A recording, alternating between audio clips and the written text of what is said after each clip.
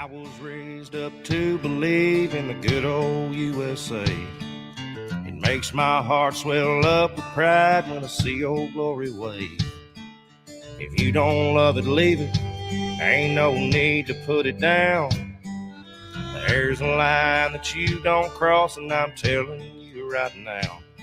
I don't start no shit, won't be none. These colors, they don't run. Why don't you try to burn this one? My love for that red, white, and blue, I take it to my grave. I stand up and salute to the good old USA. Your daddy should have bent you over his knee and busted your ass, son. You and your buddies think you're tough. Why don't you try to burn this one? Kids these days don't understand freedom still ain't free. The price was paid by the men who died so we can all live in peace. All your bitching and complaining about the things that you don't have, it's out there if you want it. Just gotta get off of your ass. Don't start no shit, won't be none. These colors, they don't run. Why don't you try to burn this one? My love for that red, white, and blue, I take it to my grave. I stand up and salute to the good old USA. Your daddy should have bent you over his knee and busted your ass, son. You and your buddies think you're tough.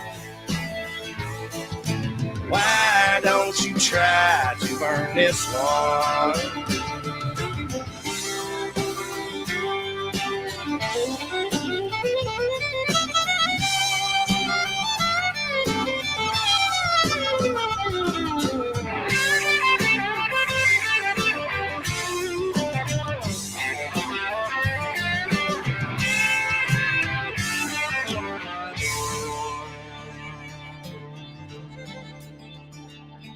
My love for that red, white, and blue, I take it to my grave. I stand up and salute to the good old USA. Your daddy should have bent you over his knee and busted your ass, son. You and your buddies think you're tough. Why don't you try to burn this one? Why don't you try to burn this one?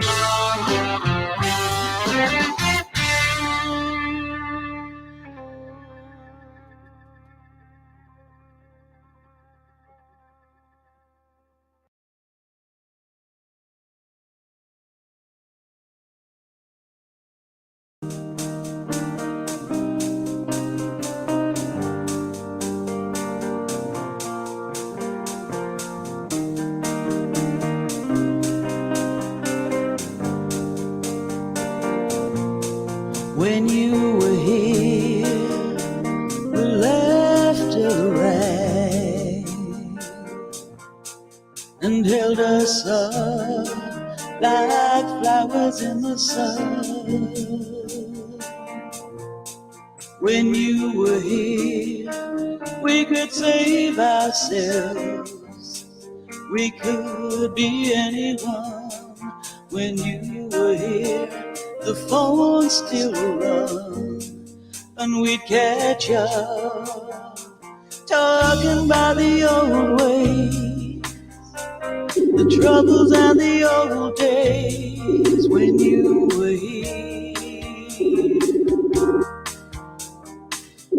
But it's all gonna hurt from here on in. Your spirits fall like a leaf in the wind, and it's gonna be hard to feel you here within. Like yesterday's song, I've lost, but I won't give in. When you were here,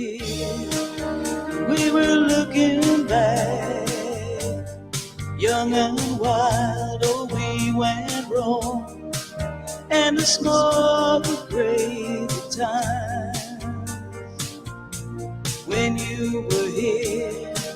Those memories just won't die. I'll breathe them in. The best of us you were. The fun and force of life when you were here.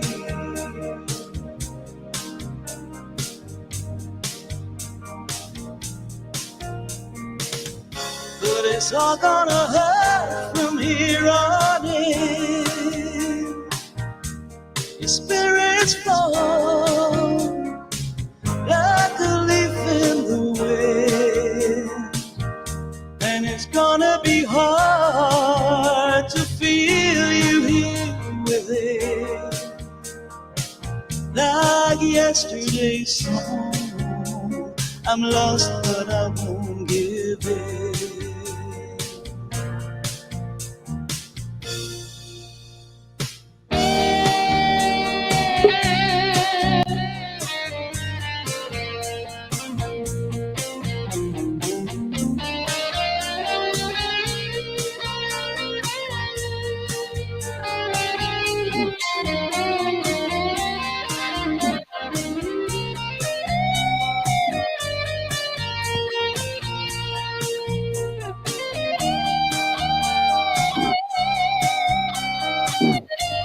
When you were here, you'd help me if you could.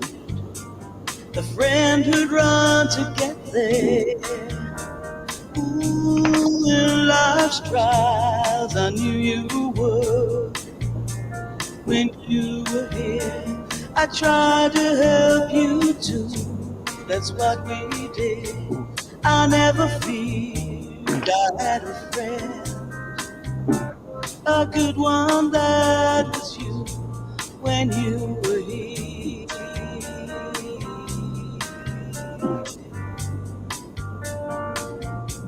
When you were here.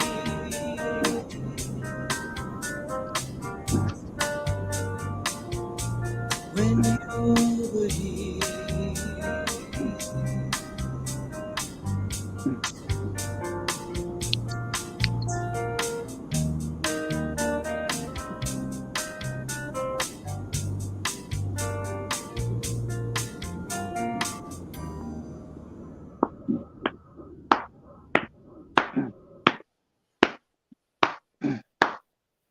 What you beating on, girl? Sassy's ass. I hadn't even said anything yet. Well, she knew it.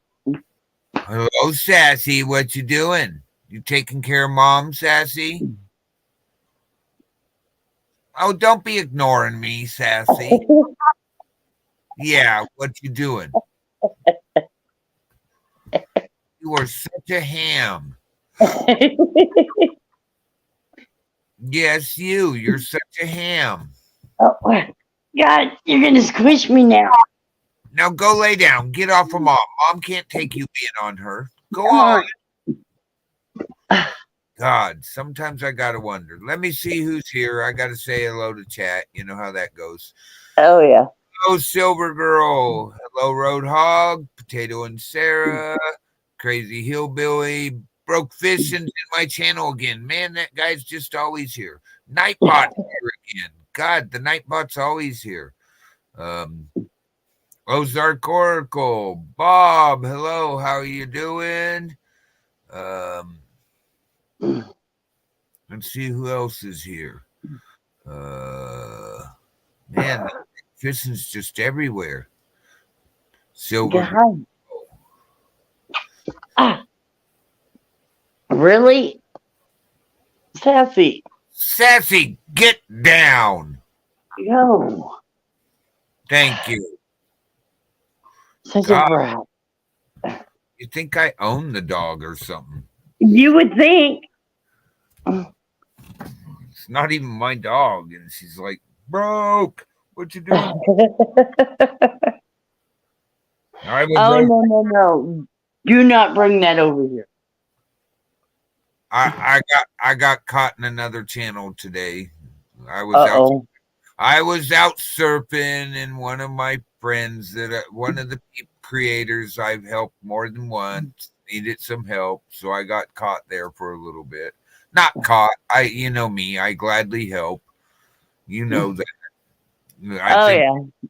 everybody who sees me knows that. But I had fun. You know how it goes. Hey, Ronald.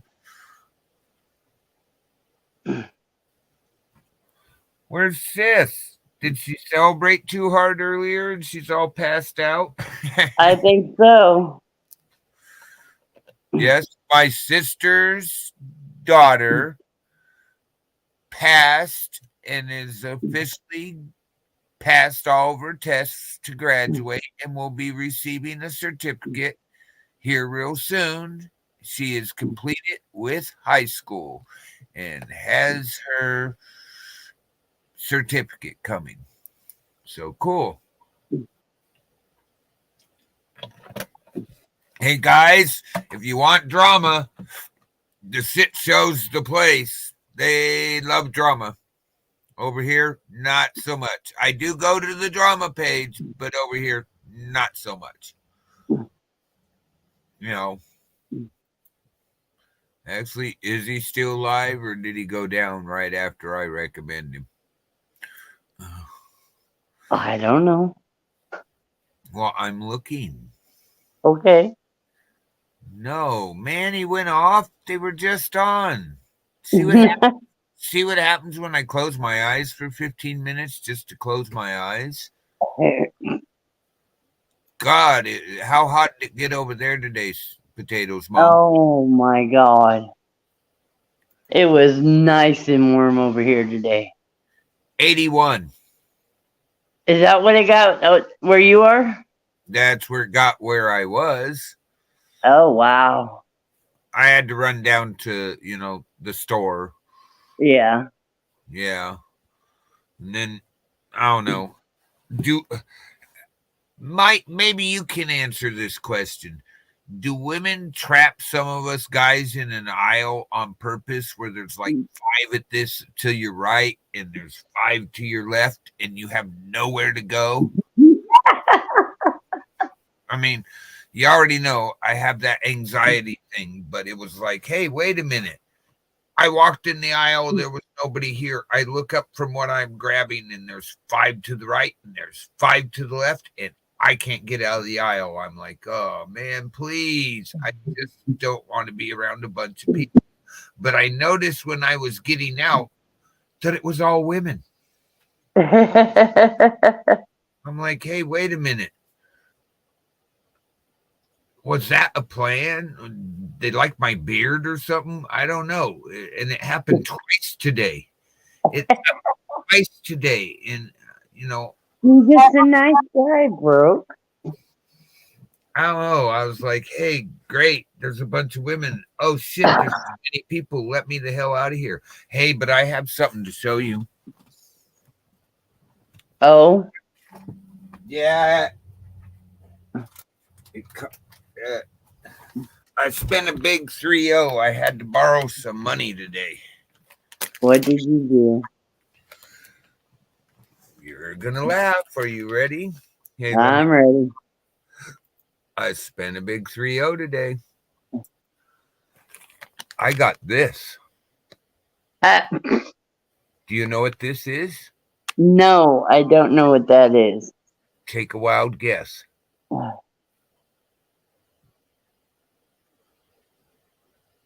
I wouldn't know looking at that. Take a wild guess. Moon rock.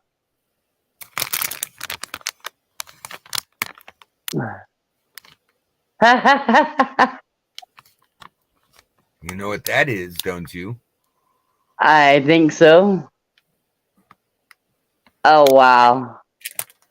You know what that is, don't you? Uh-huh. I ordered it 2 months ago. Guess what's there? That's okay. Buddy the terrorist got spoiled again today. You know your dog really likes the shops he's allowed to go into when he walks in barking. Seriously? Seriously, he walked in barking. Ran over the one lady. It wasn't the lady who he normally talks to. So he ran into the office to go get her. She came out laughing, going, all of a sudden he talks to me now. She walked. Somebody just tried to hack my phone. Oh, I wonder who that was. I don't know. It says malware warning. A hacker has tried to gain entry into your private information. Huh. You know how to deal with that. Protect your data immediately by clicking on what the fuck? What's the link? You know how I click. You know how I protect my data immediately. mcejsj.com/ Oh, restart the phone. Turn it off. Turn it back on. That is MCEJ. Yeah, that is a hacker spot. I always, okay, you tried to hack my phone. I'm going to turn it off. I'm going to turn it back on. It signs itself back in with its stuff, because if I was to actually put that in, you finish spelling it and me put it in, it's going to tell me it's not an authorized spot. You know what I mean? Right. Because yeah, that doesn't seem right. But the best thing to do is when somebody's trying that is turn the damn thing off and turn it back on. Because it's not, they'd have to be trying to hack one of your websites, your Google or whatever your phone's signed in with. And you should get an email telling you that somebody tried to hack that email. Hello, sis. How you doing? We're over here celebrating. Did you see what I found? What came in today, sis? Probably not. Oh, is she in chat now? Yeah, she said she was here. We'll go here. She put this in. I just woke up. I told you what I tell you earlier. And then she's put that in. And then she put this in. And she put this in. What I do? No, what? She didn't see what I showed. Yeah, you think we got to play 20 questions with her, see if she can guess what's in the silver bag? Yeah. Nobody tell sis what's in the bag. Okay, sis. Here. This came in today. Do you have an idea what this might be?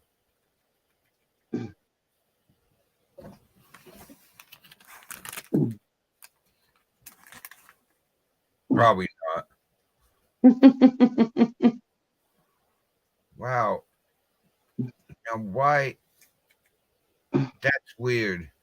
There's a bunch. I had my avatar changed earlier in the day when I was in streams. Yeah. I was on my normal avatar. Yeah. I come in this stream and my avatar is back to my favorite Looney Tunes. I don't know. Me either. I don't know. I thought you might know, but if you don't know, I don't know.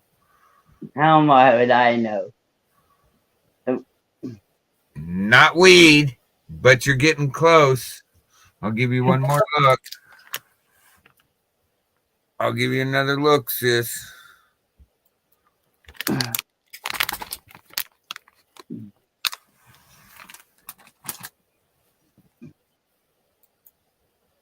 All right. Let's see if she figures it out.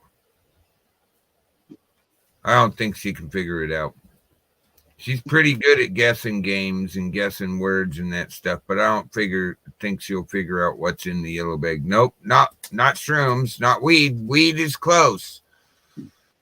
Not shrooms though. I wouldn't buy shrooms in that kind of bag. I'll just go to the people. I wouldn't go to a dispensary or any of that. I'd just go to the people. Oh, wait a minute. I do not know any people that do things like that. I can't see through. Give peek. Oh, she wants a peek. KK said dabs. It's not dabs.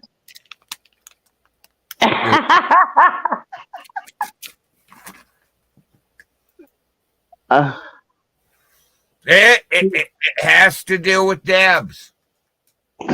Both weed and dabs can be the right answer.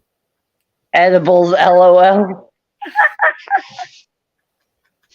Nope, not edibles. I don't think that. You're getting close. You're getting close, sis. You're both close. Kay and sis are both close. With tube thingy.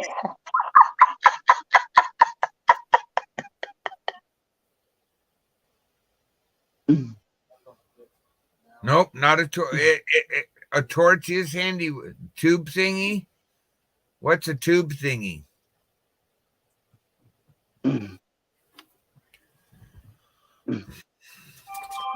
Good night, Ozark. I'll give another hint. Real quick hint.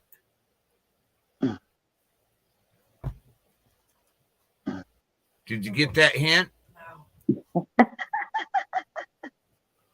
Yes, it's for Dabadoing.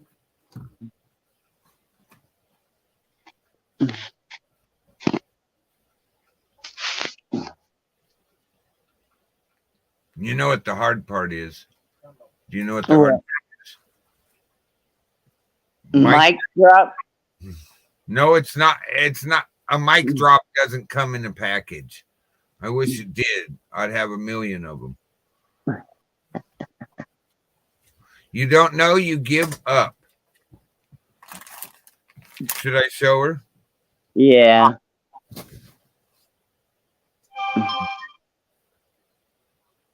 Boy.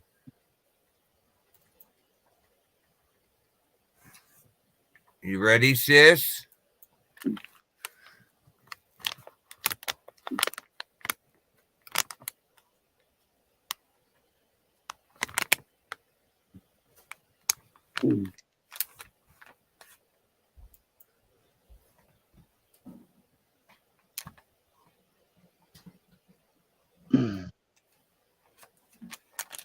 Oh man, Where'd I go?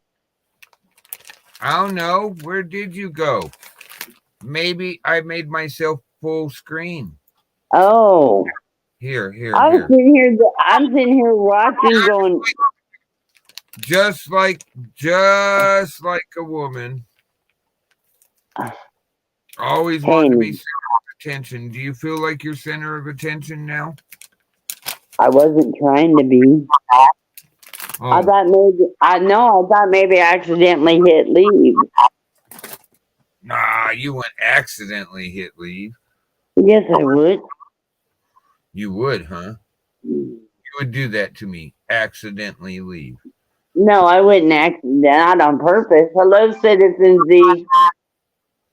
Hey, Z. Oh, man. Really?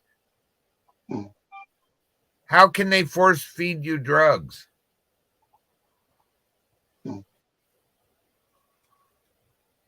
I don't get that part. Force feeding drugs.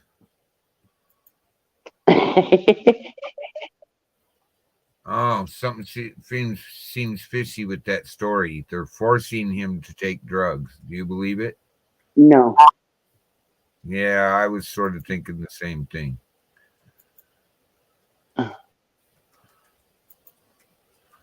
Okay, guys. Just like every morning, here's the pressure. This is a high pressure area. This is how big the high pressure area is. This is clean up in Northern California, clean up into Canada on the center of the high pressure. There's a low right here. Oh, let's check Hawaii. Ooh. So there we go. I'm going to back it out so we can get a look. Nursing home victim. Oh my God. Really? Hello, I need help. I'm strapped in this nursing home. They're doing weird sexual experiments on me, and now they're starting to use animals and force feeding me drugs. Help, please. Oh my God, Z, you were so funny some days. Hey, I was told I live in a nursing home, so I thought I'd do a. Oh, is that it? Oh, that's right. I did sort of catch your video. Something about you were never an animator and you don't bring receipts and stuff. Yeah, I never showed my creds. You, Oh, you, whoops! I showed my Disney diploma. Oh no! hey, wait a minute. Wait a minute. You've only publicly said more than once where to look for your actual name and in what videos. I was asked a question, something about Lightning. Cheryl said something about Lightning McQueen. Right in cars. Yeah. Wanted to know if he could draw it. If I could draw Lightning McQueen, yeah, that's easy. Well, something about possibly signing it and sending it to a young girl that passed her GED final test today and is now graduated. Sign? You want me to sign something that you want me to draw on paper? That's $10,000. There you go, Cheryl. There you go, Cheryl. It's $10,000. You It's heard a it. tax write-off. Don't forget that. Send the checks to the Hyattsville Nursing Home. That's where I'm at. I'm in bed 5. I'm strapped down. They're doing crazy sexual experiments on me and feeding me a lot of. Do you know that they're making me take marijuana 24 hours a day, 17 days a week? God. Okay, there's where your story falls apart. They're making you. Yes, I'm in Oh, a she tent said and they're blowing marijuana. They're shotgunning me marijuana all the time. she said she doesn't need a signature. It just maybe I Well, can get. okay. Well, I'll give you a discount then.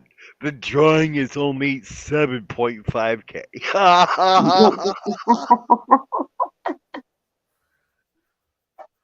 Oh God. And if you want it colored, you have to add an extra K. Color's not included. Hey, that thing we caught the other day, like back to back, like that storm forming just across the border into Mexico and then down the peninsula, almost even with the Yucatan. I showed that to my buddy. I showed him in the video of where I went to in my video to that point and showed him, and he was like, "Holy shit, that's not natural." And I went, "Oh, okay." It's not natural what the nursing home is doing to me either, man. I feel like a chemtrail.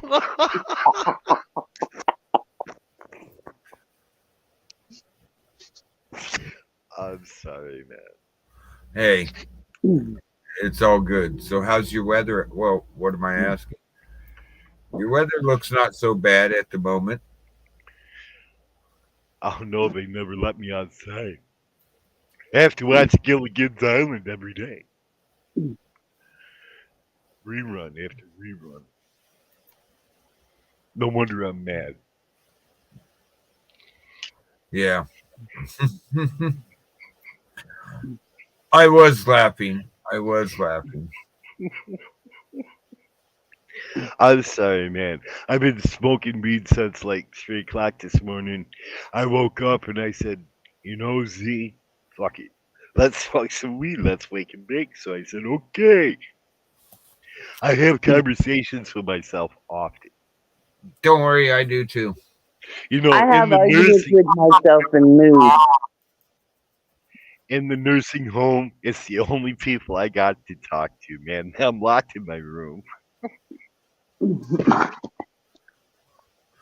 You Uh, can't even see him. Would you go lay down? what is up with her today? I don't know. Was it just too good of a day yesterday and she's trying to tell me about it? I think so. Money for more sexual experiments. Blow weed smoke up your bungholio. What? Oh You my god. remember you started it. Hey, she's part of the nursing staff. Might be. I think she's secretly typing out there in the lobby, man. How'd you get the phone away from him to get on? Oh no, man. I hid my Surface Pro underneath my pillow until the armed guards come back. Oh, okay. I've been here for a very long time and I'm not even a trustee yet. Oh, wait a minute. That's the wrong place. Sorry, I was having flashbacks. Flashbacks. You're so funny.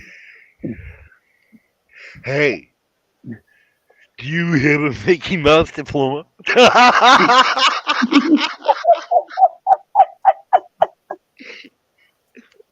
I belong to the Mickey Mouse people. Yes! MICKYMOUSE.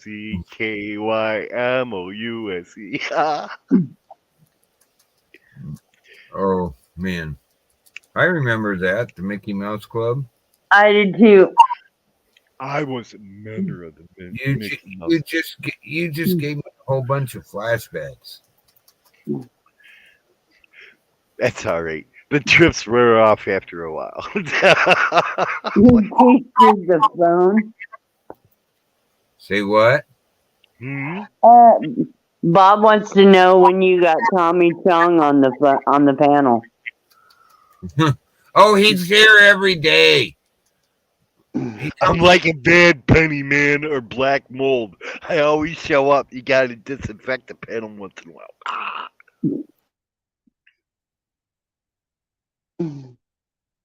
I don't know. Broke man. That's funny. Hey, Dave's not here, man. he heard you. He's pointing. He was pointing at me. He's trying to be good today. I told him to go. Go lay down. What have you let I her? already got me strapped to the bed. How further laid down do you want me? Oh, No more injections, please. Keep the animals away.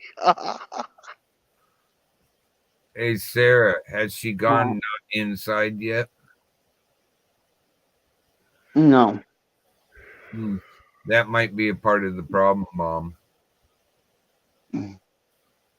You know how she's got to go out there and bark at something in the middle of the night after she tinkles. Yeah, she's been chasing the raccoon from one end of the house to the other. Hey, broke man, do you want to go on a trip down to Mexico and go get some weed? Hey, I'd do that. I know I got friends in Mexico. How far you want to go? Puerto Vallarta? Oh, I want to go to Tijuana, man. I want to get the good bud. The good bud of marijuana. The good bud past Tijuana. You get Everybody's wondering if that's really Tommy Chong. I like marijuana. You never know, guys. It might be. It's awful funny. I never get struck for playing marijuana.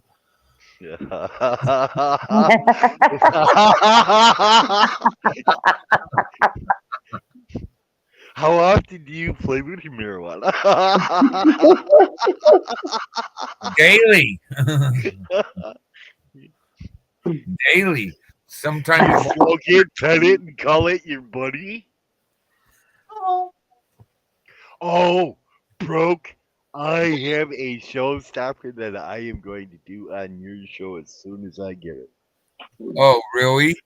Yes, I do. I'm going to give you just a little clue of it, but I'm going to cam up, right?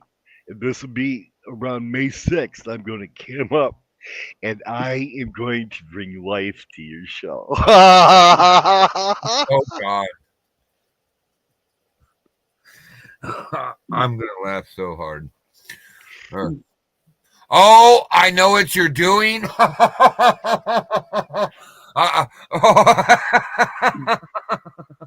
I have a real good idea what you're talking about. A real good idea. I think Tommy Chong sounds like me. Could be. Could be. Listen, Tommy Chong, I'm suing. You sound like me. I want your money, damn it. Give it to me now. I'm broke. I'm in a nursing home. Oh, I gotta show sis. She did not look. I swear. God. Hang on a sec. Enough suspense. You do not see what's in the bag. I see a resin pipe. It's not a resin pipe. What is it? Is it a chill pipe? One of those chill pipes? No, It's it's brand new Spaceman. man. Oh, I love it. I ordered it a couple months ago. It came in. It has a nail, turns into a dabs nail, a nectar collector. It turns into a bong. It comes with a glass bowl, which you can't see very good. Hey, was it made in China? Not that I know of. And it comes with the glass banger, which you can't see with the damn because it's glass. But trust me, it has a bowl and a banger to go with the bong part. You always gotta bang your balls, don't you? But Hey, I bro, have a fresh spaceman. that is awesome, bro. I'll use mine. I can show you what it turns into. I don't want to put this one on something yet. Hey, have you tried the freeze pipe yet? The stuff that has the glycerin in it? No, You stick it in the freezer. You stick it in the freezer for an hour, right? And it doesn't freeze because glycerin doesn't freeze in the ice chest. So you take it out and you smoke out of that. It is the best weed smoke that you'll ever inhale. You don't hack your lungs out. It's nice and cool. check this out, Z. Sis already knows, but let me get this over here. This is Spaceman. Right, It's a bowl. right. I'm going to take the glass bowl out. It turns into a nectar collector. Turns into a nectar collector. Cool, smoking dabs. You heat up the nail, you hit your dabs. Not only does it turn into that, let me put my other nectar collector back together. Don't want to lose that. You pop out this part on the bottom. Right? You stick it on any water bottle, soda bottle. You stick the stem in it. And now it's a bong. It also wow. it also has a glass banger that comes with it. I like that. That is friggin' awesome. You Did just you notice pull, I you didn't use just the pull other F out word? You just pull out the glass bowl, and you got, and stick in the banger, and you got to come on up. But I haven't used my banger yet because I like hitting the nectar collector. That is badass, man. I agree with you. when I found this fucker, it's the first pipe I bought for myself in quite a few. No, my email address has not changed, Snarky, at all. It's the same thing, citizenz@tutanota.com. But I only get mail once in a while because I'm strapped to a bed in a nursing home, Snarky.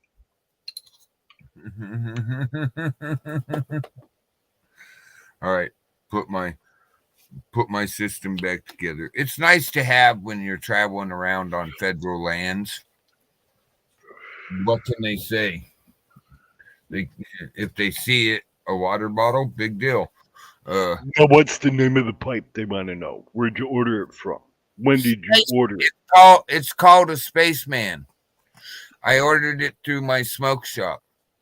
They actually have another one sitting there, I think. If not, I just call them up and tell them I want another one. They're really cool with me. My dog's spoiled there. He walks in the door. He used to not bark or anything, but it's one of the only places that he gets to go inside. He walks in the door by himself. I'm still at the car. I'm like, where's my dog? And then I hear him inside talking to the girls. He walks up to the girl that he doesn't talk to, barks at her, sniffs her. While I'm coming through the door, he's sniffing her. He's like, well, that ain't you. He goes over, goes through the other behind the counter entrance, goes into the office and gets the lady that always gives him his treat and takes her and walks with her over to where the treats are stashed, barking at her, talking to her, not barking at her, but talking to her. And they get a blast out of it because he talks to them now. And he used to never talk to them. They're like, wow, he's talking to us. What the hell? Hey, to continue with what I do in the morning, let's take a look at this other thing.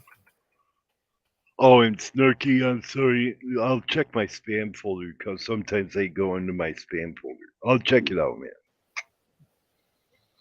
Who's right?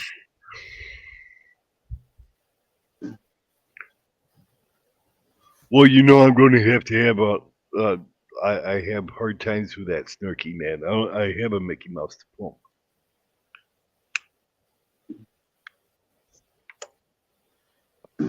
Just trying to find out if everyone is welcome. I don't get it. Oh, she was. She said that there's She never sees black people up on panel. right. She wants to know if you want a black person on the panel, or they do. I don't care. You can be a cross-dressing, crazed gorilla, and you can come up on panel. Hey, there's a message for you in private chat. See? In my private in Oh, private no, chat. on the StreamYard private chat. Oh, I know. Okay. Just Snooky knows the rules with me. yeah. All right.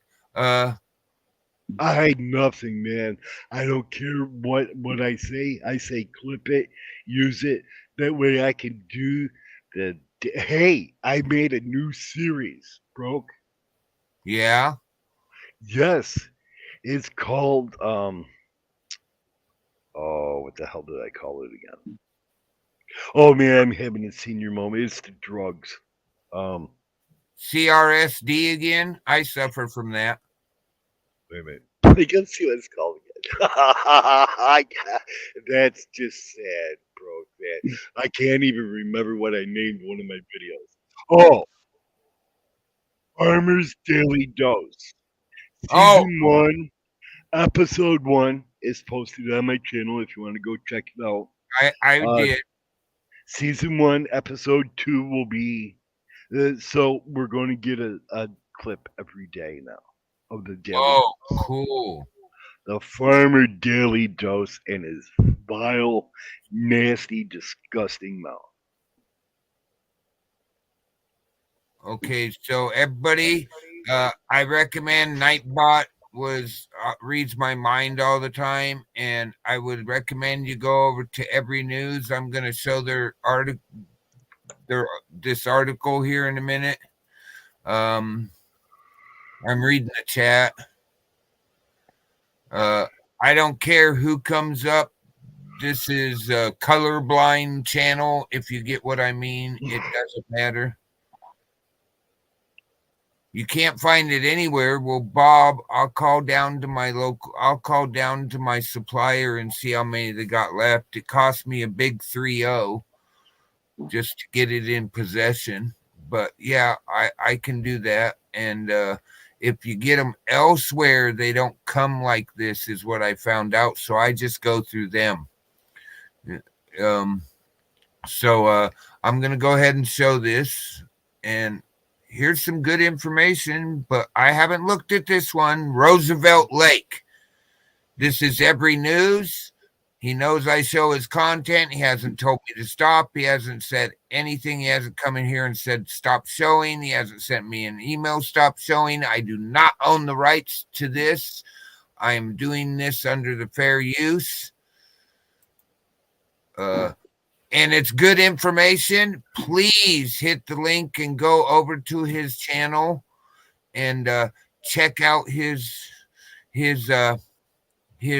channel and subscribe, give him a watch. I mean, I watch every day, so you're getting it here, but please go over and give him your like so he gets what he deserves. Can you post a link, please? Yeah. All we do is we hit exclamation point, lowercase NEWS, and Nightbot will do it for us. Thank you, Broken. Yeah, no problem. I really enjoy this guy's. He puts some effort into what he's doing. That's why I show him. You know what I mean? If I hadn't checked his facts a little when I first found him with the other people I know, I wouldn't be showing him. So here we go. More than refilled one of Arizona's largest lakes after years of drought. It has left water levels unseen in the reservoir's history. Colorful wildflowers, nourished by the same winter rains, line the highway to Roosevelt Lake, which beginning in late March has been around 105% full, rising to 106% on March 29th. The reservoir, created by the construction of Roosevelt Dam in 1911, now holds approximately 1.72 million acre-feet of water. Driven by melting snow, greatly increased runoff from the Salt River and Tonto Creek has helped swell the lake's volume. For example, on March 30th, the Salt River is in northern Arizona, runs right by in the Phoenix, Tempe, that area. So it's the Salt River that fills this dam. Contributed 2,738 cubic feet per second compared to its normal runoff of 1,330 CFS. Tonto Creek exceeded its normal rate of 70 cubic feet per second by just over 300, with 378 CFS. Salt River tributaries like Pinal Creek are also adding their waters to the lake. Cubic feet a second, people. Cubic feet a second. That's what it stands for. Hey, Broke, you know that's an AI voice? Huh? You know that's an AI voice, right? I know, but the guy who creates it, I didn't say nothing. I just didn't know if you knew that was an AI voice or not. Yeah, I knew it's it's supposed to be a modified voices. The guy's probably really squeaky and just didn't want to be heard. I don't know. The information's good. Project Director of Water Supply Charlie Esther has brought Roosevelt Lake up to its highest recorded level since the dam was built, extending about 4 feet into the reservoir's flood control space. This is the first time we've entered into the flood space to this degree, Esther told the Silver Belt. The dam remains able to contain any additional flooding and can safely operate above normal conservation levels thanks to the U.S. Bureau of Reclamation, which raised the original structure by 77 feet in the 1990s. This modification increased the reservoir's total storage capacity to approximately 3.4 million acre-feet. Still, SRP is required to release water from the dam when flood control space is reached, and has been doing just that as the levels rose. The process is triggered when the reservoir's elevation, level of water surface, reaches 2,151 feet, requiring a release of 1,000 cubic feet per second.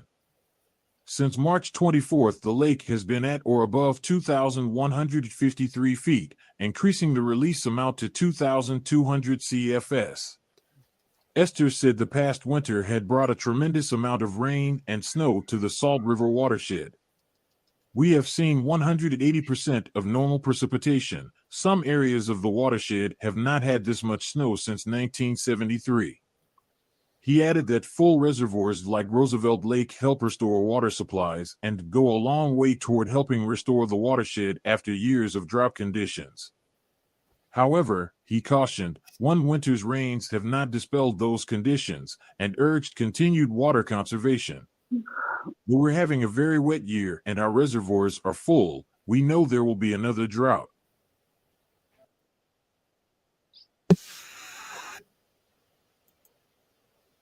All right, there we go. That was that's good news to hear for the Arizona, for the Salt River and the Roosevelt Reservoir. I thought that was cool when I heard that today. I was like, wow, I know where that's at. I'm going to show it.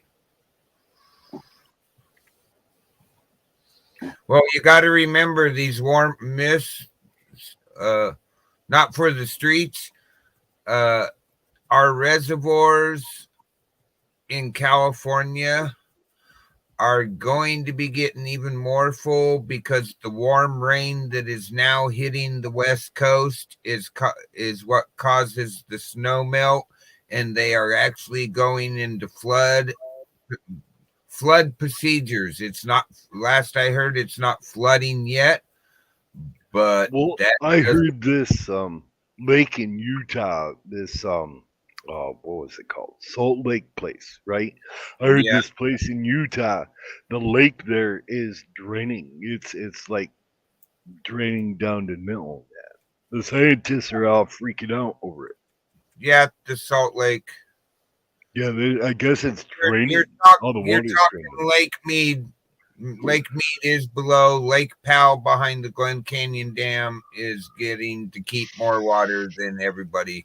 There's that one dam. It's on every news. There's that dam. He has a report on it. There's that dam that's up. The Hoover Dam. Up drainage. No, not the Hoover, not Lake Powell with the Glen Canyon Dam, but this one's up river, up drainage from the Salt Lake. They're full and they're having to start release, so the Salt Lake will start getting it back. Because they said it was like draining out from the bottom of it, and the scientists are all freaking out that there could be a sinkhole that's going to open up under there. I don't know. I've been watching a couple, reports on it.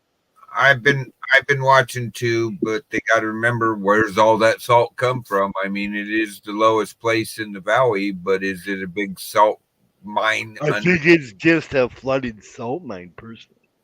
Yeah, that's what I think it is. It's a salt pan, and that's where, back in the day they used to get their salt that way. Okay, so what else is everybody doing today? Lake Sonoma overflows, water release to continue up in California, and there's a few others that are going on. All the reservoirs are. Lake Mead is raising more.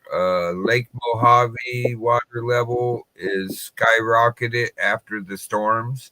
I mean, you ought to go check out his panel. I'm not going to show everything because that doesn't encourage you guys to go over there.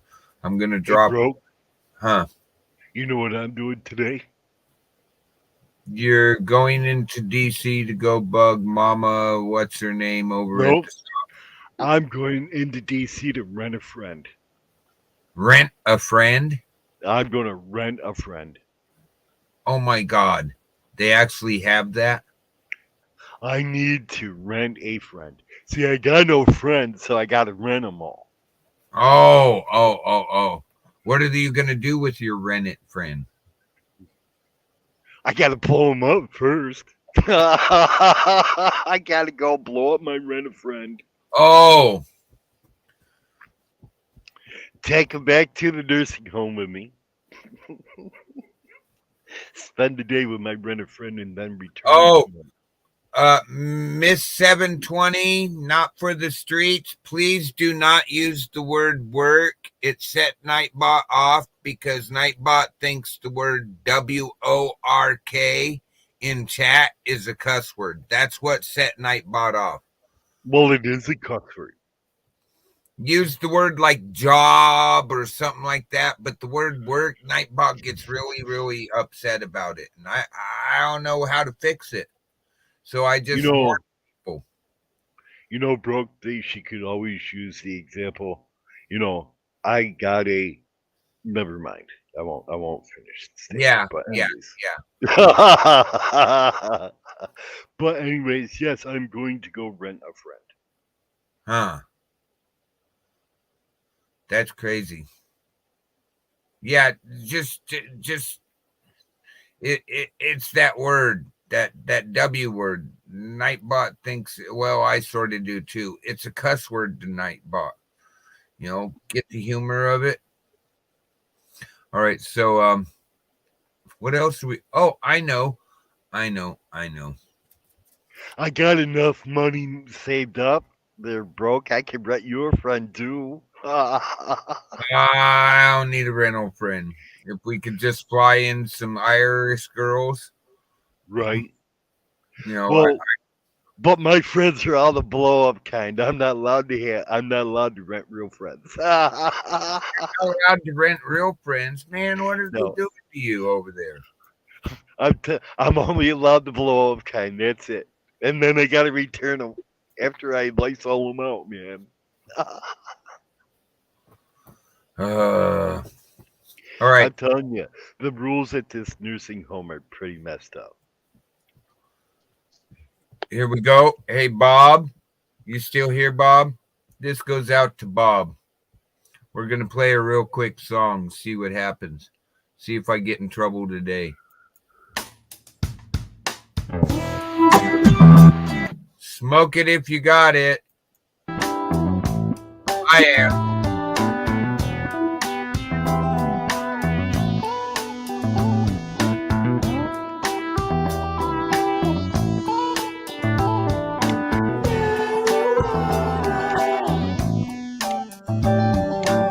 I got a thing for marijuana, surrounds me like a sauna. When I get with you, I wanna tell the world how much I love ya.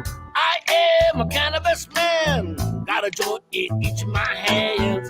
Mexican or Panama red, this true love will never end. Oh, how I love you. Marijuana, marijuana.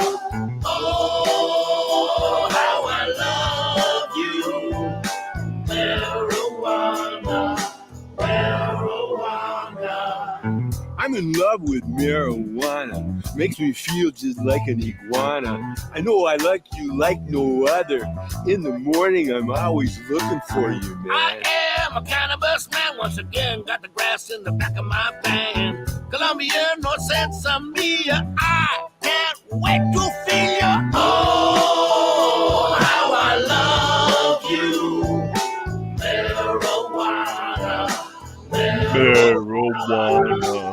Oh, how I love you. Marijuana, marijuana. I'm in lust with marijuana. Feel it in my balls, man. So many kinds of this skunky mama. She is my prima donna. I am a Mary Jane man. Smoke a bong or aluminum can. Let's light up this giant Sing it, stick. Keek. On the mop, we'll hotbox it. Oh, how I love you. Marijuana, marijuana. Oh, how I love you.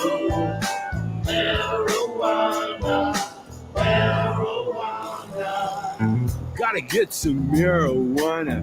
Headed down to Tijuana. Driving in a van that's made of ganja. Just to prove how much I love ya. I am the Prince of Pop. Got the river inside my sock.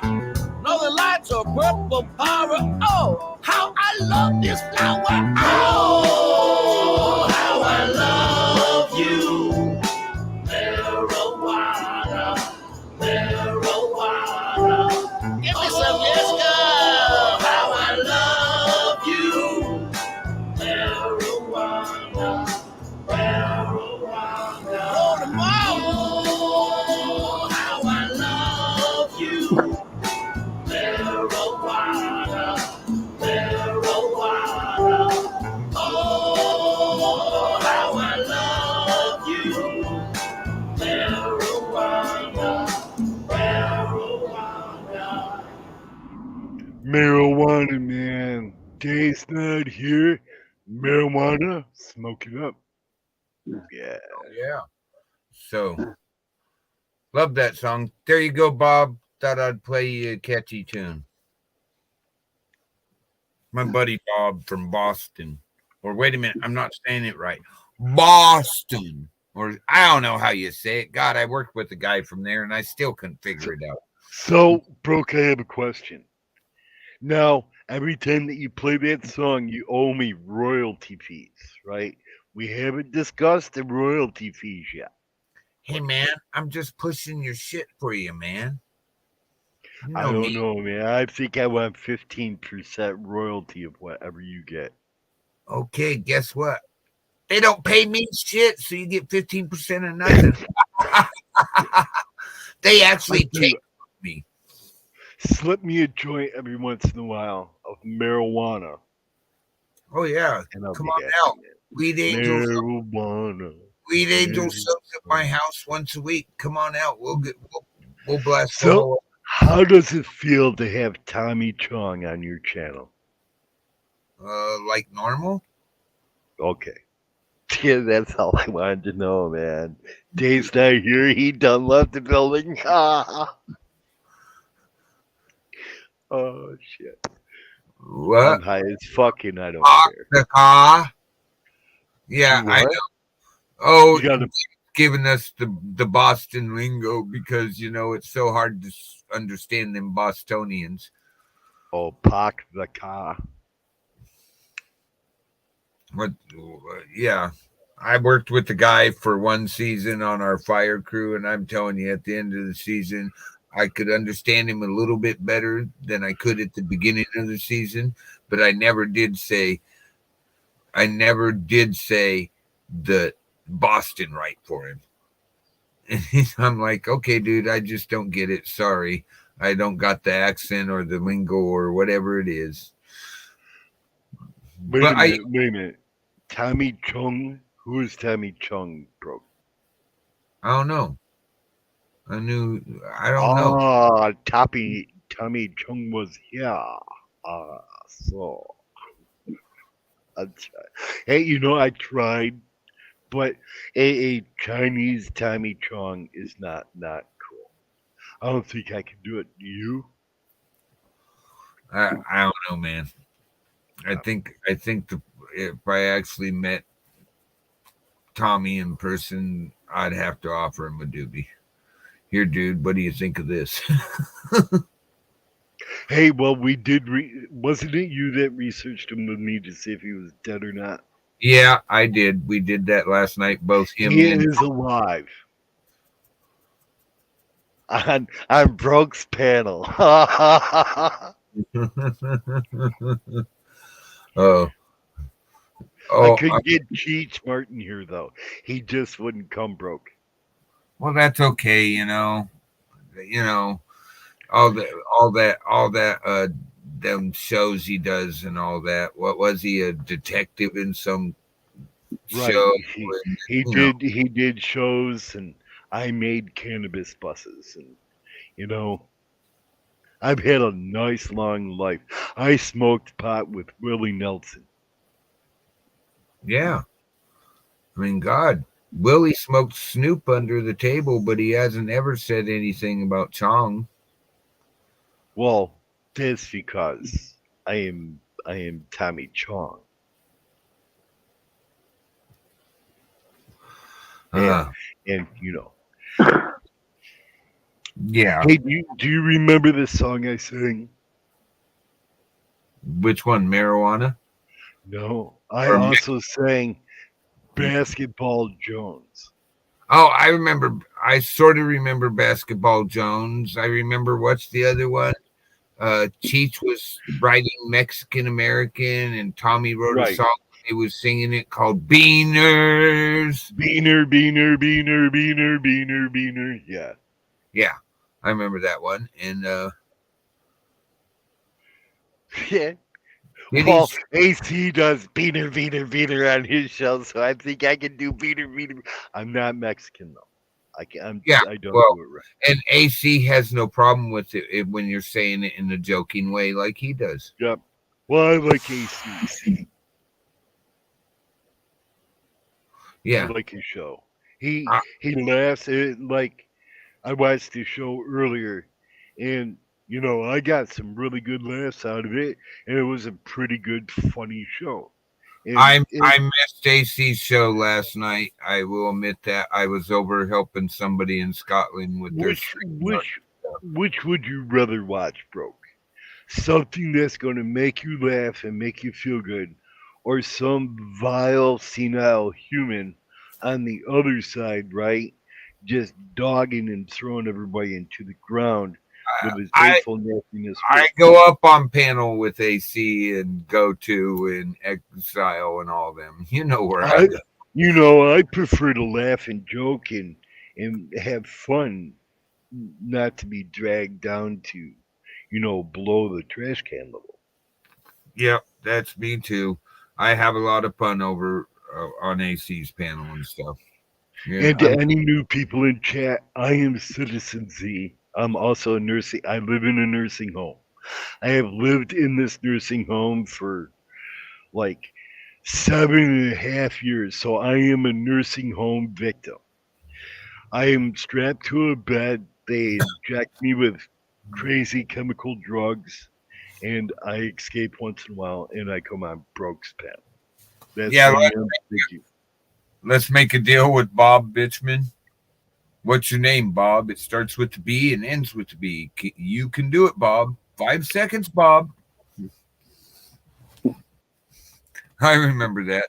The the let's make a dope deal. And what was that name of that telethon? God, I can't remember the name of the telethon. Let's make a dope deal. Starring Broke. That Oh used to no. be me. What Maybe happened? supposedly could have been, maybe not, maybe so. Hey Broke, where's Potato's mom? Potatoes, mom. I'm not sure. Sarah, what are I'm you doing? right here. Oh, Oh, she's right. we thought you fell asleep or something, man. I'm going quick. Are you okay? Yes. You're not sleeping, right? No, Just I'm not sleeping. No, we know when she's not sleeping because we just get everybody to mute, and then I go over there and turn up the mic and listen. well, I was almost at that turn up the mic stage. she was talking so much you could hardly get in a word in edgewise. It's like, wow. I know. It's just crazy, ain't it? You She's gotta probably, stop that, man. You gotta calm down a little bit. I have some extra Valium from the nursing home if you need it. Oh, cool. you're hurting today, aren't you, Potatoes Mom? Yeah. Even though you do sound like way better than you did over the weekend. You were really close. Oh, someone wants to know how you hold your phone when they got you strapped down. Oh, see, it's strapped. And see, when they have me strapped down, right, my arms, they have the tablet strapped in my hands. So it's constantly with me. And everything that I type is all voice activated. I have it voice activated. I have a Surface Pro. Oh, oh, you're gonna And, make me laugh again tomorrow, aren't you? oh, you wait till May 6th. Oh, dude, you're gonna have me rolling. You're gonna have me roll. All right, you don't have to say more. I already know because I did listen to hear what you said you were gonna do.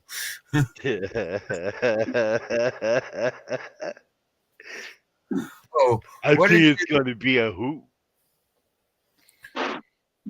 does your wife laugh right along with you, Z? She's got to. She's downstairs with the grand. Well, wait a minute. She's in the next room over. The grandchildren are visiting today, so and that was my mail order bride, right? But see, our grandchildren, I have to blow them up first, so they can be with their grandmother because I had to rent them. They're like the rent a friends. I rent a family, so. Yes, my mail order bride is in the next room next to me in the nursing home. All right, can you show your camera, SR? All right, I see hair. I'll take that. It's my crazy afro because it's 3:43 a.m. on the West Coast. But I just wanted to say I really like your channel. Everyone seems very nice, and I really love the news segment. I'm kind of falling asleep, but I just wanted to let you know I think you have a cool channel, and I can't wait to come back. Oh, See, I'm cool. putting her to sleep. Where at on the West Coast are you, if you don't mind me asking? I'm in Oregon. I'm in Los Angeles, California. Oh, Hey, I cool. used to live there. My uncle lives in Anaheim, and Z used to work in Los Angeles. Well, I was born there. in Anaheim, actually. I was Anaheim. born in Los Angeles. My uncle lives 2 blocks from the park, from the edge of the park She says she was born where? in Los LA. Angeles. Nice, nice, you guys. But I really am about to crash. I just want to say you guys are really nice, and I can't wait to come back. Have a good Yeah, night. you You have a too. good night too, and thank you for coming in and Yep. giving me some Thank view you. time. It's chill over here. We try to keep it that way. All right, cool. Born in East LA. I was born in East LA. Oh, I'm sorry. I was born in LA County General. Hey, it's Motor. How you doing, Motor? You having They a good shot. morning? So when the fishermen came back, right, I was in the pile of fish that they scooped out of the bucket. I was adopted. Oh, well, thank you, Miss 702. Not for the streets. Thank you so much for giving us view time and coming by. We try to run a chill stream, have fun. Even when we're not having fun, we try to have fun. So thank you for the view, and please come back again. I wonder what my oh well, she'll probably come in later. You know how that goes. I go around help people. I don't mind if they show back up at my place or not. I wonder why Ron didn't come up. Uh, Troublemaker. I know. Sometimes you gotta wonder about him, don't you? Well, he got me in trouble, man. Oh, how'd he get you in trouble this time? Oh my God, he got me in huge. He got me talked about for at least 2.5 hours, bro. Really? That's Oh, he got me in so him and the fence rider. I don't know. Ron got me in so much trouble, and I'm going, Ron. I only come on your panel once in a while to say hi, Ron, right? But then, oh my God, it was 2.5 hours later. I'm in a nursing home. I'm strapped down. I'm getting fed experimental drugs.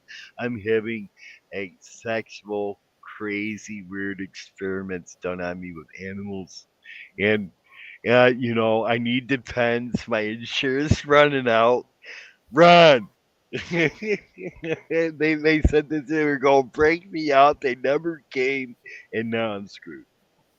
Yep, it's my fault. I was sleeping. Friggin' Ron. I did not give you a hard time about me trying to get up on your stream the other night, and there was no Ron. I mean, What no. happened then? I'm trying to think what happened then. There was something going on while I left. I had a phone You had call a visitor. and I Yeah. left the stream. Oh no! You Wait! had a Oh, visitor. certain somebody showed up at my house. Oh, Yeah, really? And somebody. that's how I got a 3 hour stream on me, Ron. Yeah, somebody came creeping at my front door. Really? Hey, why'd you blow him in? Why'd you blow me in? Tell him I was in a nursing home, Ron. Hey, I didn't tell him you was in a nursing home. They said you were in a home with a bunch of older people. There we go. And they're doing weird sexual experiments on me, Ron, with animals. Man, I'm kind of enjoying that part, but I'm just saying. he's starting to get used to the drugs. Oh man. Hey, Steve. Hey. Oh, I know who that is. My phone's not plugged in. Hey, Steve. Hey, Ron. Hey, Rugman. Steve. How you doing? Hey, I'm doing pretty good. Out for another walk today, I see. Well, thanks for the view and coming up on panel. Oh, that looks like a desert. Hey, Well, can you blow this coast up a of little Spain. bit, bro? The coast of Spain. This is the coast of Spain, really? Yeah. Yep. Steve Hey, lives can you blow that up? Can you make that full screen, bro? Yeah. Wow. It looks like Arizona, don't it? It does. I thought he was in like the Nevada desert or something. But then you realized it's dark there still, huh? Captain Jack. Is it dark in Nevada still? Yeah, it is. It's only what 4 a.m. Or I mean, coming up. It's almost 12 noon there. It's right around 12 noon. I get confused. The time's still confused. Spain, in Arizona, which is now the same time as me. I think it's actually coming up on 4. I think when we spring ahead, so it's we're either an hour ahead or an hour behind. We're either on the same time as them or not because they don't do daylight savings time. Now, how close are you to the water? He's right there with the Mediterranean Sea. I think probably right up this road, right up the top of the hill. I bet you'll see this. Yep. I was right. Oh, that's the Mediterranean Sea right in front of us. Oh, that is awesome. Right there. I am in awe. Yeah. I love when people share. Steve, we can't hear you. You're muted, bro. There you go. Now we can hear you. Okay. So the Mediterranean is across there. That's heading south. Yeah. And that's on the way to Africa. But we're heading up to the top of the mountain up there. Cool. Yeah. It's about 30, 35 degrees out here. It's 1 o'clock in the afternoon. Yeah. And that's in Celsius, right? Yeah, we're on the south of Spain, Granada coast. Yeah, Granada coast in between Almeria and Malaga. It's Northmore territories. You know, like the North African communities came here and made life, and then the Spanish reclaimed it. Yeah. Cool. Yeah. Look, You can There's Mediterranean. That is, rabbits. I am in awe, man. Yeah, he came up on my panel last week or the week before, and I got to see the sunrise over the Mediterranean, and it was like 2:30 or 2 o'clock in the morning in Detroit. It's kind of cool. Have you lived there all your life? No, I've lived in Spain 8.5 years now. 8.5 years. I came from England, and before that I was in Ireland, and before that I was in England. Yeah. I can So hear do you like Spain? Oh yeah, mate. It's natural medicine. Yeah, I came here first for a vacation, and I learned that I didn't need me asthma medication, so I came back. Yeah, I worked for 9 months and came back. Been here ever since. That's so The cool. culture has to be totally different for you. It's like when I went to Iceland after I retired.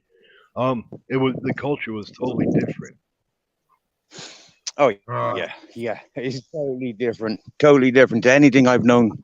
And like England, yeah, where I lived in Bristol, I mean, I was really involved in party and festivals, you know, so meeting multiculturals.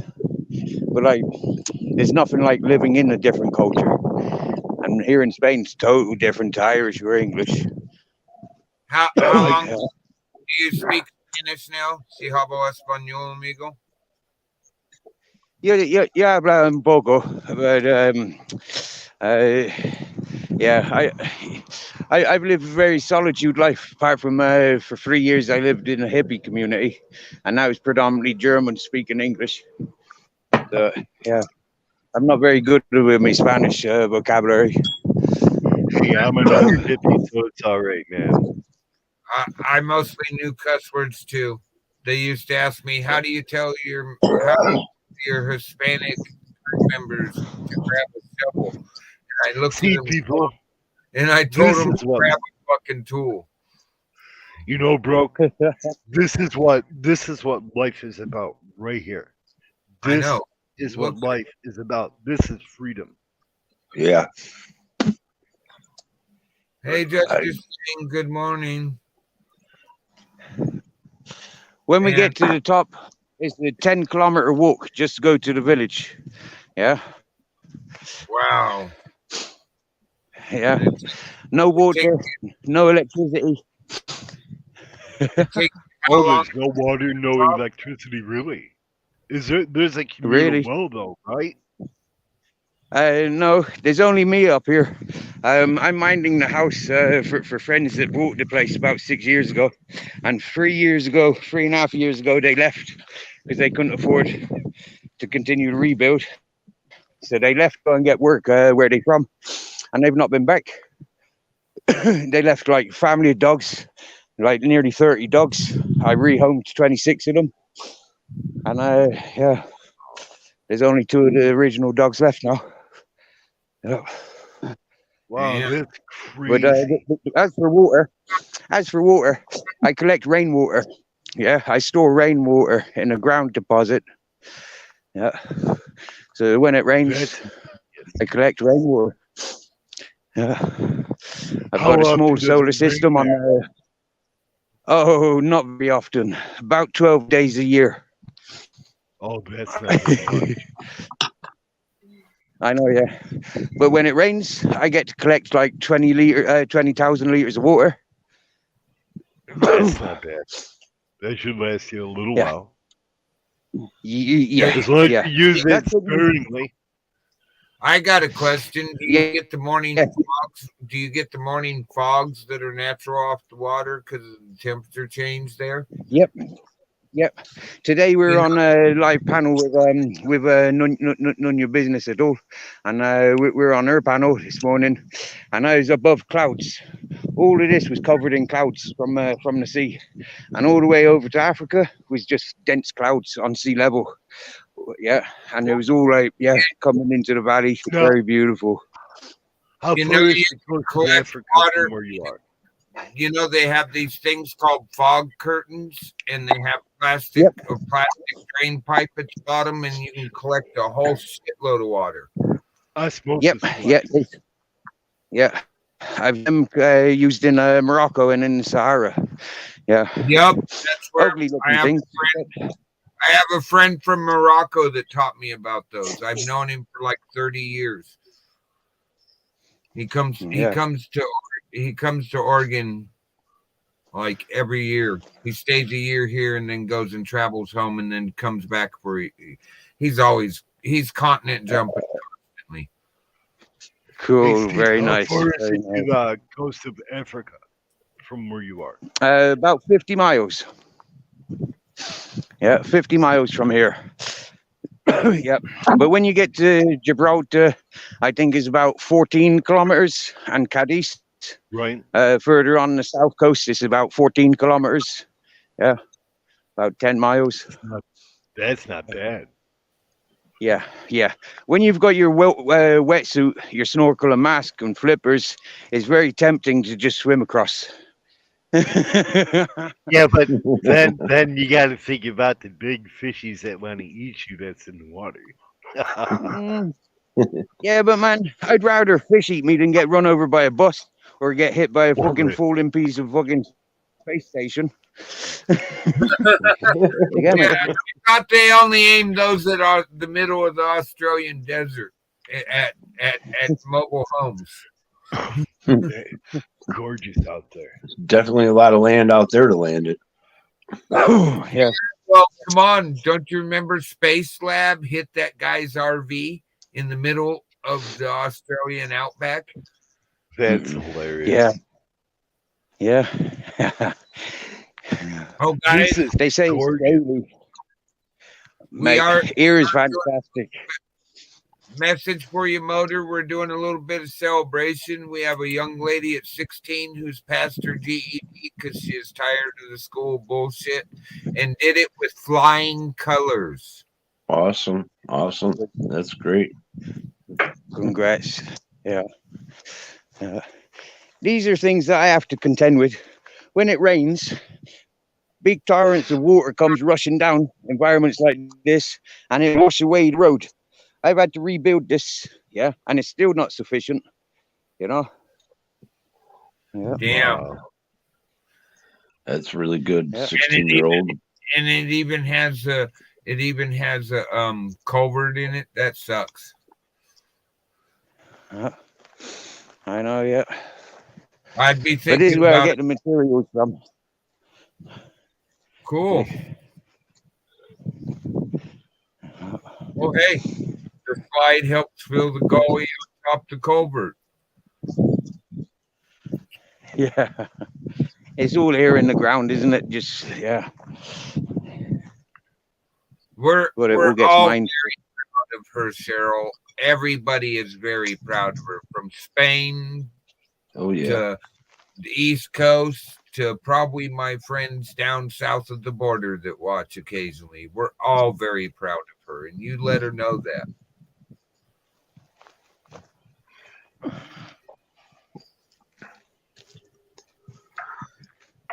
Oh man, that's just so nice. It'd be very, very hard not to be out there scuba diving every day. Oh, I'd be an air bum, always trying to bum air from the scuba shop. That is just freedom. Yeah, it is. I tell you one thing, I've been a bum for about 27 years of my life. Actually, I was born into just bumming around, move on from that. But if I had brought into this mountain, it is the perfect, the perfect environment. I mean, 5 kilometers from the beach, mountain abandonedness is just like beautiful. But it's a rich man's club. My question to you is, can you live there without having a lot of money, or is it like Iceland, where you have to have a lot of money to live? Right, with modern laws, I think you need money to live in an environment like this, because it's all like nature reserved. You know, you can't hunt without a license. You can't go fishing without a license. So therefore, you need monies. Yeah, Right. you know, and it's not like survival. You know, like you can go out with a small net and just catch fish. You have to do it line fishing. There's all regulations and stuff. You know, so. And then, like where I'm living, natural water is very, very, very scarce. So it's like you can't make garden. You know, it's not an Right. environment where you can make sustainable life from garden. So it's like it's a nice environment, but you know, like it's community orientated lifestyle. If that makes sense, it's not like a lifestyle for one person. Right. And certainly Very not beautiful. for yeah. I mean, for me, being a hobo, my life would be down on the beach or in the cities, living up in the Right. mountain. Everything's so scarce. I don't know this lifestyle.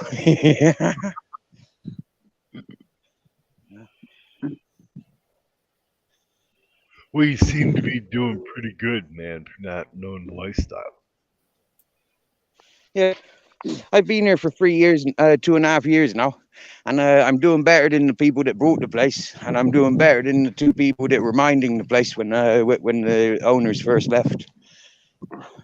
Now, how far is it to town? Do you go to town to get food, or? Yeah, 5 kilometers.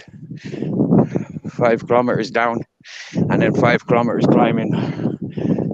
So you walk down and back. You don't have a motor vehicle. No vehicle, no. So I got to walk down and up. It takes about That's 3 hours awesome. to round trip. And to walk down and up, it takes about 3 hours. Wow. And Thursdays are rather important because it's market day. It's going to save lots of money buying fruit from the market.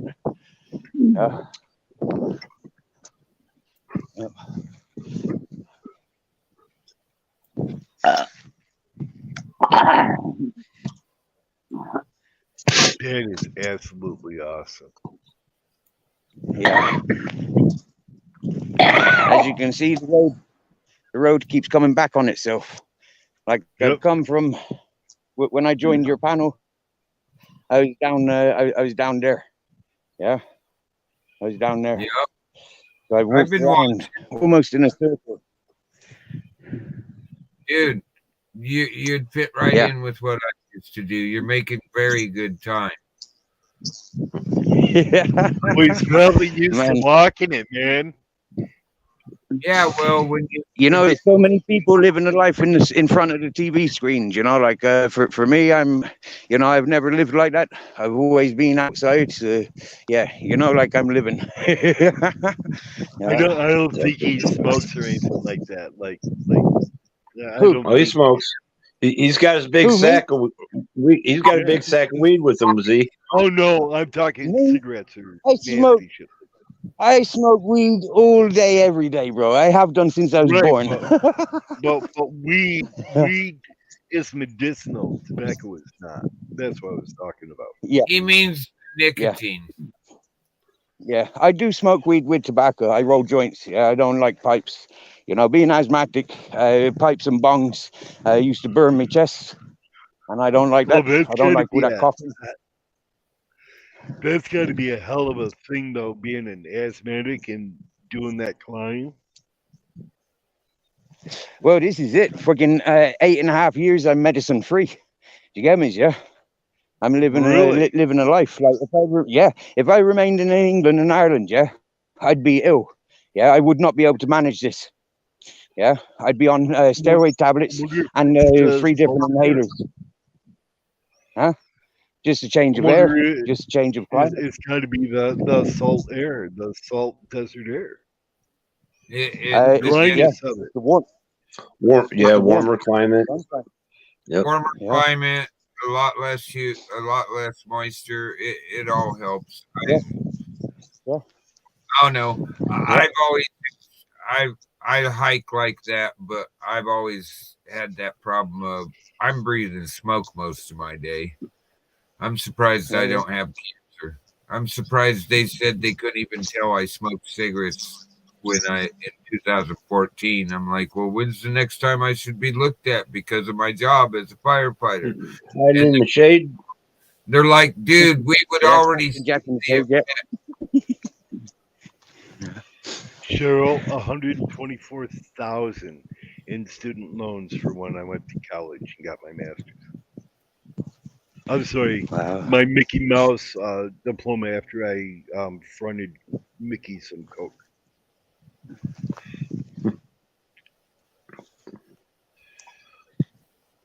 And yeah, as you can probably guess, yeah, curing yourself from asthma, you know, it's cool. Like it takes away depression and anxiety. Yeah. Oh, it's got to be able to breathe. Now look, Z. I know that's gorgeous. That's a hell of a view. I'm Yeah. loving it. Yeah. How could you not love that? I really wish that more people would share adventures like this. You know what it is? Like, I don't know your name, but like I've heard you. People don't want. Well, we do want it, but people want the dramas. Yeah, they want the psychological thriller. You know, like I don't want that. I want this. This me is too. what I people. I watch this. This is sort of what I do with my videos. Is I drive around with my buddy Plant Man, and this is what I do. I have so much video of. We go out for sometimes 12 hours. I'm out sometimes. I'm walking back in the door at daylight. But little man's of the age where I don't have to worry so much anymore, and my sister across the street keeps a real good eye when she knows I'm gone. I could never get tired of looking at this, man. Mate, So, I what tell you, kind of my animals do boss- you meet on the road? What kind of animals are out there with you? right? We got wild boar, we got wild goats, rabbits, badger, fox, various eagles, owls, falcons, red kites, scorpions, scalopendros, snakes, frogs, and toads. Yeah. So, do you ever meet any There's of an eagle those now. on the road? There's an eagle now.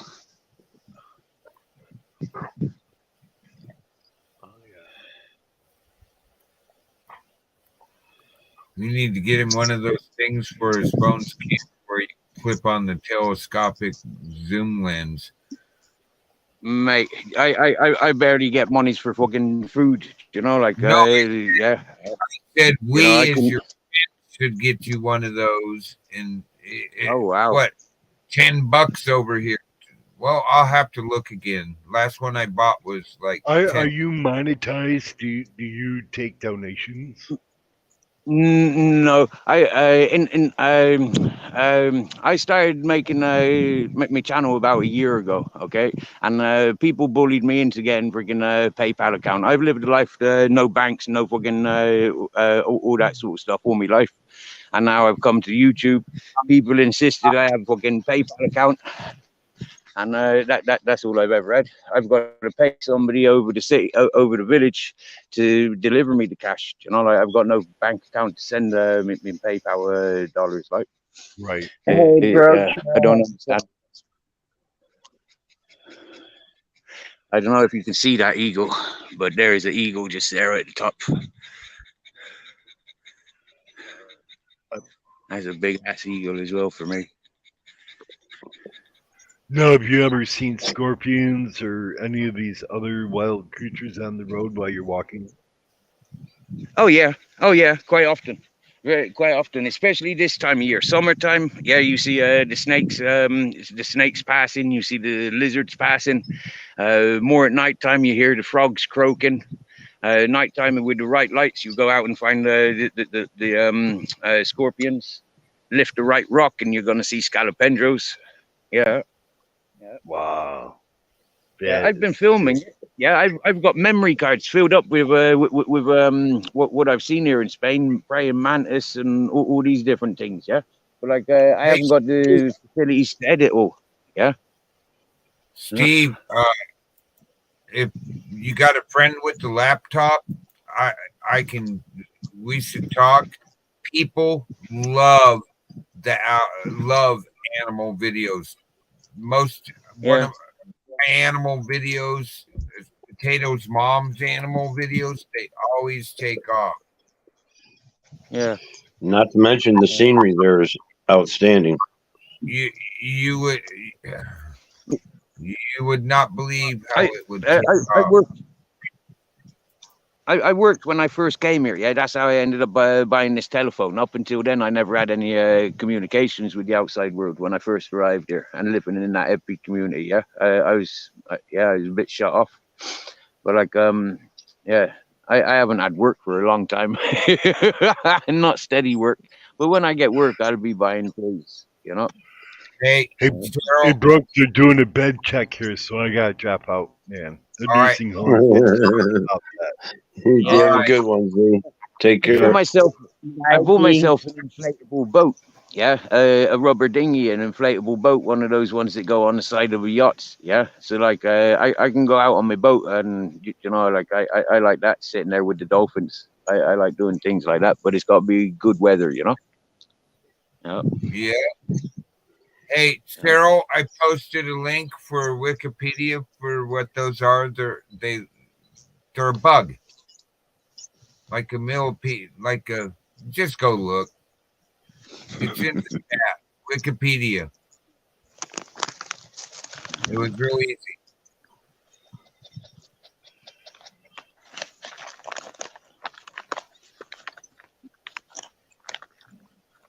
but I like this documenting where I live. You know, like I've always said, if I can film, if I could get better signal, there's a lot more that I could be doing. Yeah, because I sit in one place because I know there's signal there. Is very restricting what I can do. But yeah, well, I want to film this mountain changing. Yeah, from a abandoned mountain to a fruit forest. Hey, all it takes is a camera and like you have, and just a place to store those files or get them up on YouTube. You don't even have to edit them; just put them up. Yeah, yeah, Stop it. Stop it every 20 minutes. That creates a 20-minute video. Restart it and put that 20-minute video up on your channel. yeah, yeah, Do things yeah. like this. Do things like you're doing right now, but broadcast it to YouTube live without StreamYard. You can do that. Yeah, yeah, yeah. I like doing that. Yeah, I like StreamYard with just YouTube. I like that. Yeah, Oh, well, you can do it on, you can go live on YouTube without StreamYard too. yeah. I like it. I like it. I've tried it. I like it. Yeah, it's good. That's how I first did my first live, was straight out, no StreamYard, no nothing, just straight YouTube, looking in the camera, talking about a product I use. Right. Okay. Cool. Cool.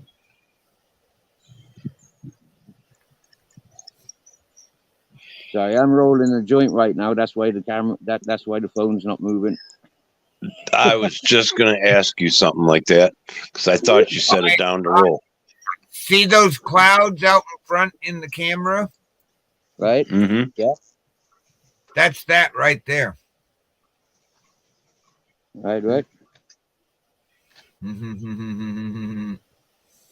But not like I'm purposely showing it. I was just like, I know where he's at. What's he doing? Oh, clouds. Oh, here comes the clouds I'm looking at on the satellite are right there. Yeah.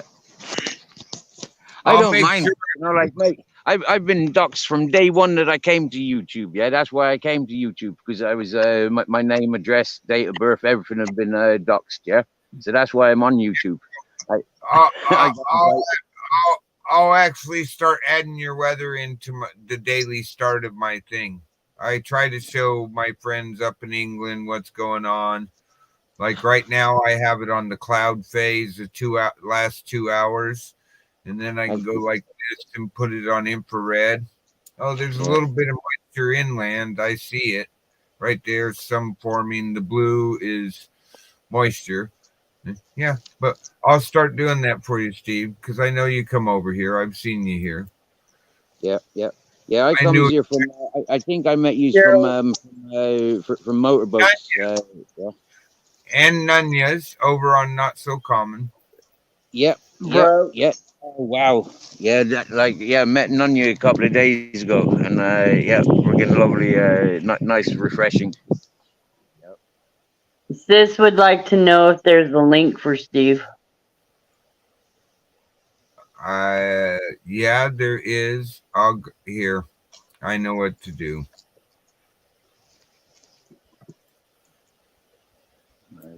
I like doing lives. I can sit there doing lives for 18 hours. I think was my record.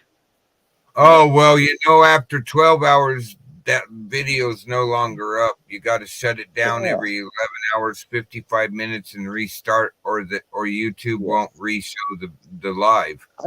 I don't mind all of that. I don't mind that. Like I've learned that. Yeah, I don't mind that. Same with the copyright claims and stuff like that. I don't mind all of that. Like I don't. Yeah, rules are there for guidelines. Like some of us have to break the rules to to have fun.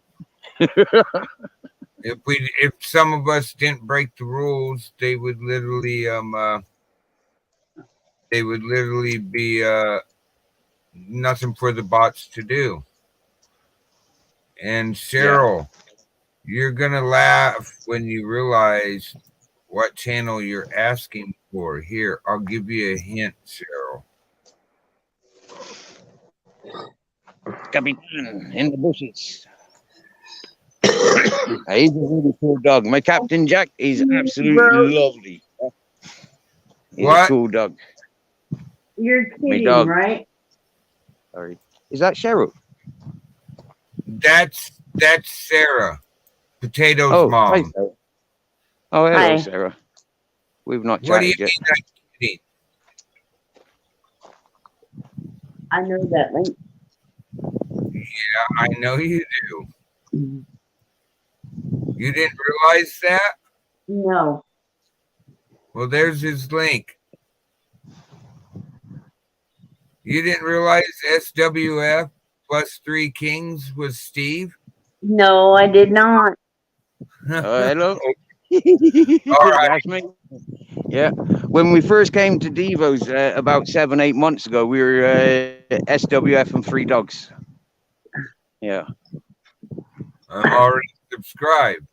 You know him from Devo's. You know him from. That's what. That's funny, Cheryl. Now you realize who it is. I Hello, knew. my darling. Hola.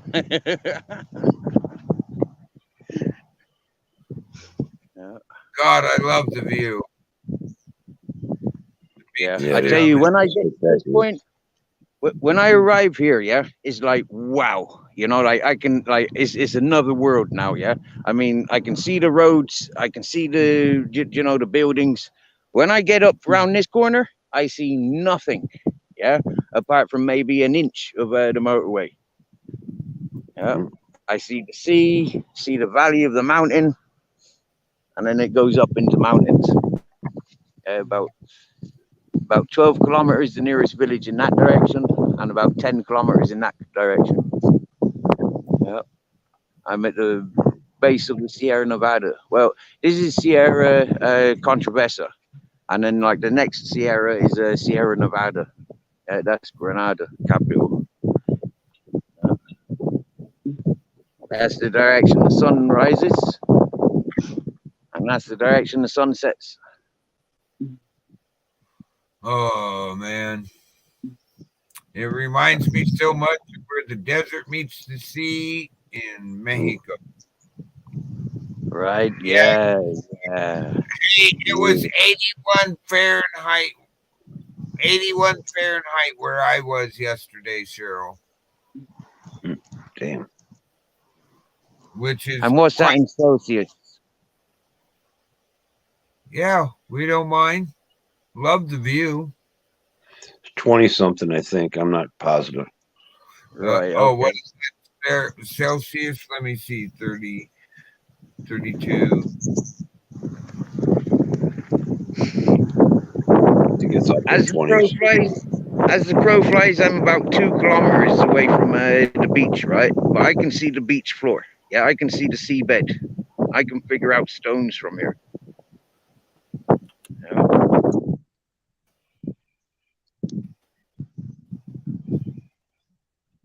Fucking loves it up here.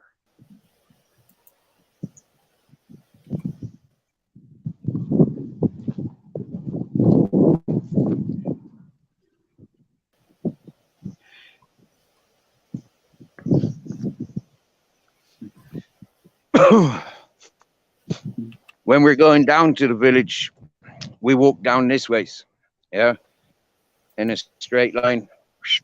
It's very risky, you know. It's not a path, but we make it a path.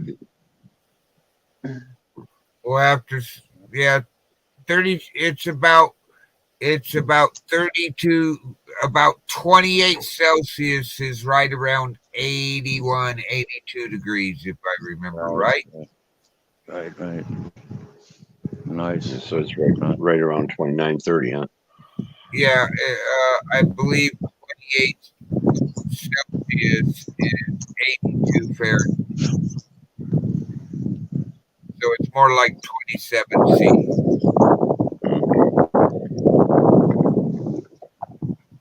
I'm gonna check myself now.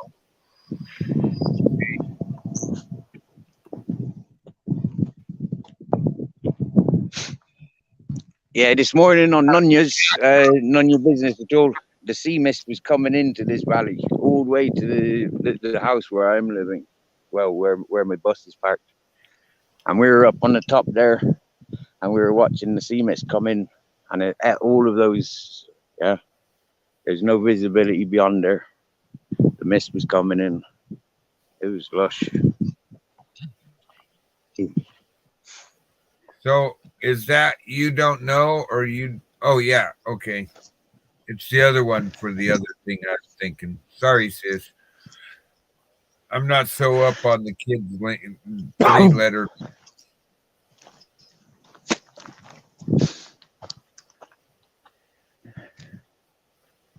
I almost had to have a teenager come out and translate.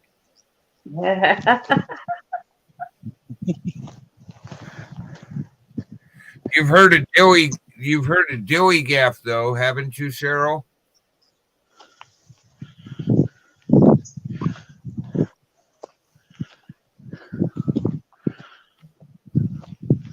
Wow, it so much reminds me of Arizona. We got dragonfly just here. So there's water around somewhere because them dragonflies, they like water, don't they?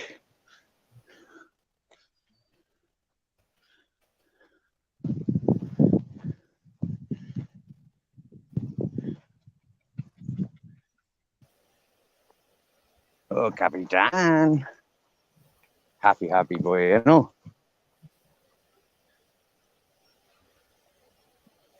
Man, he sets a fast pace, don't he? Like, come on, keep up. Come on, you know you're supposed to do this faster. Oh, the captain, he's brilliant, mate. I swear down, in the dark, when there's no moon, he's my torch. Yeah, he's so black I can see him. If that makes sense. Yeah, it does. Yeah. Because nothing else is so dark. In the darkness, there's nothing so dark as him moving in the, you know. So, yeah, he stands out. And walking at this pace, he sets my path. You know, he shows me the easy walk. Yeah. Oh, and you know this because you live outside the light halo, most likely. Yeah. It's truly never dark. I don't understand my friends are like, it's so dark I can't see. And I'm like, fuck, I can see the sticks in the trail. I can see everything. What are you talking about? You can't see. Yeah, because yeah, I lived outside the light halo of the town, so my eyes do adjust to total darkness. And the yeah. stars light the stars provide a lot of light. Yep, yeah, they do. And do you know, like, for me, when I'm walking outside, if I'm walking here in the dark now, I wouldn't be looking down on the floor. I'd be walking like I'm driving. I'd be looking 100 miles ahead. Do you get me, yeah? And by looking 100 miles ahead, I get to see the contrast of the path.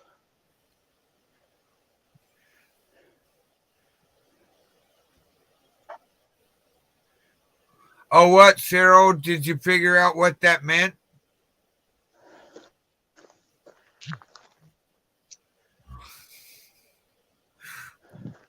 I'm in trouble, So, I yeah. think. Sarah, I'm in trouble. Why are you in trouble? She figured out what dilly gaff means. Uh-oh. You know what it means, right? I was waiting for somebody to ask Nope. what it means. Please, what does Dewey Gaff mean? Do I look like I give a fuck? Oh, brilliant. Very good. It's just something my kid taught me recently. Yeah, brilliant. I tell you, there's a lot to be learned from the youth. Score. You had to look it up because I had to look up stuff before too. It's funny, huh? Did you find the video about it, sis? The little song that goes along with it.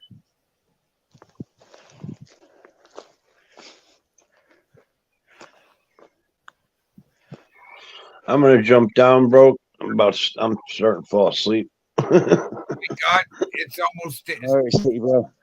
It's daylight. Hey, I've been up all night. What? You've been up all night. You feeling okay? Oh yeah, I'm doing great. I'm just tired now. Right, well, get some sleep. Things are less likely to happen after 3 o'clock in the morning than they are to happen in the middle of the day. They're more likely to happen at 3 o'clock in the morning, 3 to 6 in the morning, than they are in the middle of the day. Mm-hmm. All right, now, all Sarah, right, Steve, have a good nap. Y'all have a great one. Good night, Motor. Top man. See you later, Motor. Worldly hug, brother. Wow, you covered some ground. Oh, wow, look at the bedrock. Yeah. Yeah.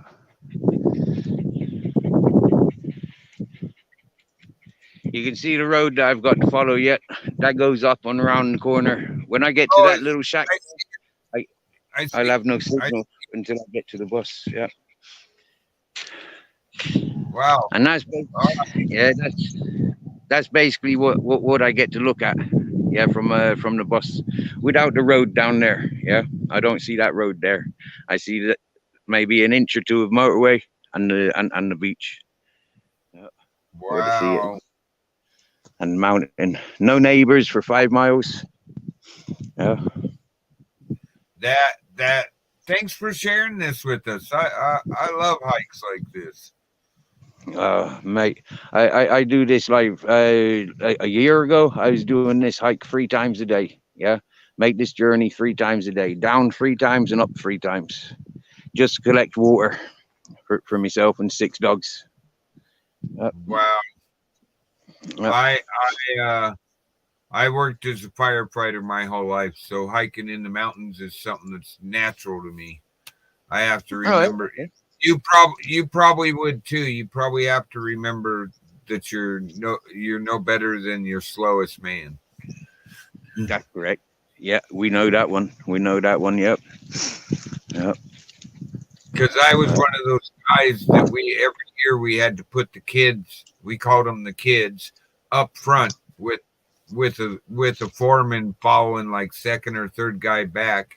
You find your slowest guy and you have him walk you in with the foreman behind him to go, oh, dude, go this way, go that way. Because you're no better than that guy. If he's Mm-hmm. slowest guy's the first one to arrive, everybody else who's been sitting back there going, "Oh my God, we're going so slow," they're refreshed and ready to work, whether he is or not. Mm-hmm.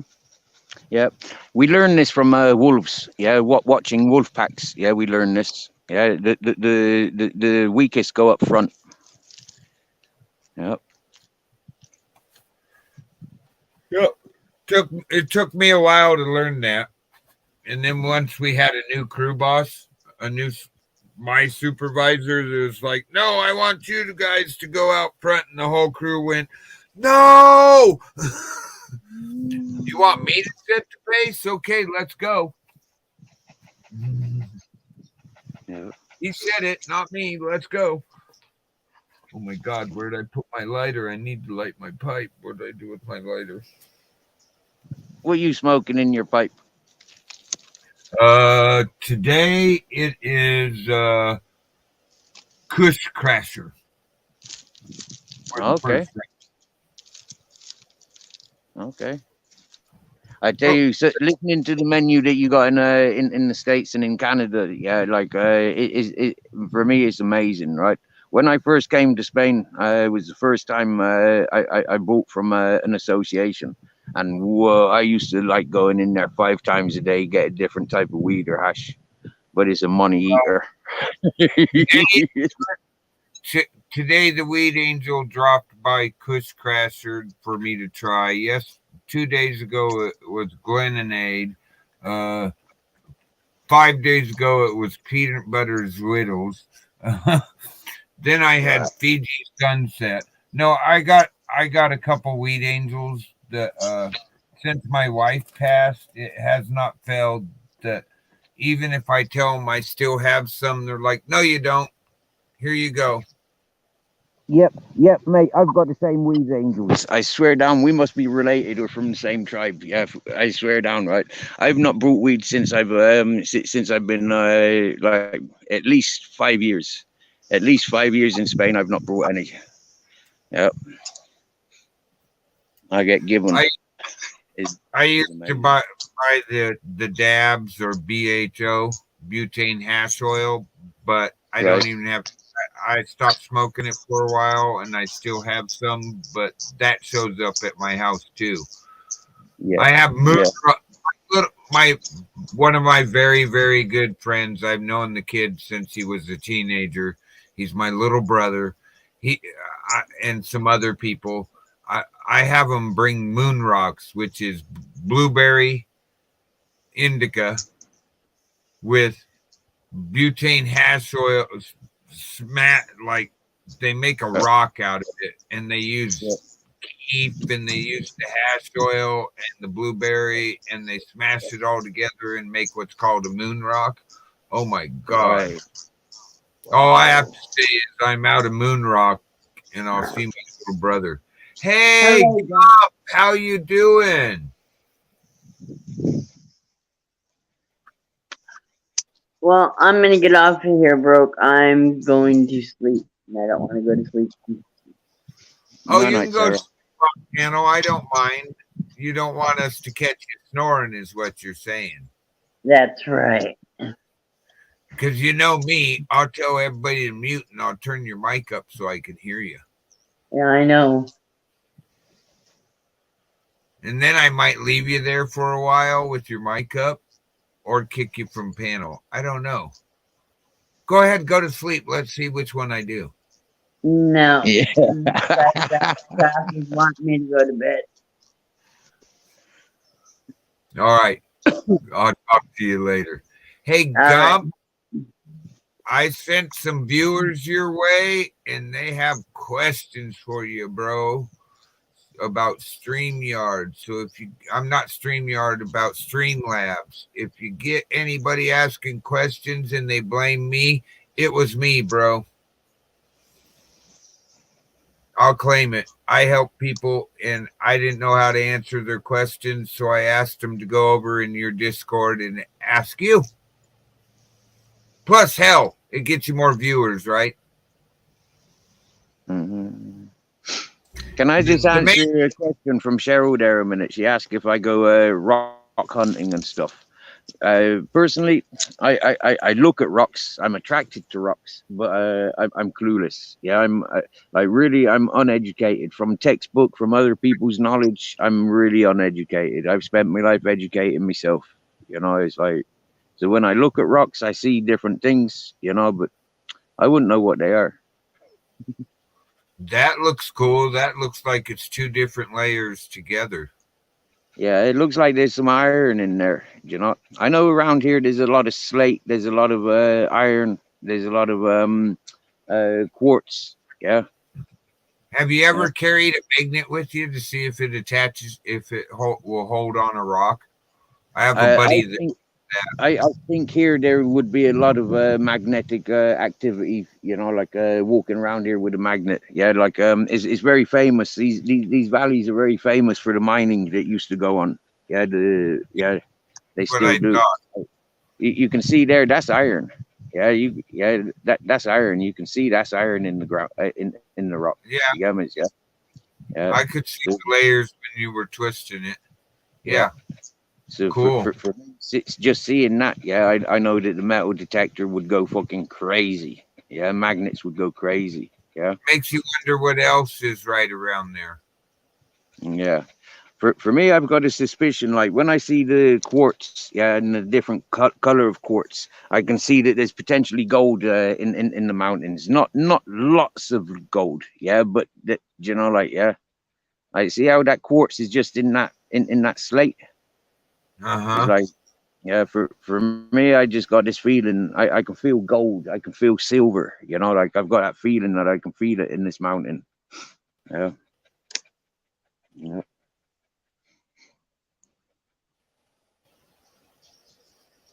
Cool.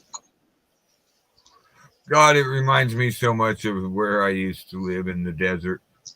Oh, that's so beautiful. How like real ecstasy that is just to hear that. Yeah, that you can connect to this place. That's beautiful. I love you. I used to live in the southeast Arizona desert, and people didn't believe us, but it was a mile high. And so, yeah, I can connect with that. You go down to Mexico, and it looked, well, except for adding in some certain cactuses, it looks the same. He's digging rocks for you. There's something right here. Yeah, cold ground. Oh. Yeah. Because there's surface heat now. There's surface heat possibly about 50 degrees. Boy, that's warm today. That's nice and warm. Like I said, that's 50 degrees centigrade would be the surface heat. The air heat's more than 30. But stagnant ground is just heating up. But yeah, it is warm here. Yep. Cool. Yeah, that's the Gibraltar. That smallest area between Africa and Europe. That's or Africa and Spain. That's Gibraltar break. Yeah, Gibraltar. But straight across there, that's Algeria and Sahara. Yeah. Yeah, it's like you can almost see it. On certain days you can, like especially further up, higher up on the mountain, you can see you can see it on certain days. Yeah. I don't think the phone would pick up. The phone wouldn't pick it up. No, they make these things. I'll have to look at it and see how much they are now. I might have to give you a gift, but they make these things that are like putting a telephoto lens on a camera. They make them for cell phones, and I have one that's part of my repertoire. I just got to dig it out from a drawer I haven't gone in 3 years, but they would look really good. They pull that far stuff. You can pull that far stuff in, and your camera would do especially with the newer cameras on the phones. It would do really well. Wow. I think you love having one of them because they have like a wide angle thing that goes with it for your camera, all sorts of stuff. but yeah, that telephoto lens on top of with the new cameras on the phones. Wow. Yeah, that would be cool. That would be cool. For me, I miss out because, like, as you can see, there's no. Whoa! Look at that eagle now. I don't know if you can see him. Not as well as you can. The See, camera doesn't do it justice. that's a big ass eagle. Yeah, Well, see, but like, help with things like that. Yeah, I miss out with that. Yeah, I miss out on a thing that looks like the best way to describe it is a clothespin. It just clips on the camera and views, and it's padded on one side so it doesn't hurt your screen. Right. They're Okay. Really sounds interesting. I tell you what, a tool like that would be like, you know, like that would really encourage the content. Like, yeah. It's like those microphones, you know, like for picking up the natural sounds, you know, like like whoa, I often dream about just getting a freaking one of them, like different birds. That would be the. I'll check into it. I'll write it down on my to-do list and check into it. Look at all the different colors here. You know, we got purples and greens. We're just losing the poppy flowers. Yeah, it was just poppy season there a couple of weeks ago. Thistles, milk thistle. Lots of rosemary grows up on this mountain as well, and mountain thyme. And these trees are mostly almonds.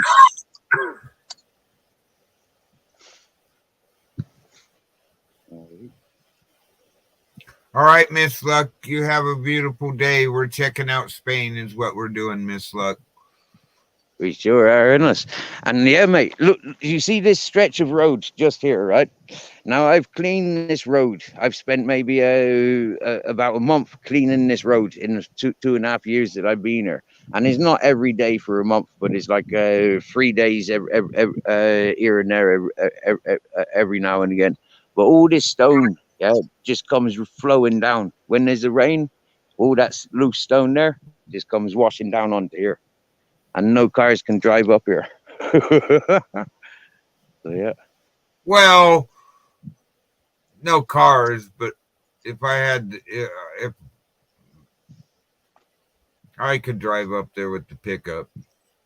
Oh yeah, did you get me? Yeah. I drove up here with a Mercedes 711. Yeah, and this road hadn't been cleared for about 3 or 4 years at that point. So yeah, when I drove up here with my 711, yeah, I've driven cars up here. You know, like I can drive it, but a lot of drivers they don't know how to drive. You get me? I get a lot of people are scared. You wouldn't believe how many people I've had to help in the mountains in my life where you're going. How did you get stuck right here? Get out of the damn car. Let me do this for you. Get in the passenger seat. One guy in a pickup, he got to a point where he was like, I'm like, dude, we come across him because we're having to get through. I finally asked him, dude, what's the problem? Oh, my tire's like this. I'm like, are you even in 4-wheel drive? Well, no. That's the first thing I did, lock it in 4-wheel drive. I go, would you mind if my crew follows and I just drive you out of this to a point where you can actually take back over? He goes, would you? And literally walks in and gets in the passenger side. He was not expecting a pissed off firefighter to drive. I drove safe, but he was like, wow, dude, you're just like pedal to the metal. Well, of course I am. I drove up this road yesterday. I don't see what your problem was. Yep. A lot of people, when they drive an off-road in the off-road environments, they think like following the same tracks as other people have gone through. Sometimes that's the worst mistake you can make. You know, like right above the ruts, not in the ruts. I always believe that. You get me, yeah. Some of us know how to drive. I watched my dad in Southeast Arizona take a Lincoln Continental to where when we got to the party, all of his buddies were like, "How the hell did you get a Lincoln here?" And my dad goes, "I drove it. I seen where you guys got stuck. I ain't smart enough to follow in the last, dumb enough to follow in the last guy's footprint. What are you talking about? I Yeah. drove it. What about the rock face?" He goes, "I floored it." Yeah. They stopped. I've had a friend that's driven all over Europe, and I mean all over Europe, yeah. And he's gone off to India's, and he's driven in Russia's and everywhere, yeah. But when it came to driving up here, he refused to, yeah. He just sat back in passenger seat and let me drive, you know, like, and he was amazed. He was terrified of coming up so close to the cliffs, you know, like, yeah. He was terrified, yeah. When you've been doing it most of your life, you just like you learn how to do it. Yeah, fortunately, I grew up driving machinery, you know, like forklifts, tractors, Oh, you know, there four you by four, big vans and stuff. Yeah, so yeah, I'm a retired fisherman. You know, I worked on big fishing boats. So I've got a knowledge about maritime vessels as well. I done an instructorship course for water sports. You know, yeah, for getting sailing, kayaking, and surfing and stuff. Although I never qualified, I went to prison instead. Yeah, but Yeah, well, some things happen. I yeah, used to do a lot as a kid. My dad had me scuba diving before when I turned 18, I was handed, they had already applied, and I was handed my dive master card at 18 right. because Wow. I didn't Yeah. have the certification till I they they had like same thing, but I couldn't have the certification till I was 18, and I already had 10 certificates when they handed it to me. 10 Yeah. different things I'd been certified in. I was I'll like, tell you what, broke fishing. Yeah, I tell you what, right? I honestly feel that this strip of the Spanish coastline has been neglected over the years, right? But it's only just coming back to life now, right? Now there's room for investments and improvements here. Yeah, having a dive school here, you know, like oh there my isn't one God. for many miles.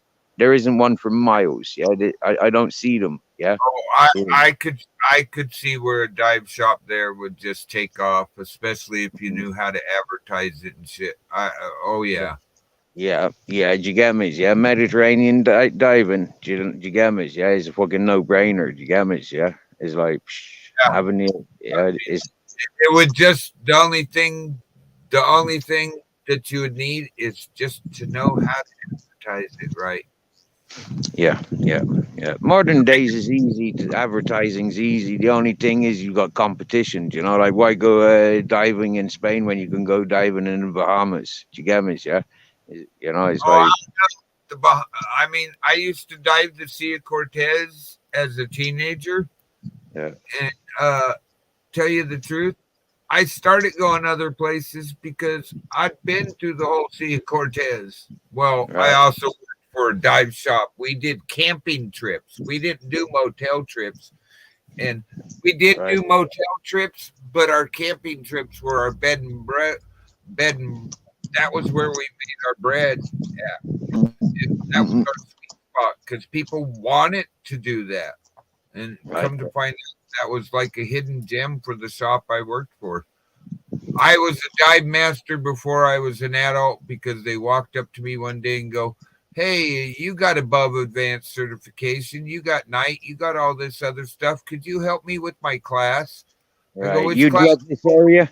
I could point out old smuggler caves, yeah, like there's as you know, like the Mediterranean is big on maritime. You know, there's a lot of pirates and stuff, yeah, smuggler tunnels and stuff. Do you get me? Yeah, and it's like this is some of these architectural stuff going back fucking 40,000 years. Do you get me? Yeah, caveman drawings and stuff, and yeah, a lot of it's unregistered. You know, they put a lot of funding into the explorations years ago, back in the 70s and 80s, and then they just stopped financing it. So a lot of it's just there unattended. But yeah, walking along the coast, yeah, you learn this. You see it. It's beautiful. So much to see. Underwater diving, yeah. Oh yeah. Seeing you could be the tourist, you could be the guide for the on land shit. Mate, I tell you what, yeah, I've walked. Because I was homeless here in Spain after my first year. My first year, I rented property in on the east coast of Murcia and in inland, big orchard area. But then I got made homeless for saving a big dog. Some people said he was Can Corso, other people said he was Dogo Canteen. For me, he was just Scooby. And but I walked from all along the coast, yeah, from Benidorm, which is east of Spain, just before Valencia. I've walked all the way to the Cadiz into Seville. Yeah, there's not much along the coast that I haven't seen. And going inland, from what I know of inland, if you want hippies or you want Spanish culture, if you want Moroccan culture, if you want English, I know where it is here in Spain. You want ganja? I know exactly where that is. Ayahuasca retreats, uh, Buddhism. I know there's loads of stuff around here. So yeah, I could make a good tour guide. Are they cool about the ganja there, or they look the other way, or depending on who you are? I think a lot of it they look the other way, yeah, because we're so close to Africa. I mean, it's living in Spain so long, I have recognized ganja is part of the Spanish culture. There isn't a town or city in Spain where you're not going to get a fucking ganja on, yeah. It's one of Spain's biggest commodities of recent times, yeah. When you do some research, throughout Europe, they're having problems with the Spanish ganja. Yeah, it's going worldwide. People in America are buying ganja from where I live, these parts, yeah, and they're sending it worldwide. Yeah, if you have a look at Alpacara, Andalusia, you'll see that there's a great big ganja connection here. And what it is like you've got the Europeans, they recognize that this is the same environment as what you've got in Morocco.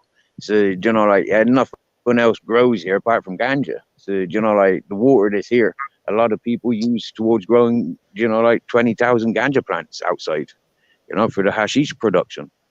And that's quite a common thing, we've got CIA camps, fucking, they're producing friggin' untold amounts of ganja just for the hashish industry. And see where it goes and all that whatnot, extra dollars. Some says there's more hashish that comes from these parts of Spain as what there is coming from Morocco. Yeah. So yeah, they turn a blind eye to it. But if they catch you, then it's like they're not very happy with you. But you get free opportunities before you go into prison. First time you might get lucky, you might just get a fine. Second time you'll get a fine. Third time you'll get a fine or go to prison. Yep.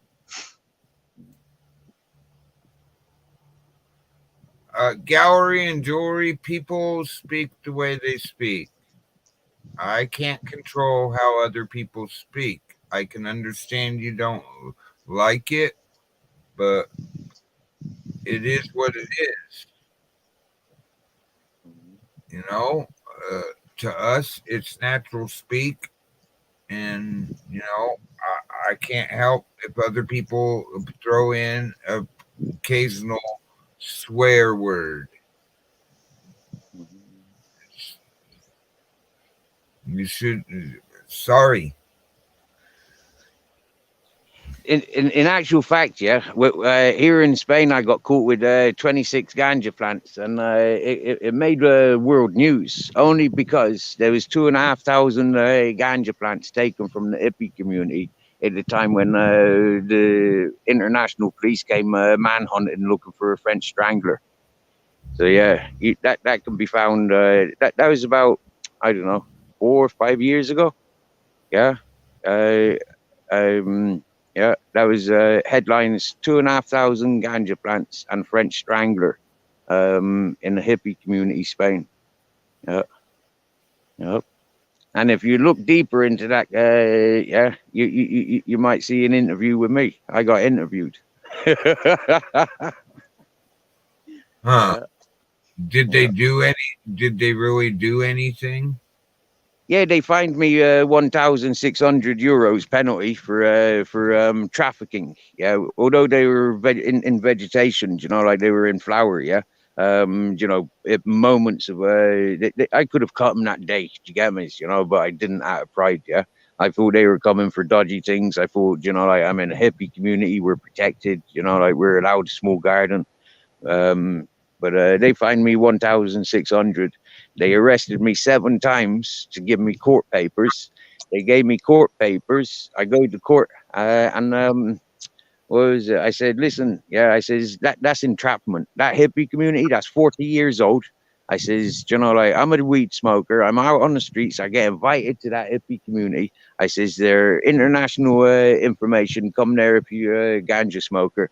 I says, nobody said that it was fucking criminal. I says, it advertises a protected environment.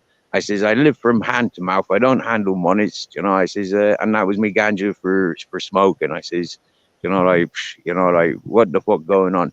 They quenched the fine. They removed the penalty.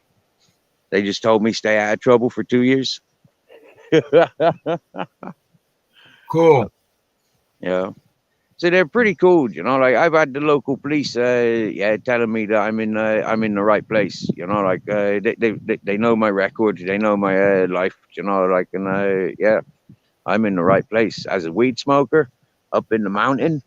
They can grow your own. They says to me, you know, like why come down to the village and buy it like £5, €5 a gram? That's stupid. Just grow your own. Nobody's going up there. Nobody's walking up there. Nobody's driving up here. You know. Now they know. Now you've already told them and stuff. They'll be lenient. That even if they're flying around looking for giant ganja plantations, they'll go, "Yep, there's Steve's. It looks pretty Yep. good this year. Let's go find the others." Yep.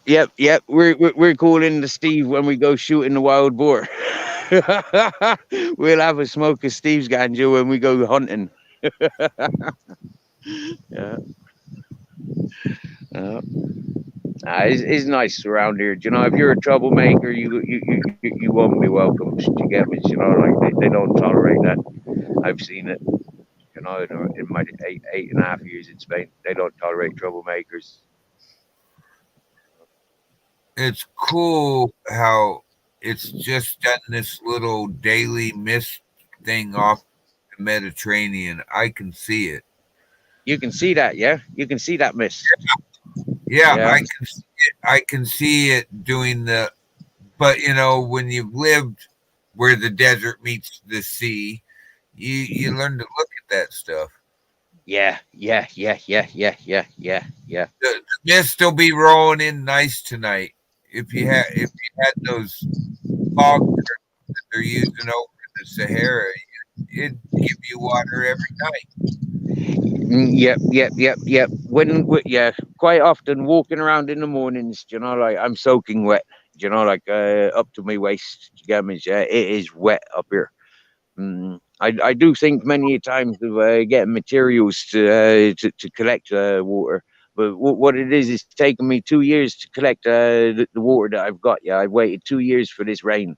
This happened in December. Yeah, so I'm celebrating this year that I've got rain for the summer. You know, and now it's about how much water, how much that lasts. Yeah, that deposit was Hey, full up. that's Huh? another thing. That's another thing I can look in and get you the information for. There's that group from where is it? England, United States. They're from several. I can't remember if it's. I think they're from both, but they make those fog curtains out of recycled bottles, and they give them away. And they Oh, helped. They were doing it in the Andes. They were oh, doing it in the Andes. I'll look into that again and get the information to you. I'd like to Because see the design because I'm quite handy. I can make things like that. The ones that I've seen, I would not be happy making. Yeah, but it's weaved like a net, and all the water goes down, and they use a piece of PVC gutter like you would put on a house. Like we have, yeah, I'm not sure how they are there, but it's a piece of PVC gutter at an angle, and then it goes into a pipe at the end of the gutter, and that goes to the collection unit. I yeah, will I've seen find them. I will find that and show you the thing because it was all I have to do is look. Let me Yeah, write that down. yeah, I've seen those designs. I've seen them. I Or- seen this. I seen this booklet of collected like things to do in the desert to collect waters or survival things. It was absolutely brilliant. And I started collecting materials to make things to collect water in the desert. But it's a slow progress. Do you get me? Yeah, there ain't much to recycle around here. Oh, I know what you mean. I think they were using them in the Andes, and they were like 12 feet tall or something and 16 feet wide or something like that. I might be wrong on the dimensions, but it was huge like that. And they put them up on posts that you bury in, that you put into the ground, and then they spread the curtain between those posts, and they have the PVC at the bottom. Yeah, yeah, yeah. I'll I've seen find designs I'll like find that. it. Make sure I send it to you because I'm sub to you. All right, thank you very much. Nice, nice. Yeah, for me, it's like I've spent 2.5 years working very very hard here, but maybe like no 1.5 years working very very hard, and now this year I've worked very little. You know, like first off dealing with dehydration and then fatigue. You know, like combining it, it was just like, what the feck am I doing? You know, now I've got water sorted. You know, like I can put a bit of energy back into doing like I don't know if you can see, but like right down in the bottom of the valley there, following it down, level with the house where I'm minding, is about half an hour, 40 minutes walk down, and that's going through overgrowth. You know, so like accessing the water down there is not feasible to send up. So I've been making a garden for about 2 years. 2 years ago I started clearing grounds that down in the valley where I know there's water. You get me? Yeah, I've drank out of there in the peak of summer. I've drank water from that valley, but it's the same effort as what I make going down to the village. You get me? Yeah, so I put all my energy going to the village rather than going down into the valley. Yeah, it's crazy. Well, I've cleared land. I've been clearing piles of stone, and now I'm ready to start filling up with compost. But where do I get compost from? You know, it's like crazy. Dilemma after dilemma. Desert life. Compost has got to come from you having a compost pile, basically, or a compost drum. Yeah. That's where and it sucks, but all that vegetation, you just put it in a pile and keep turning it, and it turns into dirt eventually. Yeah. I know how Yeah. that goes. Yeah, 2 years before I can use my own feces. Yeah, for surface growing. You know, like products grow on the surface, but like it takes about 4 years to grow potatoes in your own feces. You know, so it's like, whoa, 4 years. Gee, that's like make a compost. Sufficient 4 years supply, and then cut it off for 4 years before I can use it. It's like, wow, that's 8 year process. Yeah.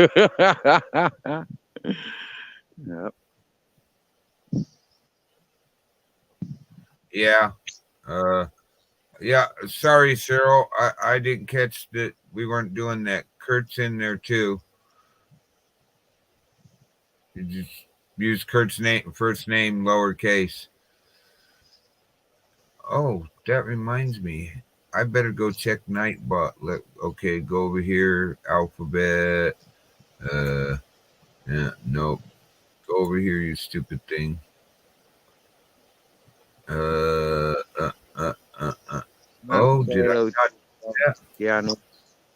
Cheryl. Hello, peoples. Hey, Skinner. Hello. Hello, Kurt. Oh, and here, if this one too.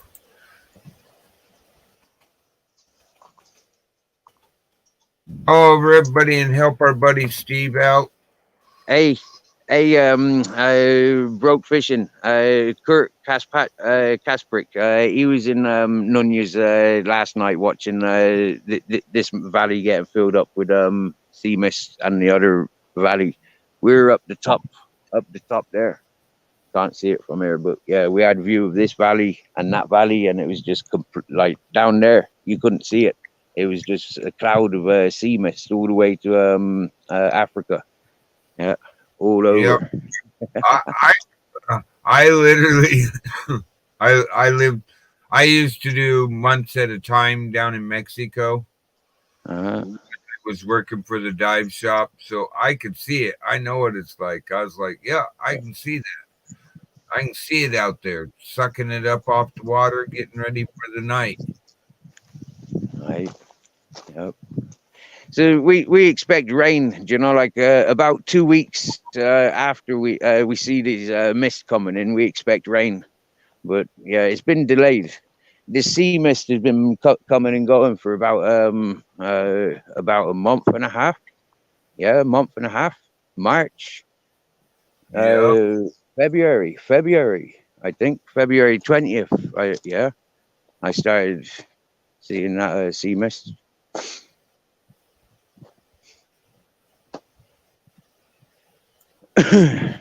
So we expect rain. I expect rain by August now. Maybe May, mid-May it will rain. That would be really nice. Top up the water.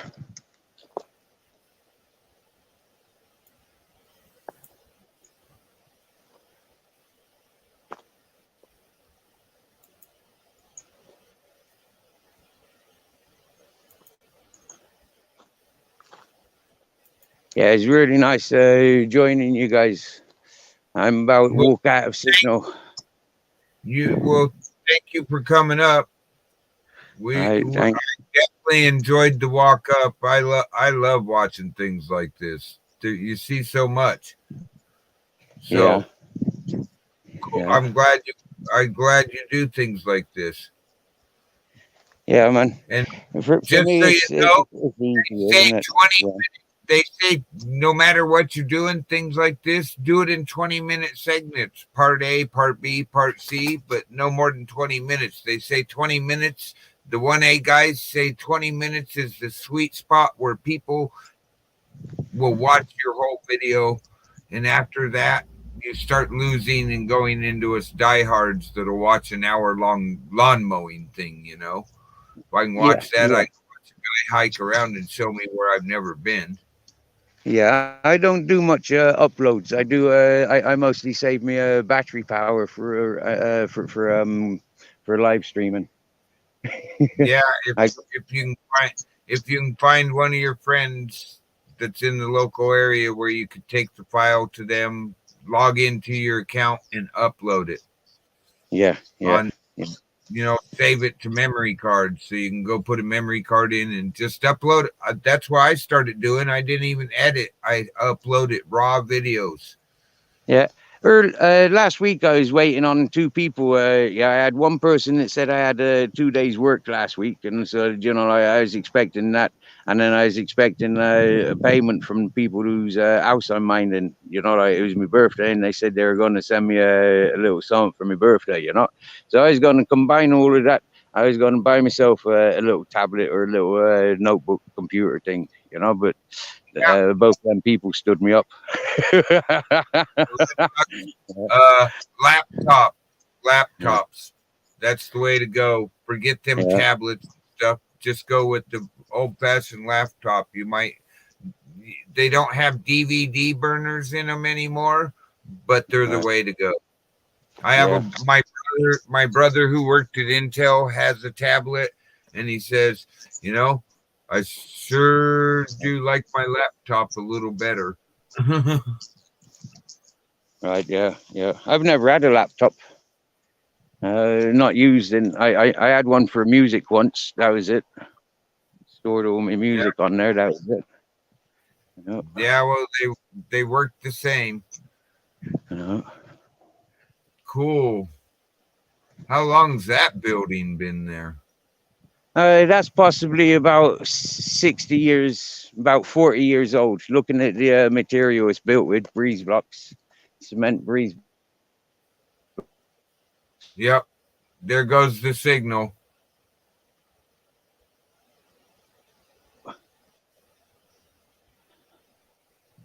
Okay. Cool. Yeah, there's a little fireplace, 2 windows, and a doorway. Yeah.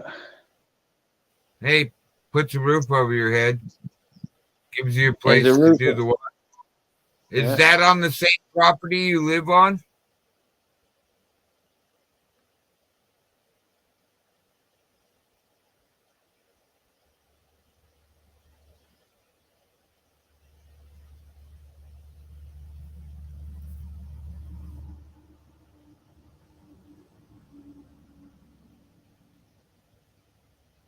Yeah, I watch those too.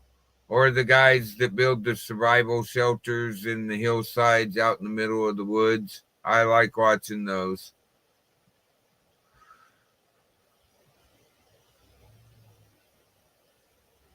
I think we might have lost Steve. We knew his signal was going to go. He's froze. I think we lost him. But that's okay. We knew it was coming.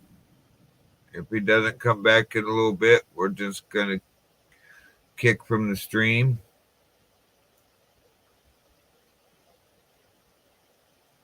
If that's okay.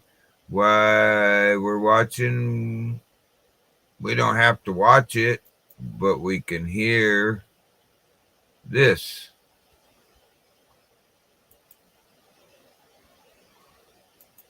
Then we can keep an eye on Steve.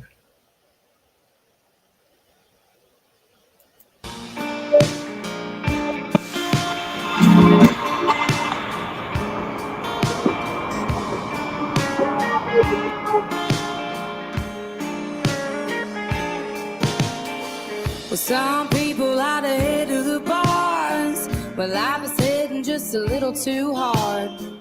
Some people like to float out and fish, some people like to whine and bitch. Well, everybody needs a little head vacation, everybody's got their vice. I just picked up some papers from the Exxon station, and I'm about to roll on mine. I smoke weed, and I don't give a damn. Ziploc in my pocket with a couple of grams. There's a pretty good chance that I'm high right now. Just kidding, Mr. Officer, unless you're down. Oh, weed, just about every day. First thing that I buy as soon as I get paid. If there's only one thing you gotta know about me, it's that I smoke weed. Yeah. Well, you could say I found a natural prescription for an undiagnosed medical condition. If you ain't got your own, that's fine. Hell, I'll share mine, 'cause I smoke weed. And I don't give a damn. Ziploc in my pocket with a couple of grams. There's a pretty good chance that I'm high right now. Just kidding, Mr. Officer, unless you're down. Oh, weed, just about every day. First thing that I buy as soon as I get paid. If there's only one thing you gotta know about me, it's that I smoke weed.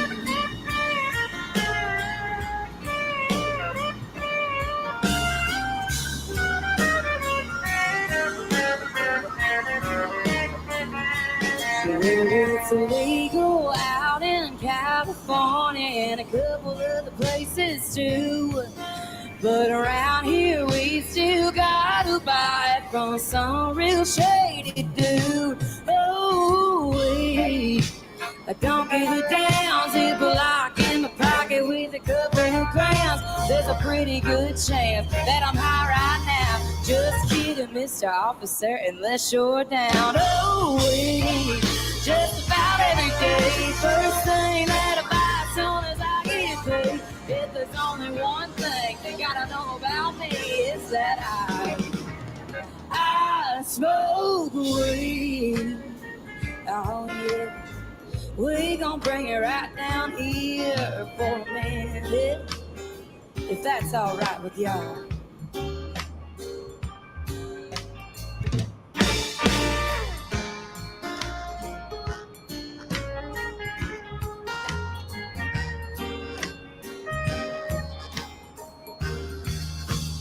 I smoke weed.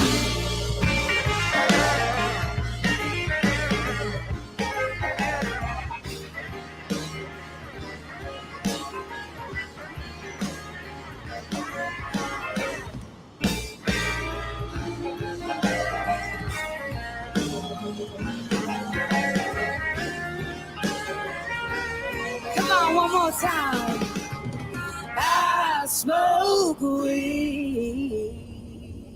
Yeah.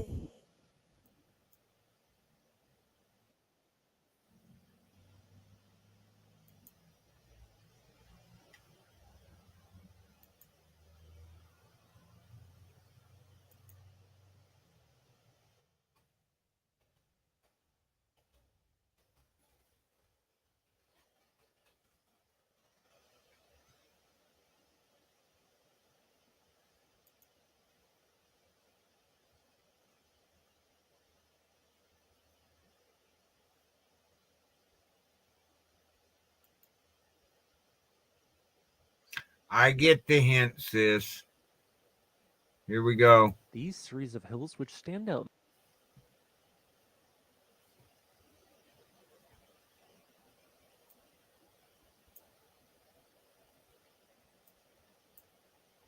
These series of hills which stand out in the landscape are remnants of a truly catastrophic event which occurred 340,000 years ago at Mount Shasta. Known as hummocky terrain, they were formed when a large section of Mount Shasta collapsed at a massive landslide totaling 45 cubic kilometers of rock and moving up to 45 kilometers distant. While this is one of the most famous localities with this type of volcanic landslide-generated landform, there is also a far more active volcano which has generated this feature during a several thousand-year-old landslide, Mount Galungung. There, groupings of up to 40-meter or 131-foot-high tree-covered green hills dot the landscape over an area of 250 square kilometers. More easily visible from satellite, these features are referred to as the 10,000 hills of Tasikmalaya, although, despite the name, there are not 10,000 of them. Nevertheless, on a clear day, it is quite easy to see where on Golungun they originated from, as a giant C-shaped chunk of the volcano representing 18 cubic kilometers of material is seemingly missing. Thus, these hills or hummocks originated from the eastern section of the volcano during a powerful eruption in 2695 BCE, and the location of Galungun's 1982 eruption provides a clue as to how this exactly occurred. For context, the Galungung volcano is located on the western third of the Indonesian island of Java, where it is approximately 175 kilometers southeast of the city of Jakarta. The Galungun volcano is probably best known for its 1982 eruption, which is the third largest explosive volcanic eruption within Indonesia to occur during the 20th century. This eruption occurred at the same site of a smaller 1918 eruption, which created a 1,500-meter wide lava dome. Pressure then built up underneath the wide lava dome before eventually bursting upwards in a series of powerful explosions in 1982. These explosions created a sustained plinian eruption column which shot to a height of 20 kilometers, and as part of this collapse downwards, it created superheated pyroclastic flows which scorched the landscape to up to a distance of 5,700 meters. In total, this eruption ejected approximately 0.4 cubic kilometers of volcanic rock, meaning it was assigned a volcanic explosivity index of a 4. Dozens of villages were destroyed, largely from lahars and heavy ashfall, but this eruption is best known for causing all 4 engines to fail on a commercial aircraft after it being caught in the ash cloud, along with another incident where 3 engines failed on an aircraft later in the eruption. Luckily, despite the significant damage to each aircraft, everyone on them landed safely and thus survived the incident. Along with a similar incident caused by the eruption of Mount Redoubt in 1989, this led to the creation of the VAC, or Volcanic Ash Advisory Center, which advises pilots worldwide and forecasts the direction eruption plumes take to prevent a repeat disaster from occurring. Despite how old the entire Galungun volcano might appear, it only began forming around 35,000 years ago when a volume of basaltic andesite lava erupted onto the surface. Through dozens of Strombolian to Vulcanian explosive eruptions, a gray-colored stratocone with possibly red size due to the presence of scoria was built. 3 vents were intermittently active and placed along a north-northeast to south-southwest trending line. Eventually, a large explosive eruption carved out a 700-meter wide and 120-meter deep Guntur crater. While this remained the dominant crater for thousands of years, a large intrusion eventually occurred underneath the Galungun's eastern flank. Just like seen at Mount St. Helens in 1980, a large cryptodome pushed up overlying rock by perhaps as much as 50 or more meters.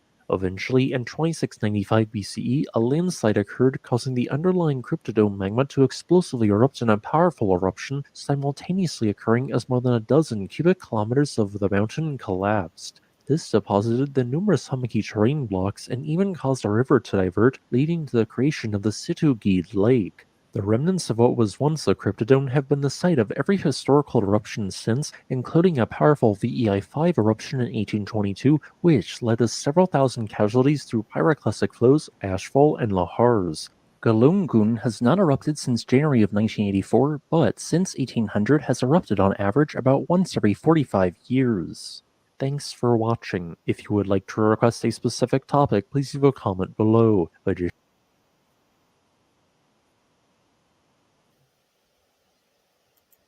That was very interesting. So, how you doing, Too Tall? You having a good day, bro? Oh man, now it's breaking down. Still, huh? How long you been at it, girl? Oh well, okay. I'm not gonna room raider. Let me see. I had a request over here. Yep, I think I had a request or a hint or just saying. I think it said just saying. So that's almost like a hint, right? A request.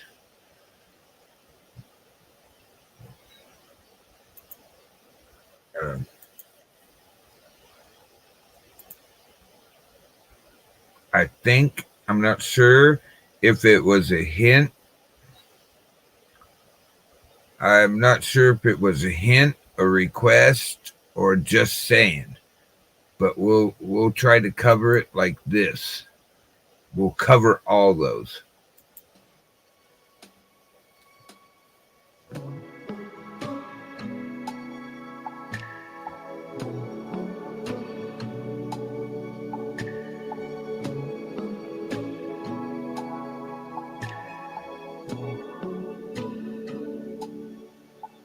I've been waiting my whole life. Someone to love and treat me right. Someone like you. Someone like you. It always seems the time ain't right. Don't feel wrong when I'm alone at night. What I gotta do, what I got to do for someone like you, someone like you,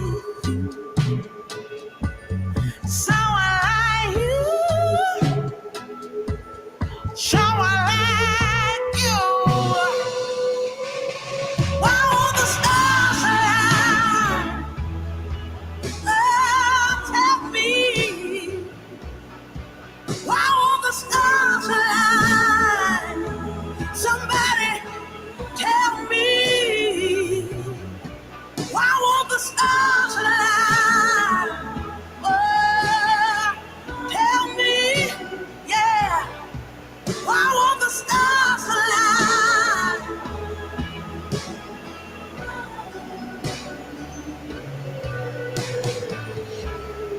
Someone tell me what I got to do. Who I gotta call?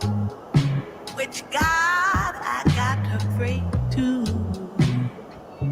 Mm. Someone tell me who I got to be for love like yours. I'm down on my knees for someone like you, someone like you, someone like you, someone like you. Oh, I want the stars alive. Oh, tell me. Why won't the stars align? Somebody tell me. Why won't the stars align? Oh, tell me, yeah. Why don't the stars align?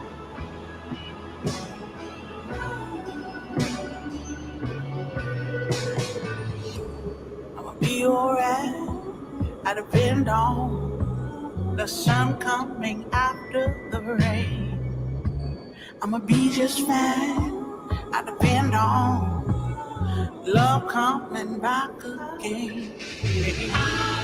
If it don't, if it won't, Lord, won't you come and won't you tell me something? If it don't, if it won't, Lord, why won't the stars align? Lord, tell me, yeah, why won't the stars align? Somebody, tell me, oh, why won't the stars align? The stars align. Lord, tell me, why won't the stars align? No, no, no, no, no, no.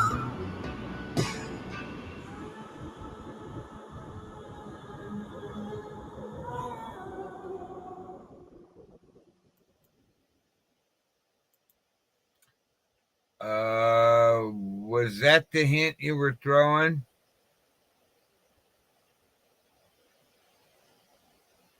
I don't know. I might have got the hint wrong.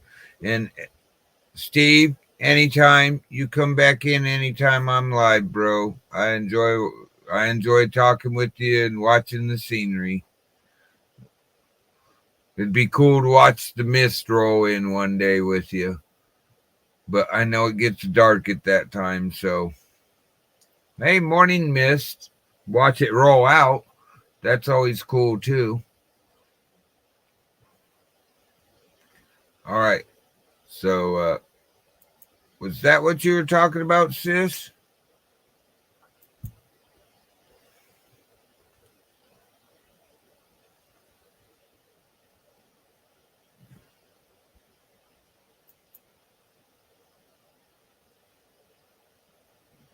Hey, D. Johns, how you doing this morning?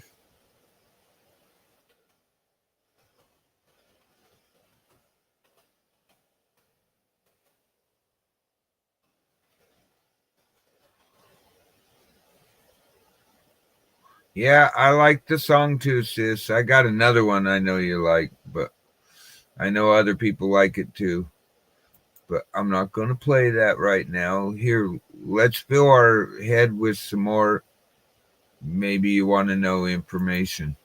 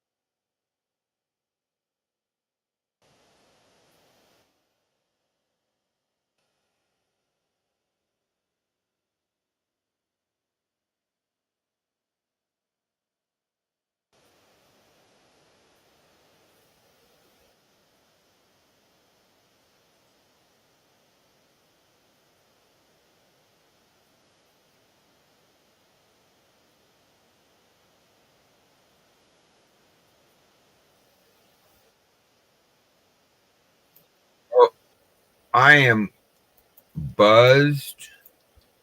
Buzzed. Here we go. Lake Sonoma Lake news. Sonoma, a reservoir in Northern California, reached its maximum capacity on March 15, 2023, and has since begun releasing water downstream. The lake, which is located on the Russian River, is a key source of water for communities throughout the region. Due to the water releases, the lake currently stands at 458 feet above sea level and is 30 feet below full pool. It is at 94% of its capacity. The water releases have created more space for the snowmelt, which is crucial for managing the region's water supply. Recent releases of water from Lake Sonoma have been made possible by a minor deviation to flood control operations approved by the U.S. Army Corps of Engineers, USACE, last December. This deviation allows for extra storage for water supply at the discretion of USACE if forecasts indicate it is safe to retain the water. The deviation pool is equal to 2.5% of the total reservoir capacity for maximum additional storage of 9,500 acre-feet until February 15th and 5% of total reservoir capacity for a maximum additional storage of 19,000 acre-feet starting March 1st. Combined with the forecast-informed reservoir operations, FIRO, pool in Lake Mendocino, 11,650 acre-feet, over 30,000 additional acre-feet of water will be available to meet environmental and human needs.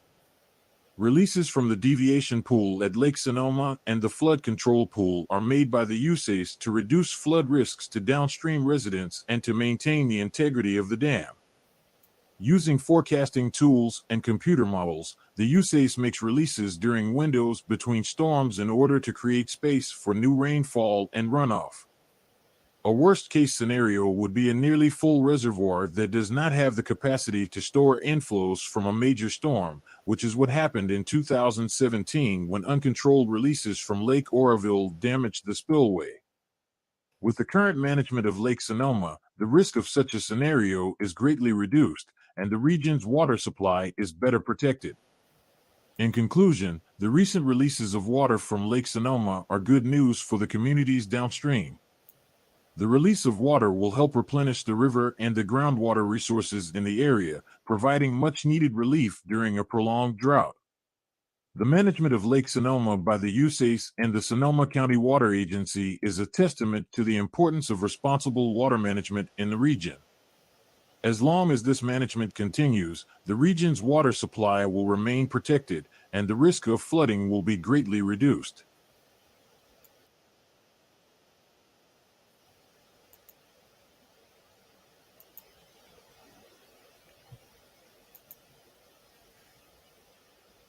All right, guys. So there was some more information. Lake Sonoma's full. They're having to do their releases in between storms right now. That's sort of cool.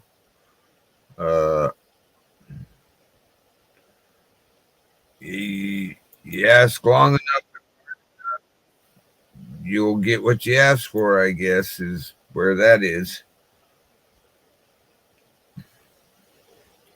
So let me check with chat since I was ignoring it a little bit. Morning, D. Johns. I missed something here. Something was amazing and I missed it. Okay. How come it's not letting me go back? Come on, back. All right. Something was amazing. I missed it. Morning. Pretty good. Let me see. All right. Stupid message.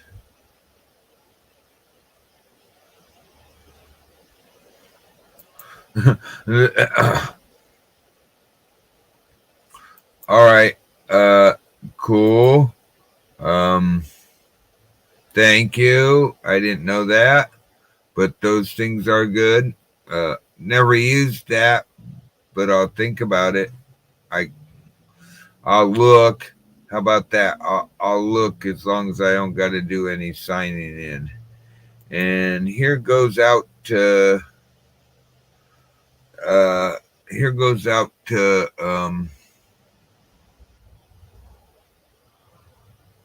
the universe.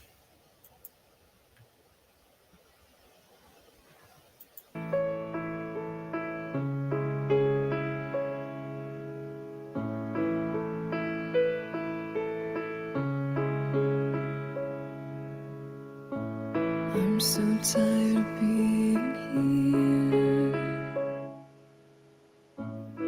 suppressed by all my childish fears. And if you have to leave, I wish that you would just leave. Your presence still lingers here, and it won't leave me alone. These wounds won't seem to heal. This pain is just too real. There's just too much that time cannot erase. When you cried, I'd wipe away all of your tears. When you'd scream, I'd fight away all of your fears. And I held your hand through all of these years, but you still have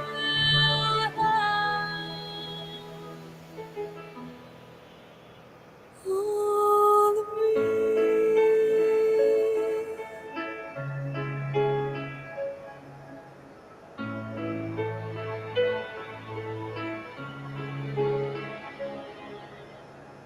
You used to captivate me by your resonating light.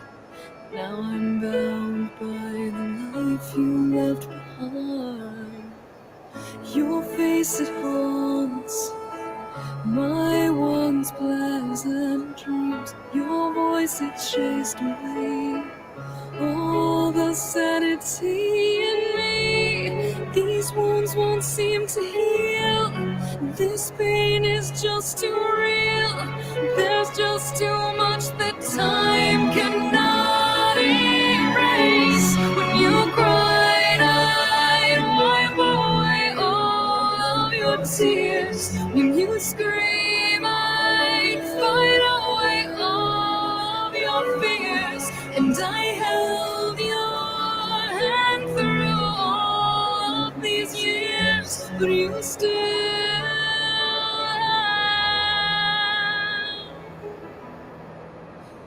all of me. I've tried so hard to tell myself that you're gone, but though you're still with me, I've been alone all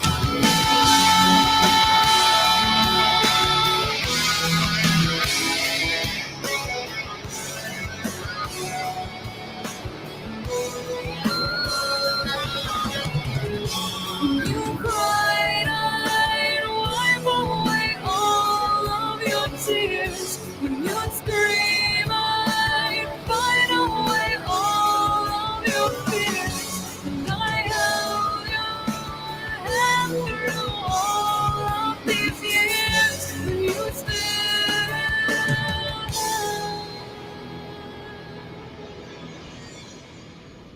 all of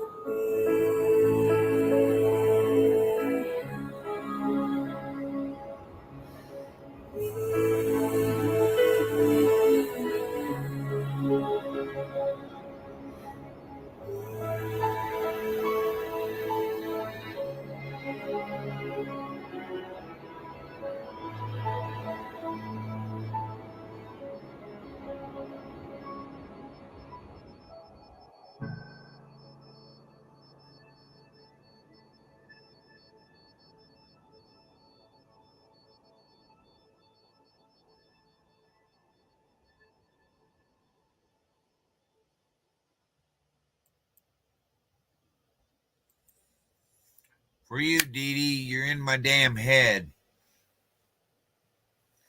All right, well, let's get on with it. Wow, okay. Depends on what's happening in the day, or every day's different, I guess. Wow, that like, well, you know what I mean, Cheryl. Moving on. Meanwhile, back at the ranch.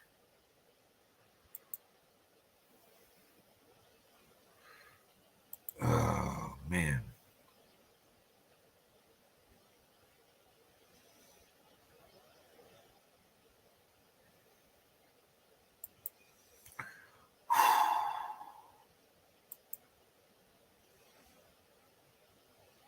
Okay.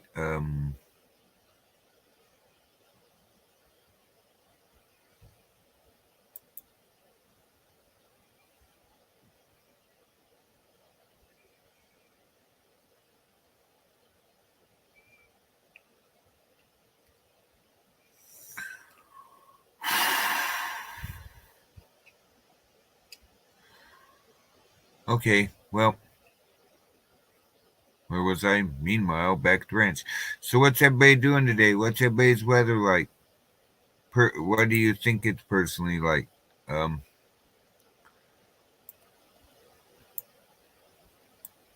Bama was having trouble, was getting some stuff in. Weather radar, current look. Oh, yeah, moving into Bama.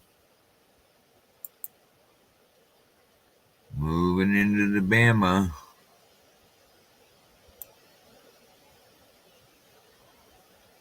Yeah. Oh.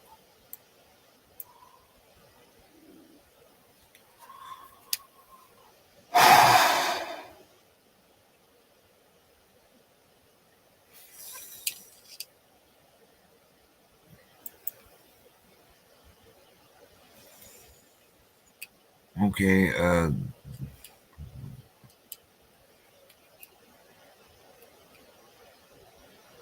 who's that ghost town living?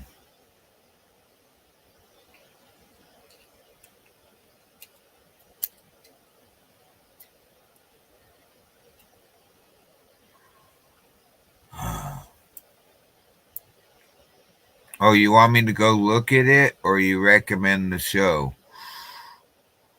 Because you know me, I'm not going to try not to show somebody's content without permission. About 4 hours into the hike, and I'm completely. I've seen this place. I know this place. Yeah, I'm not going to piss off a guy with 1.6 million subscribers and only 77 videos and no lives that I see. Yeah. I know where I've seen him. Oh, I know exactly where I've seen him. What's all this? I got a message.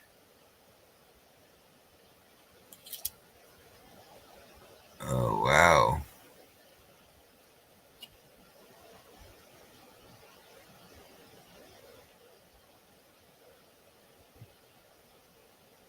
Happy guys up. Okay, huh.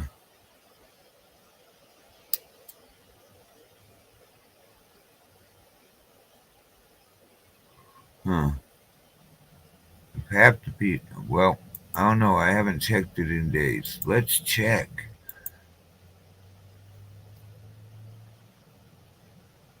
Yep, so far having a membership on a channel that says they'll get their members to help you hasn't been a help.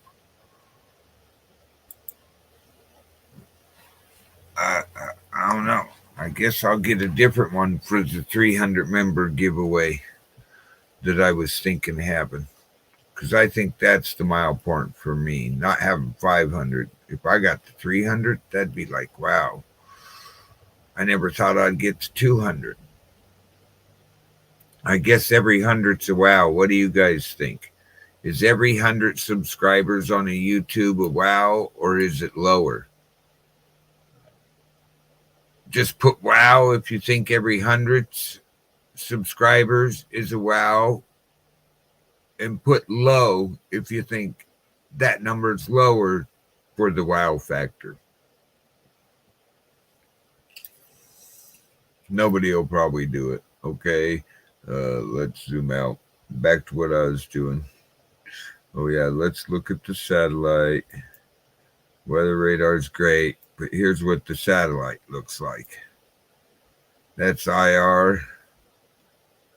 Go to the other part, look at the clouds. Oh, look, there's a clear spot. Oh, there was a clear spot.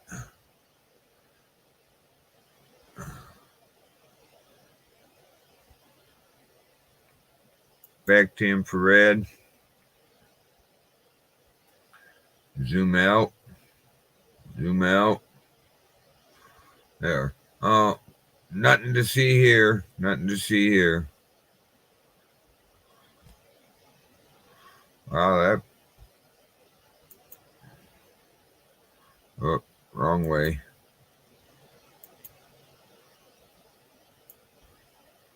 We don't need to see the sandbar, right? We can put that like right there. Oh, look at this. I knew it, curving up and around that high, coming down in Idaho through Washington, eastern Washington, eastern Oregon, Idaho. Hey, sis out there in Utah, look out. Did I miss something? I missed something. Yeah, I'm not playing that song again for a couple days. Yeah, well, should we celebrate every 100 subs we get? Or should we celebrate at a lower level for like every 50 subs we get? Because, when I got my first 10 subs was a hell of a celebration. Then all of a sudden I had 30 subs. I didn't even see 20. Well, I was thinking of having a little celebration at 300. Why wait till 500? Because I think 300's a hell of a... well, where I'm at right now for subscribers, to me, is just, I can't believe that it's like, wow.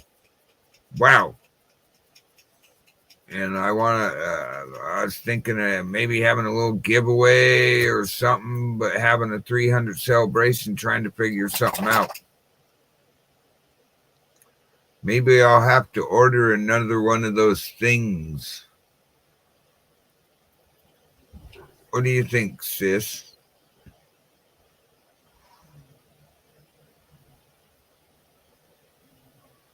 Yeah, I'm over 200 subs now, and I do understand the every 50 celebration, but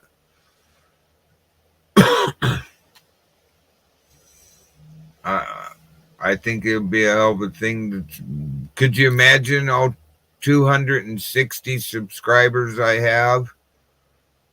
I mean, 260, wow. Could you imagine them all being in chat and here at once? That would be like something cool, but I don't know the time I would have to do that. And I sort of like this little help me with my mornings when I can't sleep thing.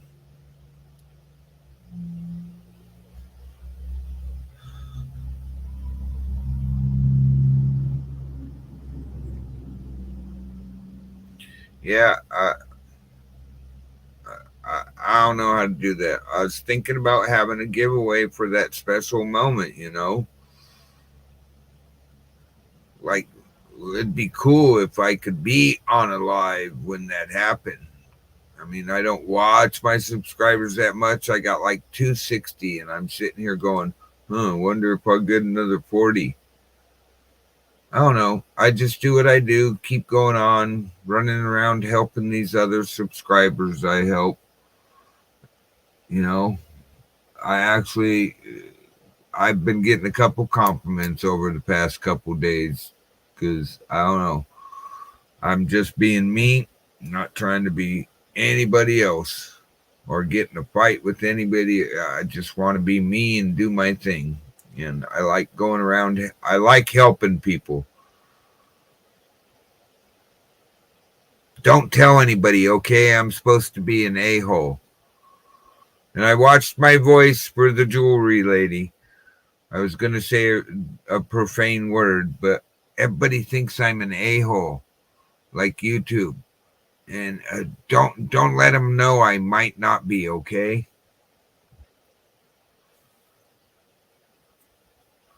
All right, so showed the weather again. Oh, I know what I haven't done. Let's go see if they're messing with us this morning. It's seismogram check on broke fishings.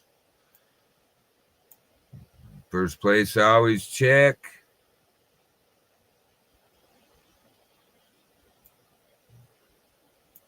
Newberry Crater. Central Cinder Cone. The last point stuff came out in the Newberry volcano. Central Pumice Cone. Cinder Cone, Pumice Cone. Are they going to let us see it? Oh, man, look at all this, but they really don't want us to see it today. So let's go check Wizard Island. Wizard Island next. Do you think they'll let us see it? Put a 1 in the chat if you think they'll actually let us see the seismogram for Wizard Island. They didn't want us to see that one. Here we go. Got to go look at this volcano. Oh, Mount Mazama, Wizard Island. Do you think they'll let us see it? Yeah, I know. Okay. Thanks, sis. You could have at least backed me up with the hopeful thought. Nope, they ain't gonna let us see it. All right. Don't tell anybody. But right here outside the park, see, there's the national park. Look, I'll zoom in. Here's the national park. You know, West Rim Drive. And West Rim Drive turns into North Entrance Road. And you go up North Entrance Road. And you go over here past the Pumice Desert. And there's the park boundary. Crater Lake National Park. Here's Highway 138. To me, this is the best entrance. I don't like that other one. But you come right up here outside the park and look what it is. Oh no. Cinnamon Butte, which is a volcano. And we go, oh my God. Will they let us see it? Hey, they half-ass let. Oh, look at this. Okay, that tells me we got to go over here. What are the odds? What are the odds? No, right there off the triple junction on land, Idaho. Oh, we don't have earthquakes. We have explosions that's in the past hours. So somewhere here at 3:00 in the morning, they blew up shit in a quarry explosively outside of Salem.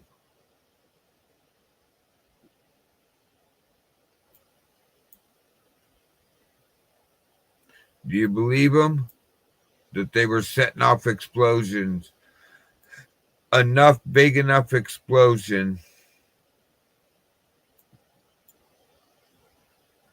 that it caused a 1.8 magnet. It caused a 1.8 on the Richter scale. Do you think they were doing that? Or do you think that's an earthquake they're trying to cover up?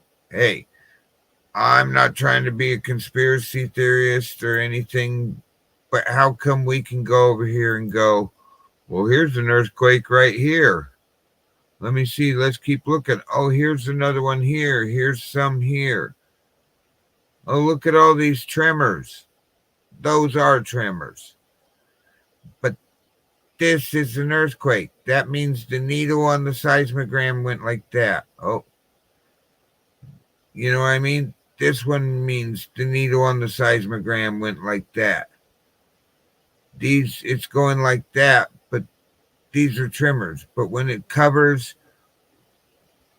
1, 2, 3, maybe 4 lines, don't you think that we're smart enough to go, wow, that's not a tremor, that's an earthquake? Another one here. But you know, there's a lot of shaking going on that today. It makes you wonder. Okay, enough of that. The normal, same old, same old. I hate to say this, but it looks normal. Hey, wow, down at the Salton Sea, I wish I. How close to the Salton? Right in the Salton Sea in the past hour. You know what's in the Salton Sea, right? They don't like us to tell you. Let me get to a point. See if we can see. No water map. You know why there's no sounding map? You know, marine map on there? There's a volcano right in this area. I mean, go over to like Mary Greeley. Heck, jump on Ron's channel. Matter of fact, here's my buddy Ron. He's way more better at this. He shows West Coast, East Coast every other day. He shows what's going on the West Coast on the seismograms. He's a no bullshit type guy. He was a professional emergency management guy. So, you know, I really do recommend Emergency Management Associates. That's a friend of mine, Ron. He's a no bullshit type guy. He ain't going to bullshit you. He looks into the information. He knows a way more about seismograms than I do. So please go like, subscribe, check him out. Now, the next seismogram I'd like to check, I sort of got these 4 I check, because I like to come over here to the Southern Oregon border, to the city of Brookings Harbor on the Winchuck River, and check this one called Harbor, Oregon. If you look up Harbor, Oregon, you get that. Yes, thank you, Cheryl. I'm going to put that into the bot. Give me a second here. See? Look, that showed those earthquakes. Earthquake. A tremor before it, the quake hits, shaking on the way out. Goes like 15 minutes later, some more shaking, some more shaking. Whole lot of shaking going on. So there we go. Just thought I'd show you guys that.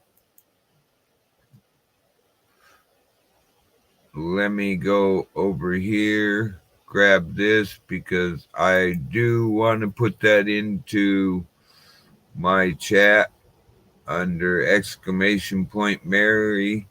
I know where I do really, really recommend Mary Greeley. I wish I could sit down for just 4 hours with her and have her show me what she does and how she gets in to look at those, because I could learn so much from that woman in just one afternoon.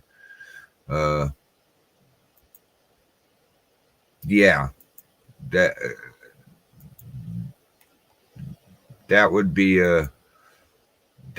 something I would gladly drive to do.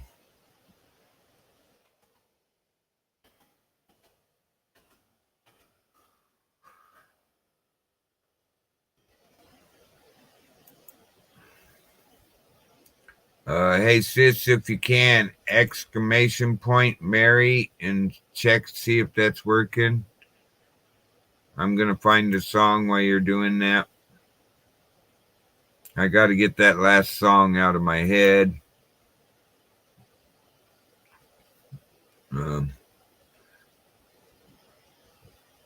Thank you, sis. Yeah, I gotta get that last song out of my head.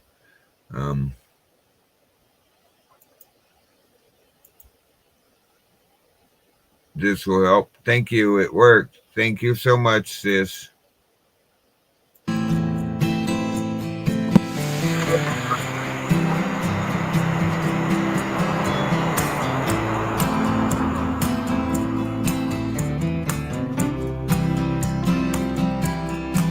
In the tiny town where I come from, you grew up doing what your daddy done.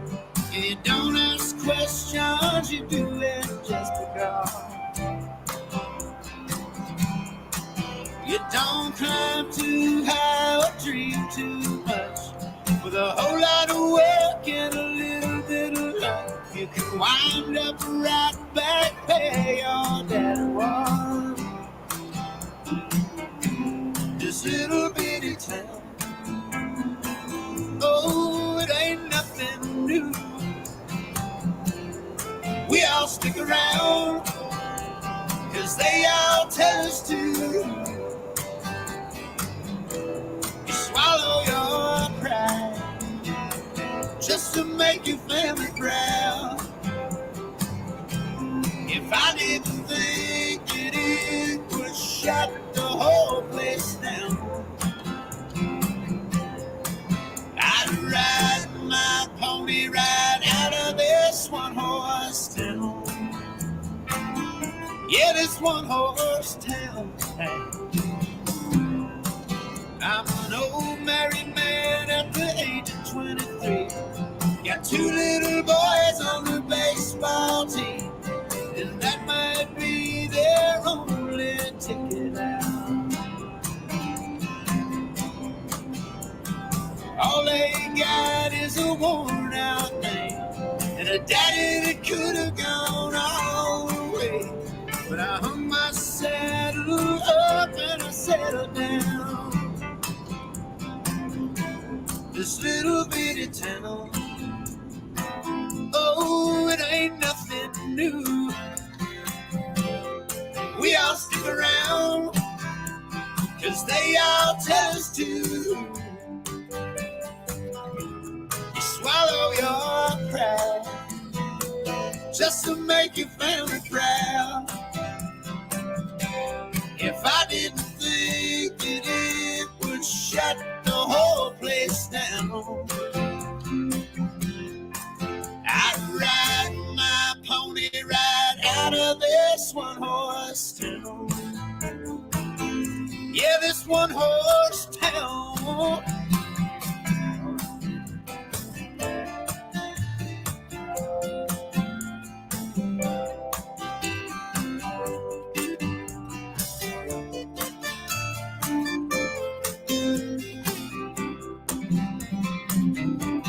This little bitty town, oh yeah, it ain't nothing new.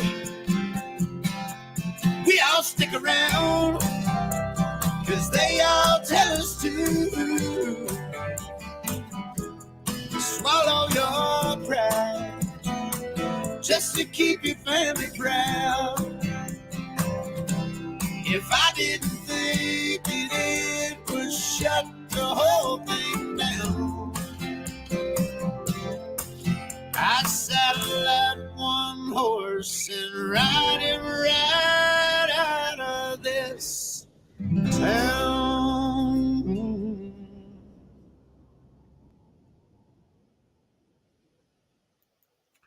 Blackberry Smoke. Nice song. Oh, man. Who wants to go for a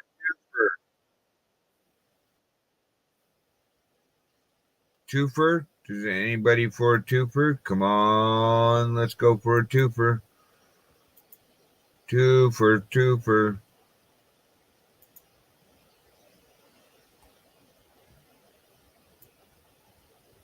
Here we go.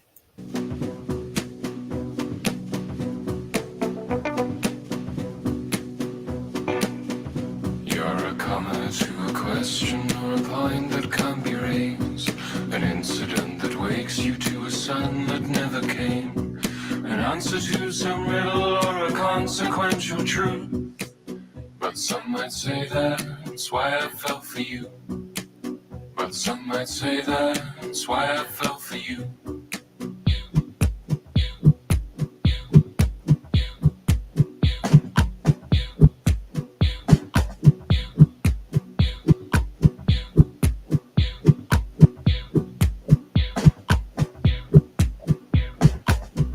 An illusion of the intimate, the passing of the time. A chorus of seduction to the things that you've defined. A beneficial poison or a room without a view. But some might say that's why I fell for you. But some might say that's why I fell for you.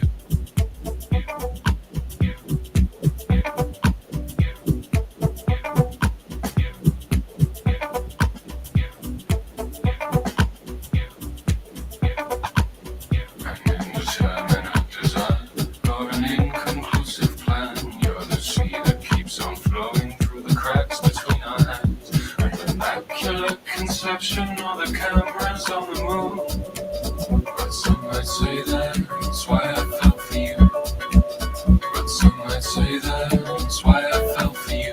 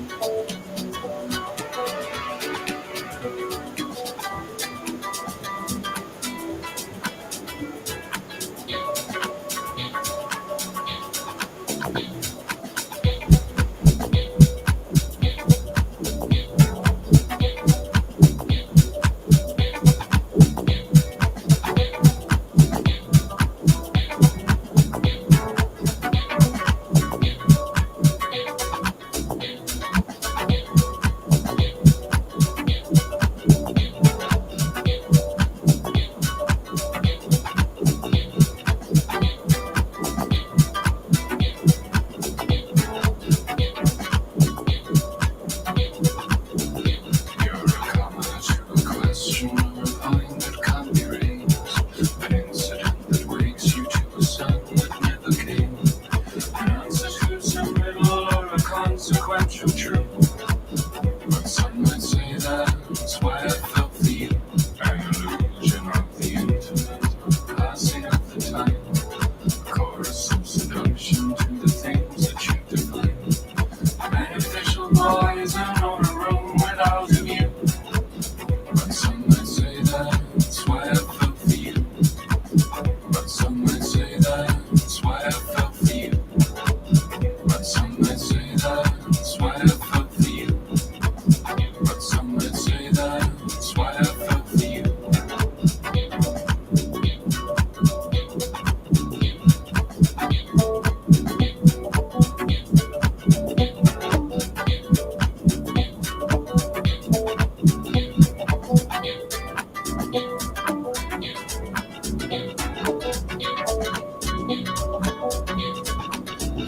You're a comma to a question or a point that can't be raised.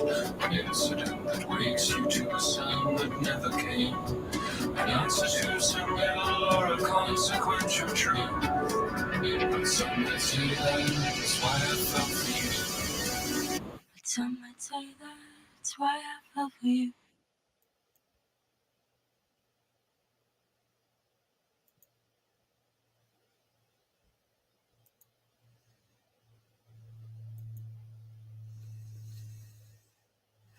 Oh, cool. Nice song. I sort of enjoy that song. Glad it was brought to my attention. And, my memory, I can't remember exactly who it was, but thank you. You know who you were. Thank you. That's what counts.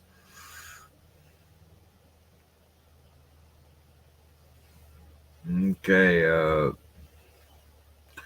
twofer for the twofer.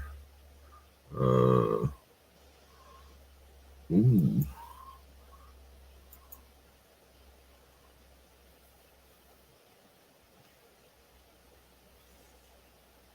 All right. So, what's everybody gonna do later on today? Now that the sun's peeking out, the the the light has cometh again. What is everybody gonna do for the rest of their day? I'm gonna go for another while here. We'll see if I can get somebody up on panel. Anybody want to come up on panel? Remember,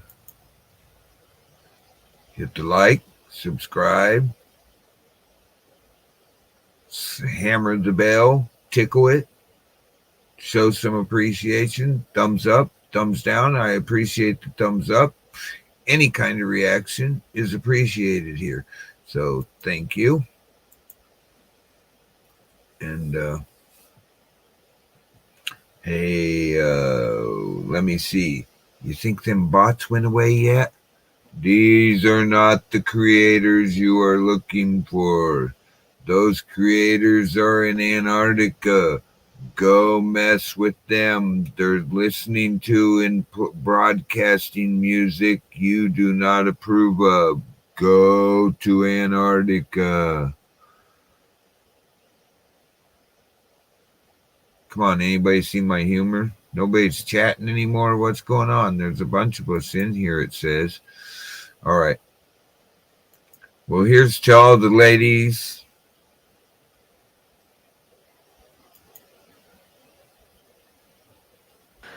I am my mother, savage daughter, the one who runs barefoot, cursing sharp stones.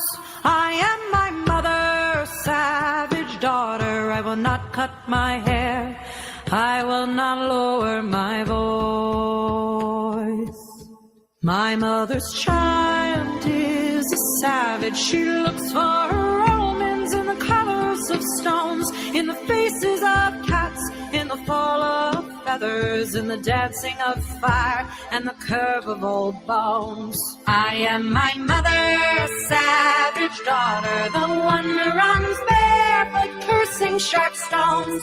I am my mother, savage daughter, I will not cut my hair, I will not lower my voice. My mother's child dances in darkness. She sings heathen songs by the light of the moon, and watches the stars and renames the planets, and dreams she can reach them with a song and a broom. I am my mother's savage daughter, the one who runs barefoot, cursing sharp stones. I am my mother's savage daughter, I will not cut my hair, I will not lower my voice.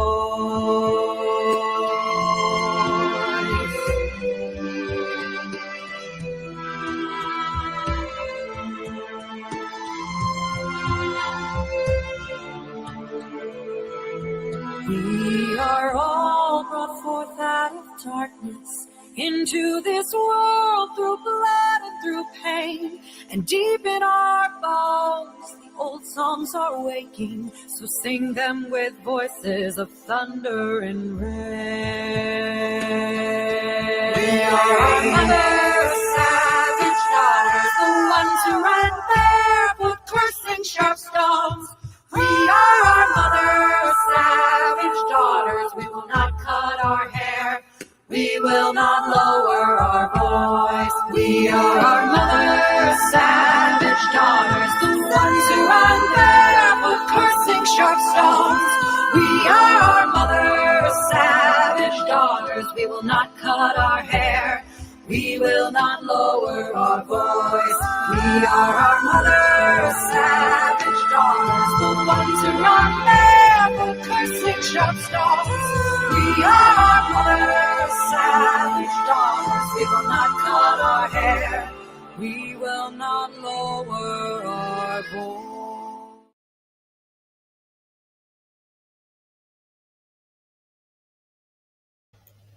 And here's to all the savage daughters. May you always be savage, because without you, we wouldn't be here.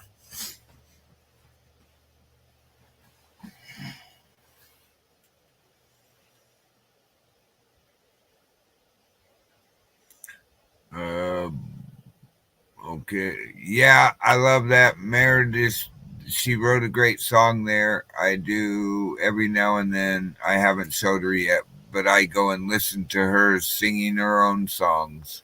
Her own song. You can't even spell tonight. You were trying to spell, sis? You better smoke some more. Hey, Shimmer Soul, how you doing? I did swing through your chat last night. I did swing through your chat last night. And I do celebrate all the Savage daughters out there. I miss the one that chose me.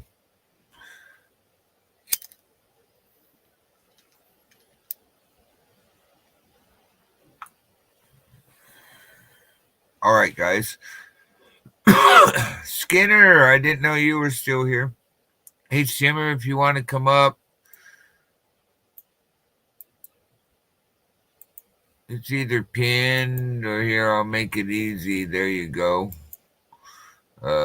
Just sitting here having some fun. I'm surprised you're back up. You went up late last night, didn't you?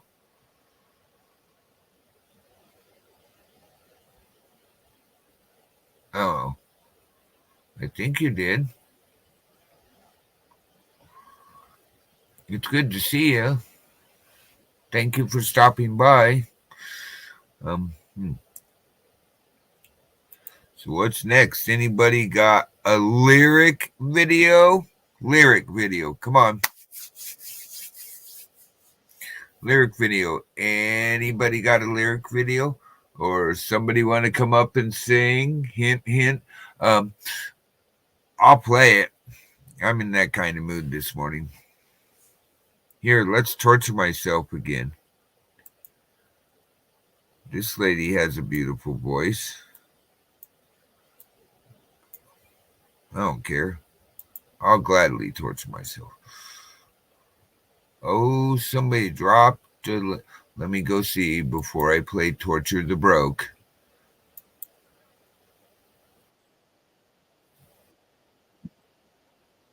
Oh. Hang on a sec. Let me adjust things. Grab this. Bring here. I hadn't thought about adding that to the repertoire. Love this song. Especially, all right. Hey, Shimmer. How you doing? Hey, that was a delayed hey, I know, I'm sorry. I was making sure I had my, YouTube muted. Well, thank you for that. Because sometimes I do that. I don't know. I felt like a total amateur the other day. The other day, I went in to help somebody because they were sitting there talking. I popped in chat to say hi. I didn't realize they were talking about the problem they were having, and they called me up, and I forgot to shut my YouTube off. And I'm like, "Who's echoing?" And I went, "Oh shit, it's me! What a rookie mistake!" Yep, it happens. That's what I was trying to make sure, I'm turning my volume down a little. I was trying to make sure it was not me. I literally had like I don't know how much sleep, but I know it could not have been much. And then I woke up to sleep paralysis, and I hate that. I could not move, and I kept trying to tell myself to wake up. The weirdest thing about this sleep paralysis that I just had was I was dreaming that I was having the paralysis, if that makes any sense. Like, Yeah, but I was literally having it, but it was bizarre because I was dreaming like I was sort of waking up out of it. Um, I don't know. I finally got myself to wake up. I never had that problem, but I have had the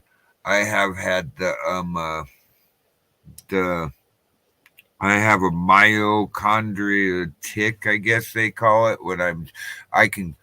You have different stages of sleep when I'm asleep, or it.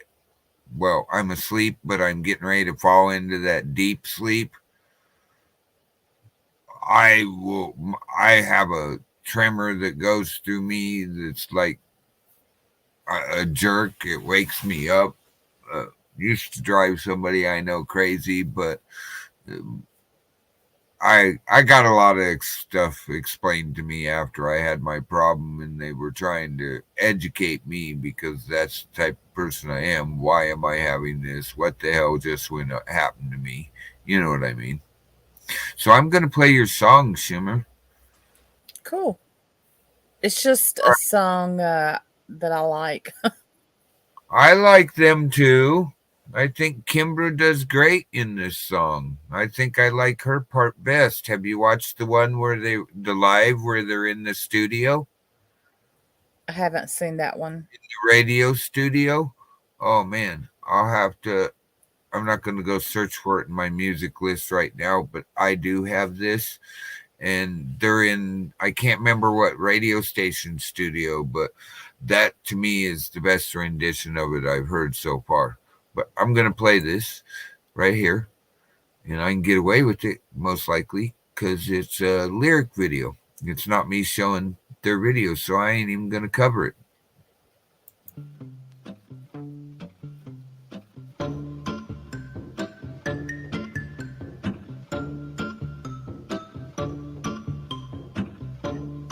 I always think of Johnny Depp when I see this after the girl sent me the Johnny Depp video.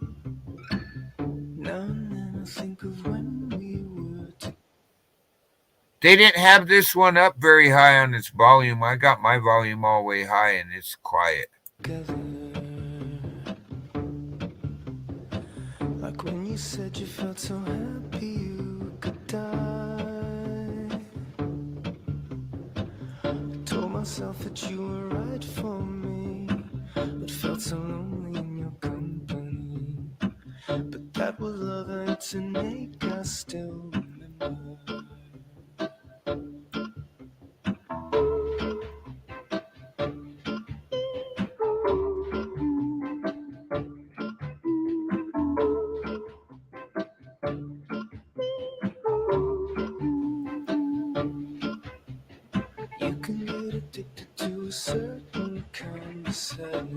Over 12 million shelter pets fed and adopted. Science did that.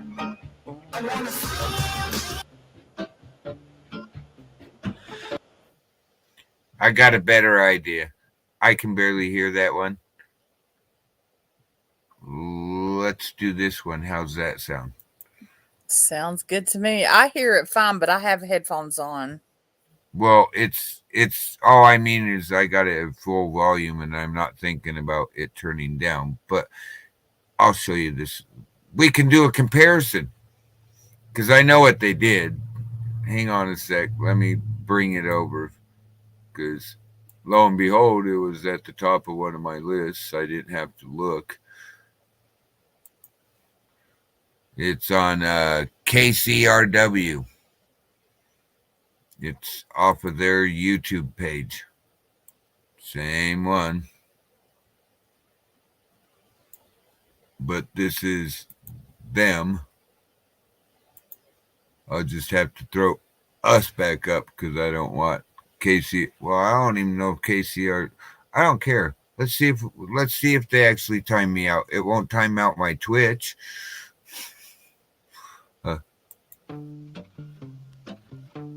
Oh, this one's quiet. Wow, maybe I need to pop my ears.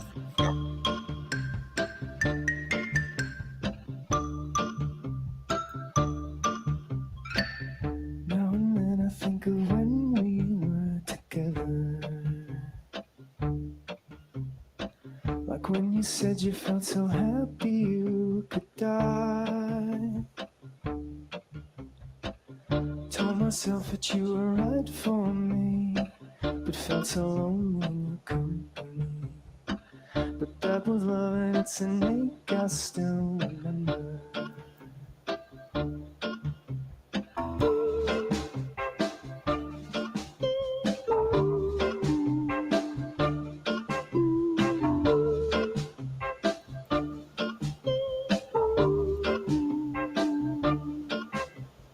You can get addicted to a certain kind of sadness, like resignation to the end, always the end. Somehow we found that we could not make sense, but you said that we would still be friends. But I'll admit that I was glad it was over. You didn't have to cut me off, make out like it never happened, and now we were nothing. And I don't even need your love, but you treat me like a stranger, and that feels so rough. No, you didn't have to stoop so low.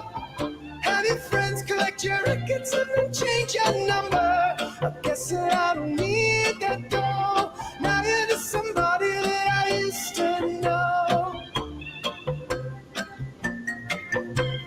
Now you're just somebody that I used to know. Now you're just somebody that I used to know.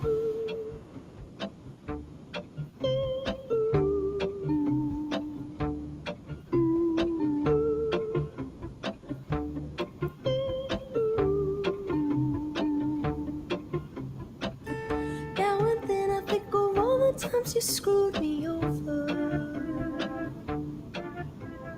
but I made believing it was always something that I'd done. But I don't wanna live that way, reading into every word you say. You said that you could let it go, and I wouldn't get you hung up on somebody that you used to know. You didn't have to cut me off, make out like it never happened, and now we were nothing. And I don't even need your love, but you treat me like a stranger. That feels so rough. No, you didn't have to stoop so low. Have your friends collect your records and then change your number. I guess that I don't need that though.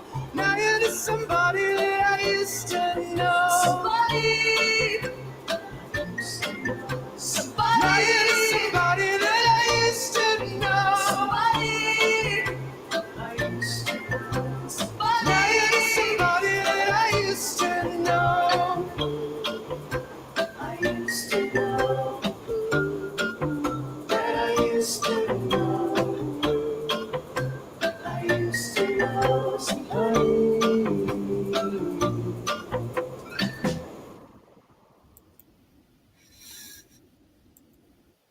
Good choice, Simmer. Oh, okay. Yeah, I like that. I haven't seen that one before. I know I covered part of it up, but that was them recording at KCRW. That was them Cool.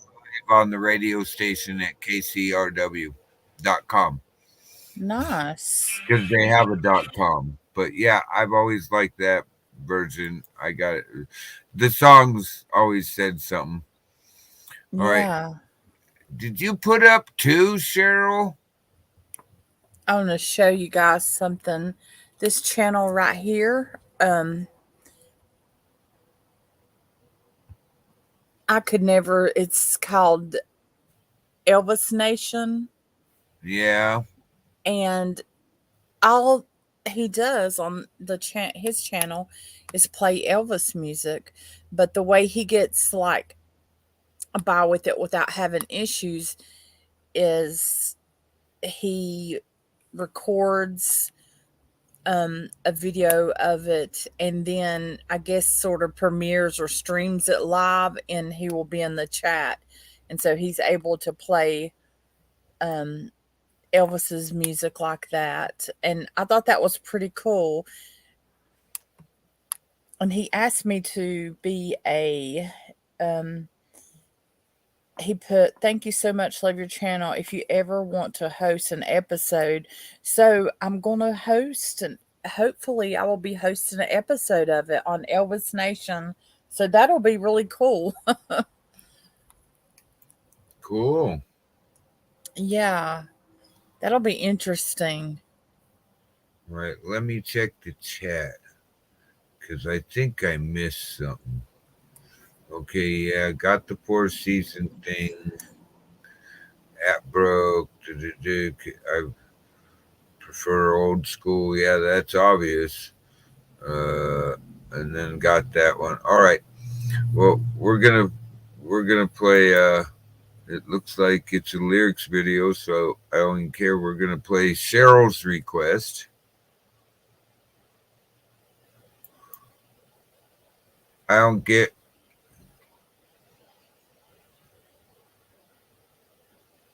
Okay. For himself to listen to, because I got them both, Cheryl.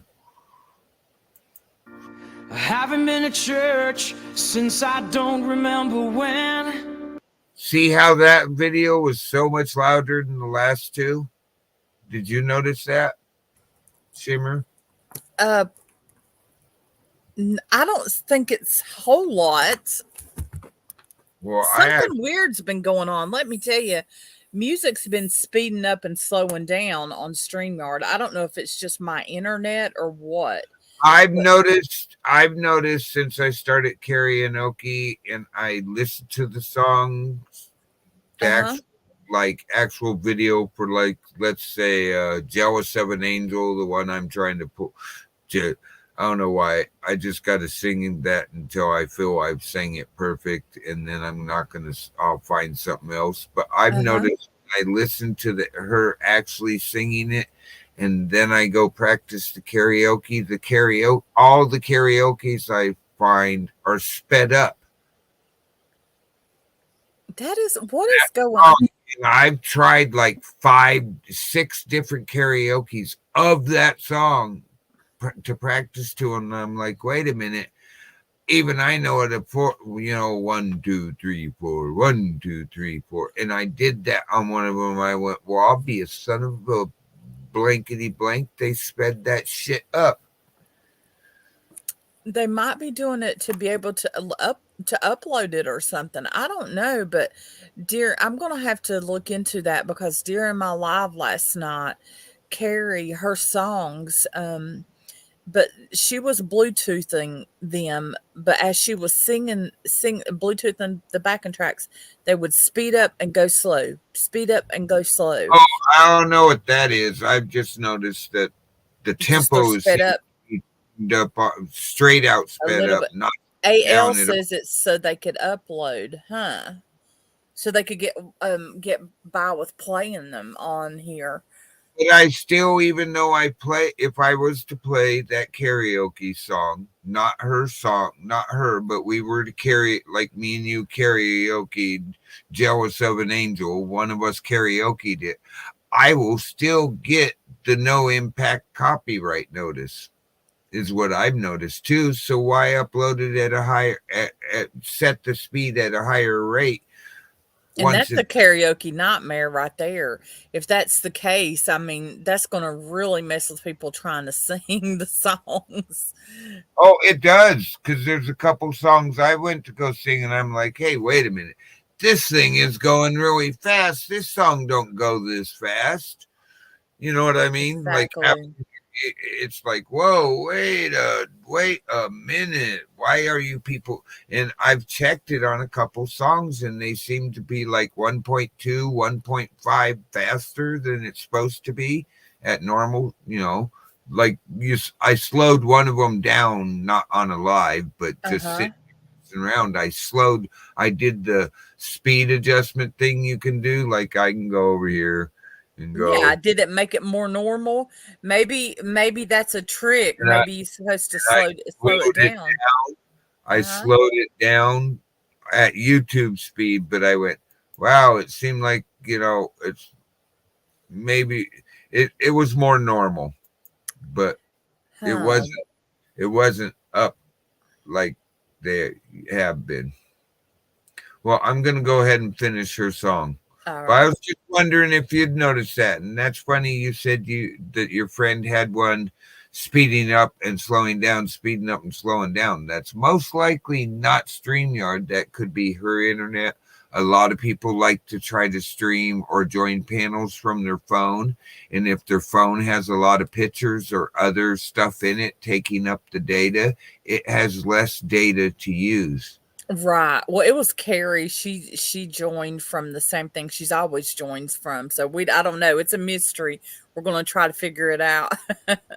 Yeah, it makes you wonder if you play it to like the actual like official video to the song, it would be that's the way I checked it out and caught it on Jealous of an Angels. I'm like, I just listened to this and now I'm listening to, the official video. And then I listened to the karaoke. I went, wow, this is sped up. I couldn't tell you how much, but it was sped up. Okay, I'm going to play her song and grab me some more coffee. Things were going great till they fell apart again. So I listened to the preacher as he told me what to do. He said you can't go hating others who have done wrong to you. Sometimes we get angry, but we must not condemn. Let the good Lord do his job, and you just pray for them. I pray your brakes go out running down a hill. I pray a flower pot falls from a windowsill and knocks you in the head like I'd like to. I pray your birthday comes and nobody calls. I pray you're flying high when your engine stalls. I pray all your dreams never come true. Just know wherever you are, honey, I pray for you. I'm really glad I found my way to church, 'cause I'm already feeling better and I thank God for the words.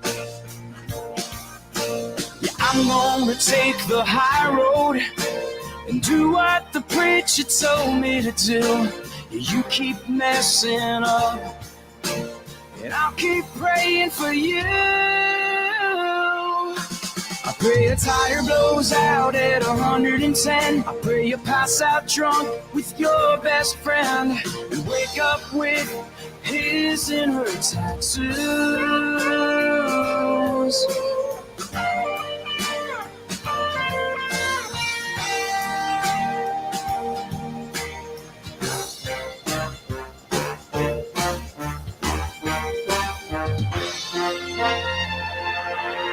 Pray your brakes go out running down a hill. Pray a flower pot falls from a windowsill and knocks you in the head like I'd like to. I pray your birthday comes and nobody calls. I pray you're flying high when your engine stalls. I pray all your dreams never come true. Just know wherever you are, near or far, in your house or in your car, wherever you are, honey, I pray for you. I pray for you.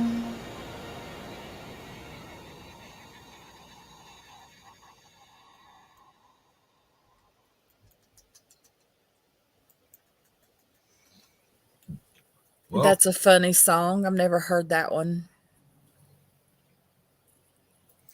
Yeah, I could think of a couple people that. Oh my goodness. Yeah. That sounds pretty good. Too tall. What Too Tall having for breakfast Some today? chocolate chip and cherries on some waffles. That's interesting combination. That sounds like a romantic. I'll feed you this breakfast food, chocolate and cherries, and oh my goodness. It's Thursday, and he's got a little meeting with the members of his congressman's investigation committee. All right. I know somebody tried to come up when I ran for coffee. I had ran for coffee. So there was an interesting one. Cheryl turned me on to this song recently. But I don't know what the heck's going on. I'm not a fan of poached eggs myself, but No, I mean, not a big fan, but I do eat them. What's that one where the eggs in the biscuit or something like that? It's English or something like that. What is that? Eggs Benedict or something? You got that hollandaise sauce or whatever it was. I think that's what it is. I can't remember. We had a guy on one of the boats I worked on that cooked that. Like, wow. over easy. I like mine over medium, and it's sort of hard for them to get them just over medium, but yeah. Brandon, hello. Well, I officially could play 2 songs on guitar now, but I still have to slow down during the chord switches, but that's Well, way more than I could do before. practice. Which 2 songs can you play now? Well, one is a 2-chord song, way more blues, and the other one is it's Buffalo Springfield. Um, something's happening here. What it is ain't exact. Which that was the very first one I learned. It's 3 chords. The man over there, Yeah. me. I got to beware. Uh-huh. For Hey, what it's worth is the name of the song. But yeah, yeah. that'll be the official first song I ever learned to play on guitar, and then um I taught myself I was getting caught up in the strumming pattern stuff, and then I just sort of had to stop and just quit because I mean, some of these songs that they want you to do the strumming pattern for the song I play is down, down, down, down, down, down, up. And it's crazy when you try to do that, plus remember the lyrics, plus remember everything else. So now I just do my own strumming right now. Well, yeah. As long as it seems to be coming out the way it's supposed to, it doesn't. Yeah. To me, it doesn't matter how you strum. It's a very simplistic type of strumming, that I do. So yeah, but it works. I got one of my buddies that's always been like the genius on guitars, but otherwise, he's, well, I used to joke with him about the only thing he does right is guitar, and he's amazing on guitar and shit. But yeah, it's been years since I seen. Yes, people amaze me when they say, "Oh yeah, I started playing at 5." I'm thinking, how? Some of With those. ketchup. Ooh, I don't like ketchup Oh on eggs. no, we're talking about hash browns, but Oh I don't yeah, know. I like hash browns just about anyway, but covered, smothered, smothered. and stacked. But I'm not supposed to know that. They say I'm a Westerner, and we don't have like IHOPs or internet. Where was that? What? No, that's internet. I can't remember which one we used to go to and get that every morning. I had a friend on the way to work. He had to stop for that on the way to work, and he was the boss, and I was getting paid to eat. So yeah. Y'all And remember the Grand Slams?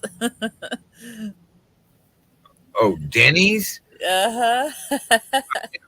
Denny's. I always left hungry from a Denny's. Oh, really? Oh, Yeah, goodness. I don't know. Portions are small, but no, I don't know. That's just me. When I eat, I eat a lot. But I'm also the guy that fasts like once a week just because you have to train yourself to not have food every day. Yeah, that's a good idea. I need to try that one. Well, my dad started me on that. If you can learn to skip a meal once a week, you can learn to skip the whole day of meals. And then Uh-huh. my dad was a big one about, and my cousins are a big one about, why do you have to eat 3 times a day? Huh? And my cousins are from Europe, and they're like, dude, your American diet is like kill it. We don't do it. We have breakfast, we have dinner at night. During the rest of the day, if you get a little hungry, you have a snack. You don't sit down to a meal that's the size of the whole plate. Mm-hmm. There's Yeah, we plus size everything, yep. super size, but now I've noticed whenever servings are have really went down since The price is whatever's going on, the price is up and what to six get's bucks. down. $6 for a pack of bologna today. It's $6 crazy. for It's beef crazy. bologna. I was like, what the hell? And it didn't matter whether it was thin cut or thick cut. Same amount of meat in the thing, but it was $6 for a pack of bologna. Not the little tiny Wow. pack, but a pack of bologna. And it Yeah. was $6. I was like, what the hell? It's always been one of those things where you could go eat for under $5 and have cheese on it and condiments, and it was like, oh my god, $6. Now it's you just sent the price of a meal through a roof. I know, it's crazy. The stuff just is so I don't know when it's going to stop going up. Yeah, I don't know. Is it going up out there too? Well, it's got to be if it is It out. is. Yeah, it is. It's I mean, crazy. I did notice when I moved back to Georgia that food was cheaper out east than it was out west. We did notice that, but now I'm talking to some of my friends privately out there, and it's like, wow, they're finally catching you guys up with the damn price of food out here. And he's like, well, what do you mean? I go, well, that's what I just paid like 2 weeks ago for that. Now you're complaining because you're paying that. Dang. Yeah, it's just Hey, crazy. morning, But Ohio. that Um, sounds like a good time, Too Tall. I used to hang out with in North Carolina. I do you had a know lot of this? homeless friends. Do you know this song, "My Immortal"? Yeah, yeah, I do. Yeah, that song. Not every day, but that song messes with me sometimes. It's like somebody was in my head. You know what I mean? It was like somebody was in my head. Oh yeah, some of the in the music community, some of these writers that do their own covers and stuff. Man, I'm like, oh my gosh, that song you just wrote, it's like you wrote my life. Yeah, there's a couple guys that I don't know. There's a song in my head. Maybe that's why music's bugging me so much. There's this, after the bomb went off in my life, and wow, Yeah, yeah. And then songs, they have different meaning. Basically, what you were just saying, different meaning in different phases of your life. oh yeah. We talked about that. Was it on your stream or yeah? I think that was on your stream where I talked about that. Might have been. Yeah, because it was just the other day we talked about that. There's different now songs that used to. I mean, I've always sort of listened to the words, but when depending on what's going on in your life is what those words mean, or the meaning of those words change in your life. And it's like wow, Yeah. wow. Some songs it's like wow, now I get what you mean, but the world had to decide to blow up in my living room and in my life for me to actually get there. I just listened to an hour podcast about how music affects the brain and the body. It was very interesting. Yeah, the music really does affect the brain. Oh, uh, music's changed for me though recently. I mean, past few years, recent.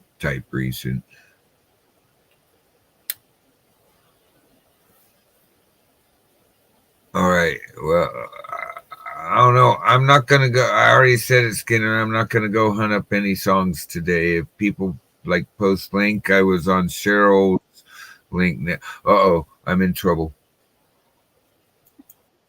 What did I do? It's not in trouble, Susie. Oh, okay, good. Because last time I seen you pop in like that, I was like, oh man, I blew it. I am going to get such. Hey, that was a different place. That was a different place, and you know why I had to do that. I know, but I was still like, oops. Yeah, but you saw the Italian temper come out in me yesterday, and or Was that pretty much yes? Tuesday.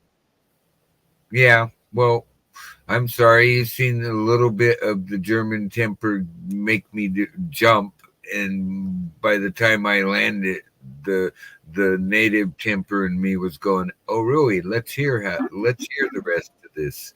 I want to hear the rest of this. Come on."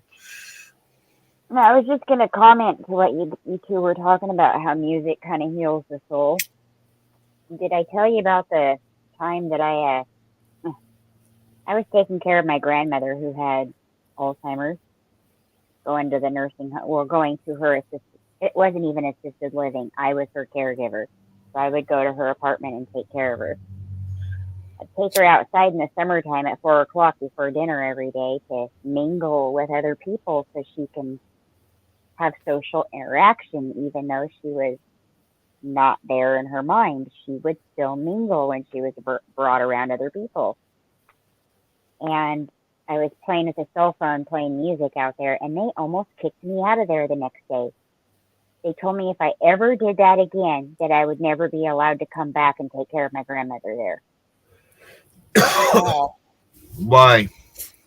Because all the Alzheimer's patients that were non-communicative, non-cognitive, were singing, and then they had to step up their job that night because these people were talking for like 4 to 6 hours after listening to music. Wow. So because it caused them more work, I wasn't allowed to play them music. Because you played music they knew, probably because you're playing for your grandma. Well, I was playing for my grandma, but these people that didn't speak started singing. And what it does is music triggers something in an Alzheimer's brain, and they can literally divert back to a certain moment and it can actually transition for 4 to 6 hours after, and they can have communication. They're speaking. It's weird. There's studies on this. Have you seen that movie? Never again. Don't do it again, Phil. Have you seen that movie with, oh, what's the guy's name? The guy from Close Encounters of the Third Kind, but it's a movie about the guy who his son, I think what I got is took too long, was on a permanent acid trip, and they couldn't get nothing out of him. But when they played music, he became animated, talked, could remember things and all that. Not Kurt Douglas. What is that guy's name? I can't remember the name of it, but it's the same type of thing. He actually got a relationship with his son and was able to create a permanent memory with his son by doing all these things and going to Grateful Dead concerts. Lo and behold, his dad had to go and study the Grateful Dead and all that to make, and it's based on a true story. Never heard of it. And he ended up dying, but his son was able to remember his dad because of what he found, because of what music was able to do for him to put that permanent memory into his son through music. So whenever, God, what was the name of that movie? I don't know, but don't you guys think that's pathetic? That music every time I went there. They had to work. They had to work because these people were talking. I would personally want them to be talking and try to keep their brain stimulated myself, but I don't know. I don't know. I would have took offense to that and just. I was offended. I was very offended. I would have made sure I played music around those people every time I went there. No, I couldn't. My grandma needed me. They wouldn't be able to keep me out because had the legal right to be there. If you're the registered caregiver, they can't keep you from being there. I was the only one with the electronic key to get into the building. Their kids didn't. The kids didn't even have it. Her children. I wasn't even her biological grandmother. I was her step granddaughter, but nobody would step up and take care of her. Yeah, that's deserved it. Problem in this country. Well, she was mean and ornery, I'll tell you. She looked me square in the eye when I was there doing the dishes one day after lunch, and she said, "What in the F are you doing here?" And I said, "Excuse me?" And she goes, "What in the F are you doing here?" I didn't stutter. And I said, "I'm here to spend some time with you and visit with you." And she goes, "Well, I really don't need you here. You can just leave any effing time." And I'm like, "Oh, well, that's just too bad. You'll get used to me." She definitely got used to me. But I kind of had to approach it differently because she was very ornery about it. So I'd use my key to get in her apartment. I'd knock on the door just to let her know I'm coming in. And I'd knock on the door as I'm coming in, and I'd say, "Honey, I'm home." And she'd start laughing. So I had to break a lot of ice with her, but because she, we didn't have a relationship until I started taking care of her. But it made me angry that no one was willing. Her own kids were just too busy with their lives. They couldn't take care of their mom. That happens a lot. It really does. Man, and when I grew up, my grandpa had Alzheimer's, full-blown, Alzheimer's, and my last summer with him, he got into it with me because he wanted to do something, and I wouldn't let him out of the house to go wander about town because my grandmother told me not to. He ended up taking a swing on me, and I'm like, "Okay, old man, you want to do it? Guess what's going to happen? I'm going to follow you." He was going, thank God everybody in town knew who I was because he went opposite. He had a route. He went down by his old shop and then walked from his old machine shop through town. He went down the back street down to his machine shop, then walked through the mile through town to where my grandmother worked at a Myrtlewood shop. But I followed him.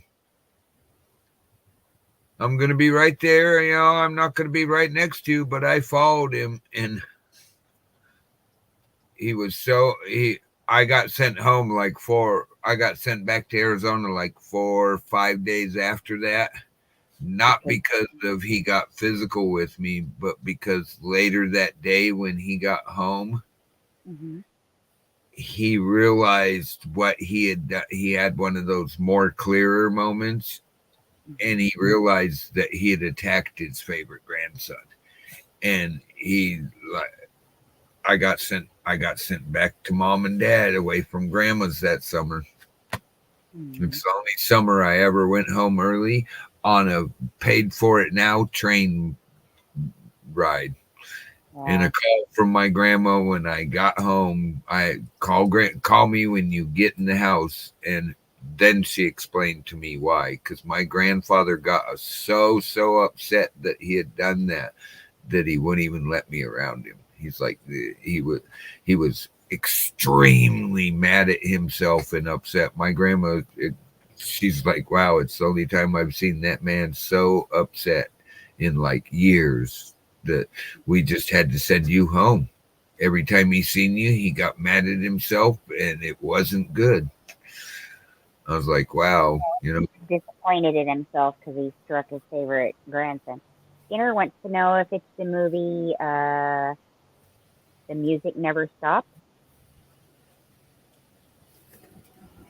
Yeah, I think that is The Music Never Stops. I think that is the movie. It was just, it was, yeah.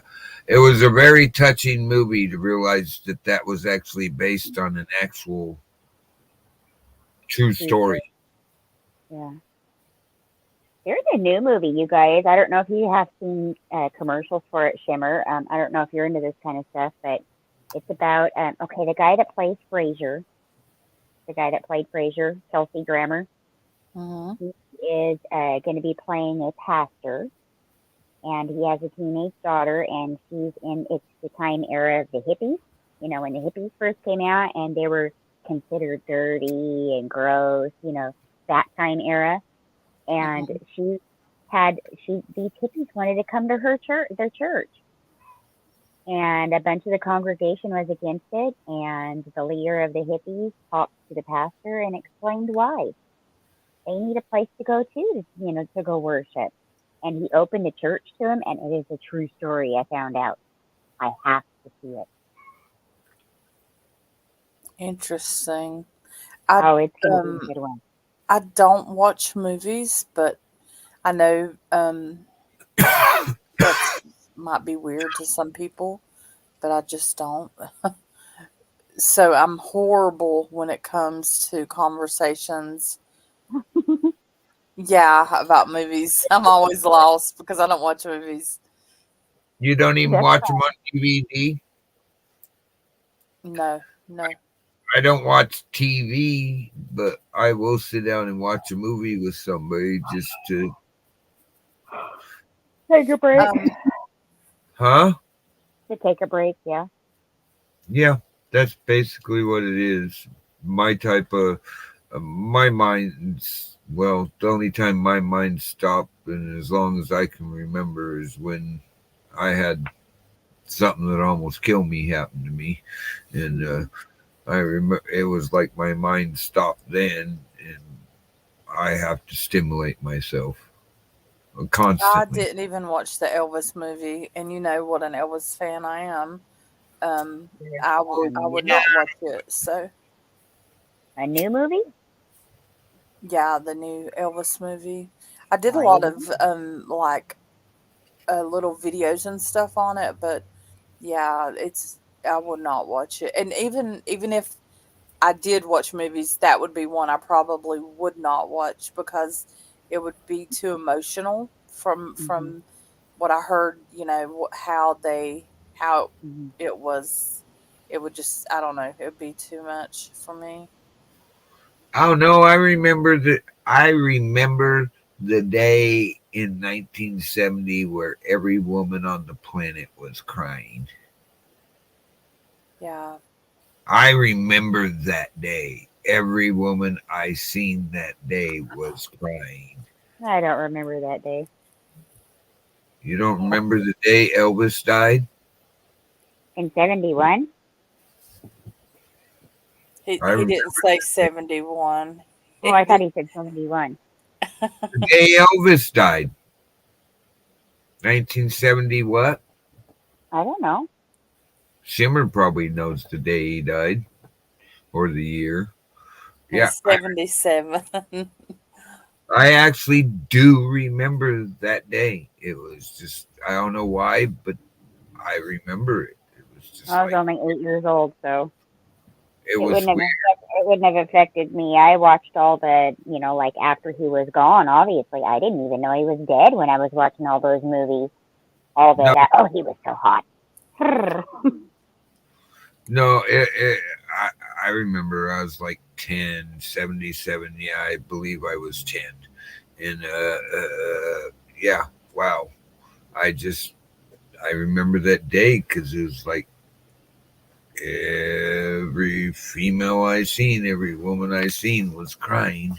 Now, I do remember when John Wayne died. I was with my grandmother in her International Scout, and we pulled up in the Fred Meyer parking lot, and she started crying. And I said, "What are you crying for, Grandma?" John Wayne just died. And I thought it was one of her friends, so I started crying with her. I didn't know who John Wayne was. Oh, it My was a my Tuesday when Elvis died. A my Tuesday. Uh-huh. my my grandparents were friends with John Wayne. Oh, really? Uh, Roy Rogers, Dale Evans, they knew a whole bunch of those people, but he used to bring his yacht up past where they lived out in Oregon, but he'd park in the bay there and come on shore in dark and across the dock when nobody was there and go visit my grandparents, walk in town, go back to his yacht and hang out. But yeah, my grandparents were friends with them. We were instructed as kids, even though we realized who it was, to keep our mouths shut. You don't know who that man is. Wow. And it was because he didn't want to turn a place he could go and be in the people constantly looking for him there when he got in his yacht and headed north along the coast of the United States out of California. He could be normal, yeah. Well, he could go visit his friends he's had and this and that. My grandpa used to be a stunt pilot in Hollywood.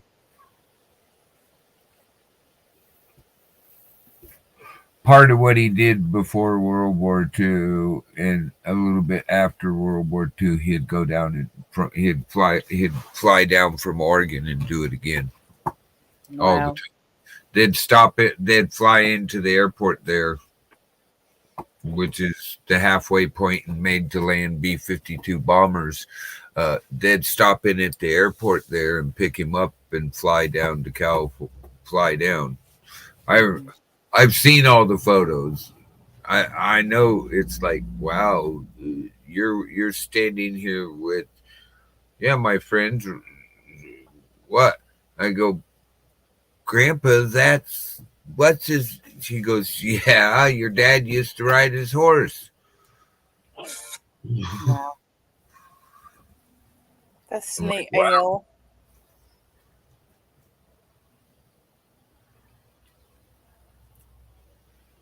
It's amazing whenever you talk to people and how many people actually have met celebrities or had celebrities around them around the house and stuff. It's crazy. Well, what gets me is that they were my the Roy and Dale were my grandparents' neighbors back in the day, and you know, to them they Hmm. weren't celebrities; they were just friends. Right, right, just people. Mm-hmm. Celebrities are just people. Sometimes we forget that, you know. Yeah, yeah. Yeah, well, I. It's funny. They used to think nothing of it. And who exiled? What you doing, bro? Good morning. How you doing, bro?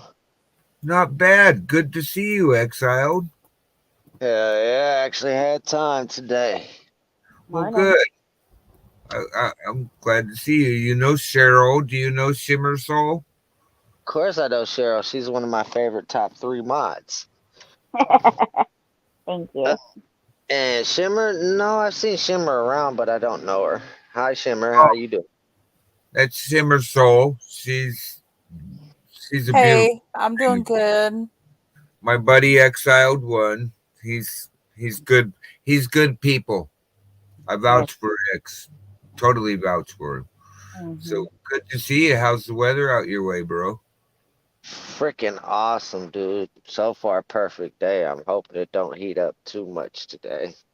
Well, it was 81 yesterday, and they called for the upper 70s, and it got to 81. And today they were calling for 80, so it's probably good. So spring's here, dude. Sending some nice weather your way. Hell yeah. Hell You yeah. I got to want deal with spring. you got to deal with the crap in front of it as this next weather front pushes itself on. But you know Yeah. how that goes. I'm ready for the spring weather. I'm just not ready for the summer weather. Oh, you know what I'm waiting for, because I grew up in Southeast Arizona. I'm really waiting for what everybody says they hate. I mean, I grew up there so long that my dad, we weren't allowed to say it was hot until it was triple digits. So that's always been in my head. It's not hot till it's triple digits. I'm waiting for Same. the sweater Well, off. that's why I don't want summer. See, my shop that I go to every is connected to another sand plant, and it gets up to 125 degrees up there. Oh. And Uh, yeah, yeah, yeah. yeah, I know. But I Brooke, you dread the better heat realize. too. Oh, sorry. Sorry. You're Oh roboting a no, little tiny. that's just You're roboting some it's, exiled. Yeah, you're roboting hard. yeah. I'm in a dead zone, Oh, okay. motherfucker. Check me, bitch. I will be the motherfucker to run into the back of the shit and pay for it. You don't know who the fuck you trying to break check.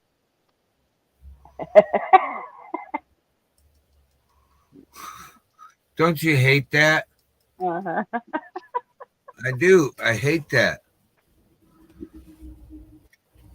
I when I drove semi cross country for a while, because you learn to do other things.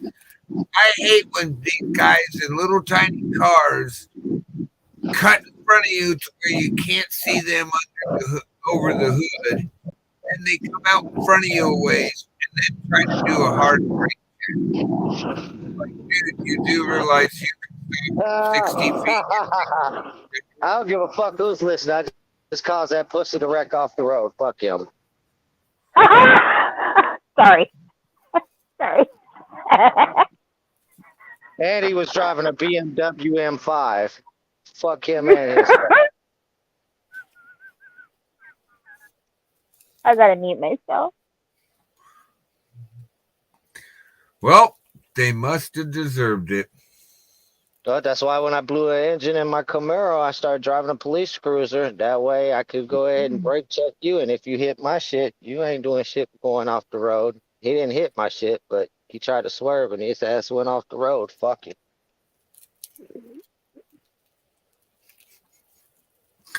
Oh well. Yep. Better be lucky he's just doing about fucking 40 miles per hour instead of hitting this highway exit with me. I'm an asshole. I don't give a fuck. Shit. And you didn't leave the scene of a wreck because you weren't involved in a wreck. Nope. He didn't touch my car. You're all good. We heard it all. Nothing happened on your end. Some Well, dude. let's go past that. So what was going on? What happened last night?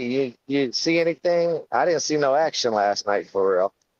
To tell you the truth, I seen the show was up, but I didn't go check it. I really didn't see nothing that much, but I know 2 days ago there was a bunch of action here. For real, what happened over here? Is that when you called me? It might have been. Oh, I had Citizen Z up here joking around with me, and then Motorboating showed up, and then I had that one, huh? That person. I had a person show up, and then they in the chat who likes to troll them too, I guess, and he thought he was dared to do something and went and decided to like start live streaming my audio and cussing me out, and they played what was being played on his stream to me, and I'm like, oh, you're replaying my content, my voice, you didn't ask me. I do have a problem with that. And then he went over on SDs and didn't quite tell the truth. And I popped up in that panel because I'm not going to let you sit there and lie. I got up and went, really? Please don't go watch it. Please don't go watch it. So we're talking about somebody that his name came up on the shit show the other day, huh? The ringleader?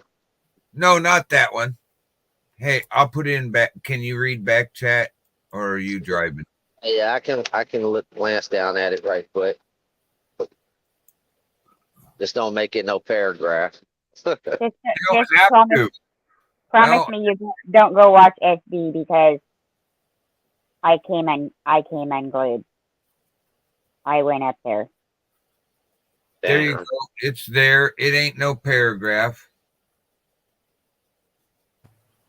That just tells you who. Citizen D is awesome, people. I love that dude. Oh, I love Z. Okay, that makes sense. Yeah, I love Z. I tell you the truth, my little man still swears I'm talking to Tommy Chung every morning.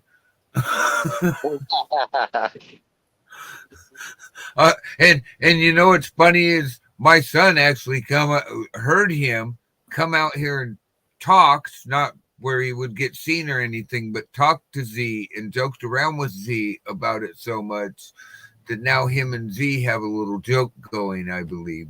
My son. I'm not gonna lie. I like Citizen Z, but to me, he sounds like Sourpuss. Remember that cartoon character? Exit stage left. Oh, Snagglepuss. Snagglepuss, yeah, that was his name. Snagglepuss. Yeah, to me, Citizen Z sounds like Snagglepuss, bro. Like I feel like he could snatch some of them old Snagglepuss cartoons and fucking dub audio over that shit. He could change up a whole motherfucking thing with a snaggletooth. Tell you the truth, Tommy Chung's always reminded me of sounding like Snaggletooth. I met Tommy one time when he first found out about his cancer and shit. He's friends with a radio DJ out here in Kansas City that I know named Johnny Dare. Yeah, cool. I heard Tommy's really nice in real life, not like some of the stars. Yeah, I met Chong. I didn't get to meet Cheech. Oh, I was talking Chong. He's a cool dude, real down to earth, hella intelligent, bro. Like his Chong character does not do his intellect any justice. That dude is very smart. Oh, we already know that. Yeah, I already know that. That was obvious. If you look at his stuff away from the movies, they're comedian. They started out as comedians. I think I've only seen like one interview away from his movies, and that was the one he did on Joe Rogan. Oh, I've seen a couple other ones over the years. I don't know how to find them again, but I've seen a couple others. Bye, Shimmer. Yeah. That's how I found out he's got his own weed line and everything. I guess I guess he was talking about the reason why he went to prison was because he was selling fucking bongs, bro. I have one. Cheryl has one of those bongs, but yes, it was because he was selling bongs, and the federal government ordered one over the internet and had it shipped to a zero tolerance state. Wow. I have one. I have one. My cousin said I could sell it used for $3,000. They are so wanted right now. Hold on to that thing for longer, because here in another 15, 20 years, that thing's going to be probably a $10,000 piece of artwork. Oh, seriously? Yeah. It's never, hardly ever smoked off of. My adult daughter is the only one who rarely uses it. Yeah, and it's washed out and put back in the puppy bag, the safe bag that's puppy. Yeah. Like, literally, they are a piece of iconic American history, like other countries idolize Cheech and Chong. Oh, dude, mine's so special too because it has a Millie with his face in it. Hell yeah. Yeah. Yeah, that it's worth a lot. I could use the $3,000 right now, but if I hang on to it for 10 years, seriously, it'll be that much more. Yeah, that iconic of a piece of American icon. Yeah. And when Tommy does go, hate to mention it, don't like to think of it, but when Tommy does go, the true memorabilia, like the glass bongs, are going to be. They're I'll gonna put it go. to you like this. Check this out, broke fish. Check this out. All right. At the end of the day, America has a piece of history books, and that's when we legalized marijuana. Because when we took that step, other countries took that step behind us, and Tommy Chong had a big hand in that as well. So he's a part of that history that's going to be written in our history books. So yeah, that piece of memorabilia that he went to federal prison, that all is going to be written in history books. So that piece of memorabilia that you have is going to be a piece of history. It's going to be worth high dollar money. I get it. Hey, out here in Oregon, where we went medical marijuana, like really early, there's an argument of whether did it first or California did it first. That one of those guys who's down in history is being the fighter and fighting to have it done, and his name's on the law. It was a friend of mine, and he caught somebody robbing his medical marijuana outdoor patch, and he chased him down the road in his vehicle and popped that bucker in the ass on his bicycle, got arrested, and the sheriff's department in that county found him supposedly hung in his cell. But they'd been chasing. He had to keep moving because he only had a short amount of time in each county, and then he had to go clean across the state to another county and stay there for a while, and then he could re-go to these counties, but he had to keep constantly moving. He'd get one grow season and have to move because he was being harassed so bad because of who he was. They were still harassing him, even though it was legal. They'd come in and inspect him all the time. He couldn't have one even miniature plant over what the permit said. Everybody else was getting away with overages, not him.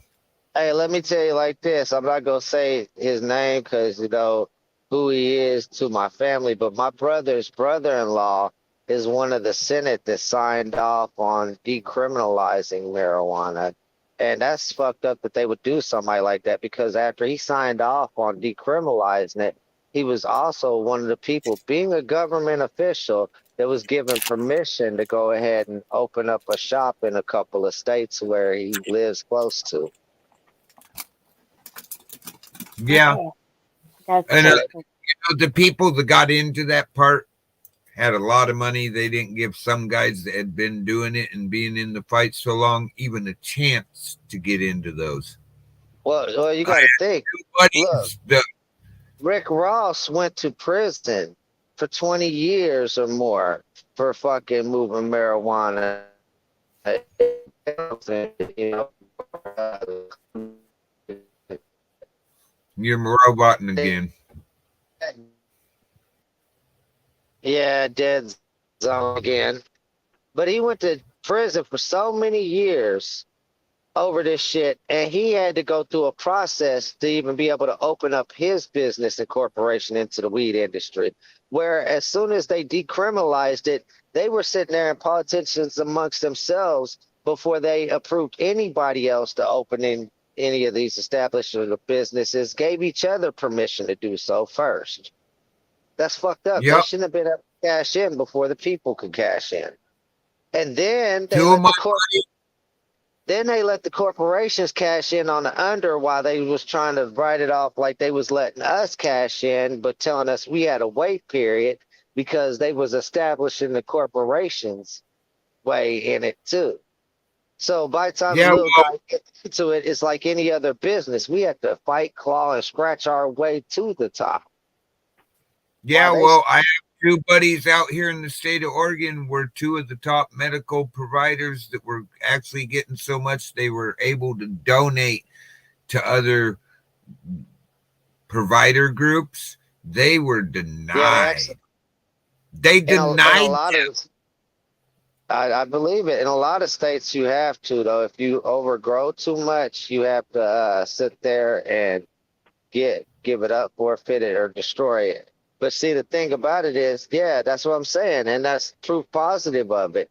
Why are they denying it? Because they know those are the growers. They are the supply and demand if you let them be. Yep, yep. Ain't no need It for was no more. Ain't it no was need for just no middleman if they can fucking open the businesses. And that's the way it should be. They're the ones with the set of skills. They should be the ones opening up the shops first because they are the ones that have the set of skills, and these plants wouldn't be possible if they weren't the ones growing them. Mm-hmm. I had one of those friends in 2014 well, 15, when he found out I had had the stroke and what we were doing to help me keep from having seizures. That man drove clean across the state from where he was with his family, like a 6-hour drive to where I was, and literally brought me a whole bunch. Goes, here you go. I know That's what's what's going up. on. I had Uh, hadn't seen him in 2 years. He just got told by one of our mutual friends what had happened, and he's like, "Oh no, not letting that happen. Not with that guy." I had so many of my friends that come out of the woodwork then that it was like crazy. It was really crazy. They all stepped up, did something for me, and then all stepped back. But it man, was all I know is I'm glad they decriminalized it. I was getting tired of Mexican brickweed back in the day.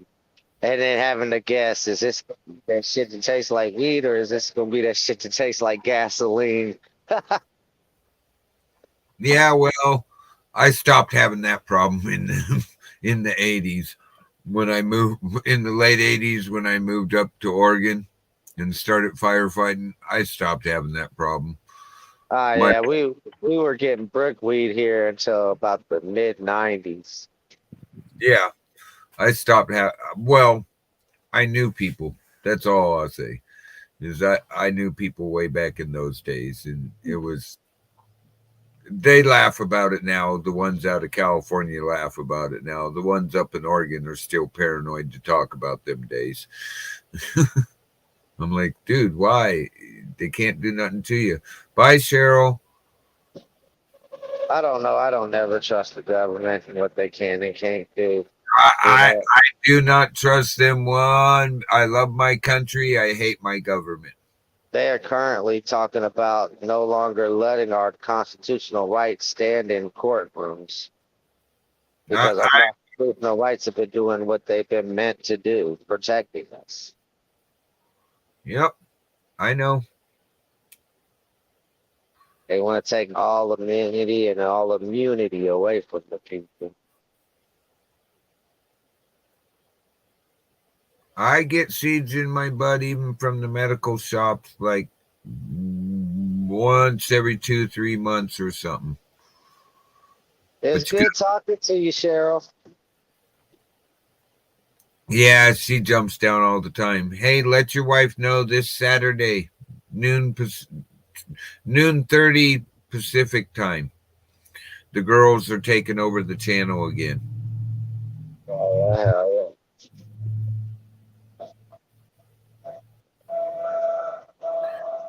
So I thought I'd let you know because your wife's just so nice. Yeah, I'll let her know. And when is that again? Saturday at Saturday. 12:30, noon 30 Pacific time. It's Gotcha. on my thing. It's on my thing. It's Hell yeah, already. I'm not gonna lie to you. I even got the thumbnail up. All right, that's what's up. Hell yeah, hell yeah. I learned from all the bigger guys who told me if you have a planned event, even if you know that event's planned day a month out, put it up. Get it up as soon as you know what the date for that event is. I heard Extreme went over there and chopped it up with me. I said, Lynn the Jackrabbit Lambright went live the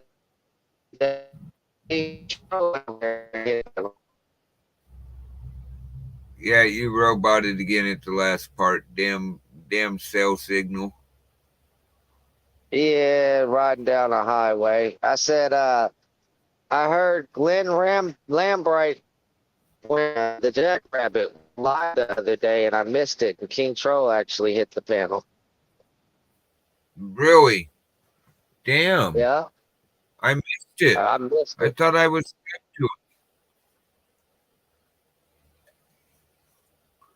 Well, cool. I know how it is. Not everybody gets to stop. Not everybody has time in the morning to stop by my panel. I've actually been told by quite a few of my auditor friends that, dude, I don't always get a chance to come up on the panel, but I swing by the room every morning and hit that damn thumb. On days I'm not running behind, I make a comment. If I can, I try to hit the panel.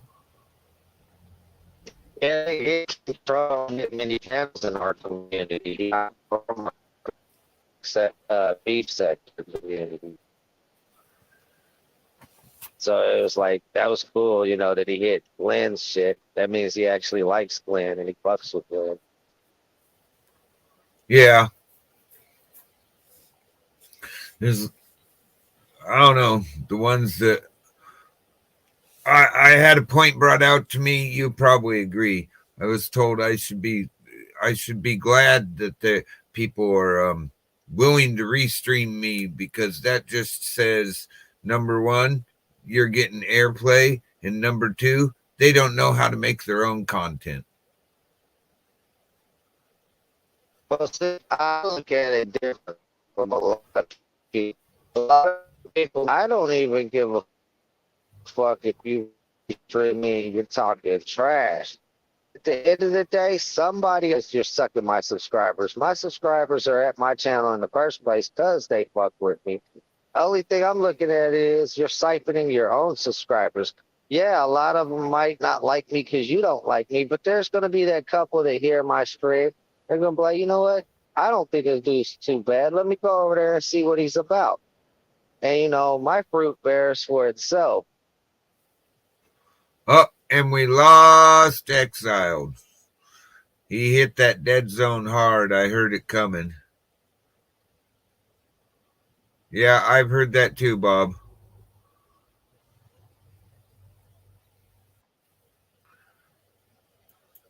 That dead zone hits you hard, bro. Yeah, this fucking 5G shit is out of control. When we was at 4G, I never bumped into these problems. I know, and it's supposed to be better. but it's Yeah, not. it's not. It's significantly worse. Maybe it'll be better in 10 years or so when they figure it out. But no, Enroll. I look at it differently because out of all the people that, rock with that person that hate me because that person hates me, there's going to be that couple that see me that don't know me, want to come over out of curiosity, check me out, and they'll fucking like me. So I see it as free promotion myself. Yeah. Plus, I really like my buddy's point of view of must means they sort of like you. They're giving you view time, and ultimately they're saying something about themselves. And I go, "What's that?" And he goes, "That they don't know how to make their own content without showing somebody else's. If they're constantly showing other people's content constantly, Check what's this it out. say?" I would say 83% of the time, the reason why somebody beefs with somebody on YouTube and they restream and do all that and they make somebody their content, it's usually because that person liked that other person, but somebody said something unknowingly or knowingly that made that other one feel shunned, and now they don't feel accepted by that person, so they're lashing out. Could be. No, Could be. it's not a could be. I've been watching for many years, taking the statistical numbers, seeing how people are when, the beef is over versus, when it's not. And more often than not, somebody is relieved and happy because they actually want to be in the same space with that person versus those few percentages of times that the beef is real. A motherfucker really don't like that person. Yeah, I know. Like I had that thing with on over on the show where I was just out of, hey, you're on the shit show, you're supposed to flick other people's shit on the shit show. It's a roast. You say you're gonna do something and give somebody something, you do it. Yeah, I mean, like me, for instance, other than the pedophiles, there's only two people out here I really don't like or care for. You know what I'm saying? All the other people I beef with is because they did something to somebody or they did something unethical that I don't like and I take issue with it. I tried to talk to these people about it, and these people decided to, take the wrong approach with things. So to every course, there's a recourse. Yep, for every action there's an equal and opposite reaction. Exactly. Which law is that? Boyle's law or one of those? I mean, it's taught in basic scuba diving. Basically, it's taught in high school if you pay attention.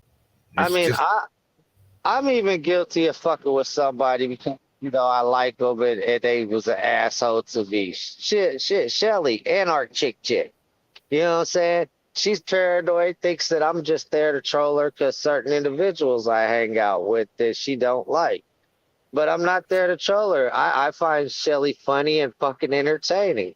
Well, one time she was being a fucking bitch to me and booted me, talked about she didn't trust me, and then started talking shit. So, for a couple months there, I gave Shelly shit. yeah. Well, it's Why? like that. She shunned me. It's So, like that. I've been part of that 83% before. I'm not like saying something, that I can't take accountability for myself. Well, I know. I know how you feel. Everybody's I, seen me and shoot. Everybody's seen me and Shift get in our little spit spats. You know what I'm saying? And everybody yeah, knows I love I Shift actually like my little sister. You know what I'm saying? That's like my little sis right there. So shit. I stop by her lives whether I'm just lurking or I say something or not. I always hit the thumbs up for Shift, even though she's like throwing me out, like in the basement, was just real snappy with Oh, me and well, kicked me okay. out of the studio. I didn't think anything of it. I still go watch. I'm not beefing. I'm just like, wow, Days like that. okay. Days like that is because she's genuinely triggered by something we're saying. She does me like that sometimes when I'm pushing an issue that she don't want pushed. And it's like shit, bro, but most of the time when we get kicked off the panel and all that shit for joking around and shit, it's all jokingly. And she's gonna let us right back up. Even when she's mad at us sometimes, as long as you don't type to her, try to plead your case and everything, you give her a second to breathe and calm down and cool down. And when she hates it when you tell her breathe. But anyway, uh, she'll let you back up and she'll just explain, she wants to move past that. And then she'll start talking about it. That's the trigger part for me. She'll start talking about it and why she don't want to talk about it. It'll make me want to, reply to what she's saying. Talk about it. But it makes you want to talk about it, but you just gotta let it slide off your chest, bro. Like fuck it. That one day she said something about you going to talk about aliens or so, one of the things we've talked about over there and got kicked off for, and I went, I wasn't even going to talk about that, but now that you were the first one to mention it, let's talk about it. Boy, that got me kicked off quick. But I don't take that. I laugh about that. Hey, Shirley. I laughed about it at first, but I'm starting to think there's something there, something to that, a reason why she don't like talking about what your people call aliens, because they're not aliens, and yes, they are real. But yeah, she very well may be dealing with one of those beings. I'm hoping that they're one of the beings that come from the side of light, but that's something I can't poke and probe at. She's gonna have to deal with that on her own. That's something we've had supernatural and spiritual in nature. We've had that personal chat about things seen when you work around certain areas, especially in the dark. Did I just see that? You know what I mean? We've had that conversation. But what I'm saying is aliens are biological. If there's a such thing as an alien, it's a biological thing. These things are operating in biological, almost what you could consider robotic suits, but they're spiritual in nature. Just like us, man's mistake is thinking that we are the flesh. We are not the flesh. This is just the vehicle we drive. The conscious, the mind, where the thoughts come from, all of that exists outside of ourselves. That is the soul. That is the spirit. Two different things intertwined into one. That is what we are. The other thing is just an avatar. So when we see those avatars, a lot of people want to, count it to alien, extraterrestrial, but what it is a spiritual being driving a vehicle. And those vehicles that they drive, they jump in and out of them at will, easily.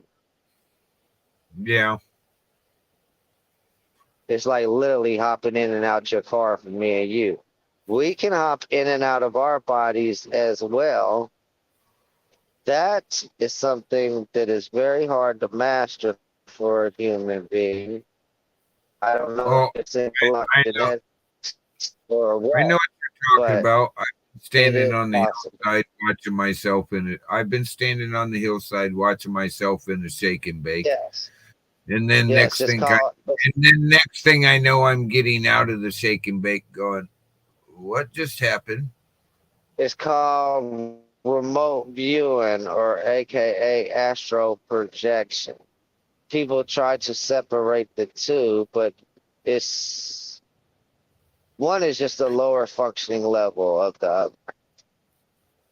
I don't know. First time it happened, it was really spooky. But after that, it was like, just, move on with your day. We can't be hanging out here. Shit happens more than once. I've seen the mountain burn 5 times over a 6-hour period. And you just go, wow, really? It came by like... I know people have done it often enough. And that shadow figure is sitting there by their body, and You're breaking up again, just so you know. But Mo viewing is just using conscious part. Uh, the astral projection is where you actually take the spirit soul up out the body with the conscience, and you can physically experience it all from the soul's perspective. Oh, standing there on a hill that ain't burning, watching what you know is yourself hiding and praying as a burn goes by, whether you make it laying in the water, breathing out of a helmet, and you're watching yourself doing it. It's sort of weird. Oh yeah, I That mess. believe it. I've That seen mess film. with my. I've seen film footage of that, and it often makes me wonder.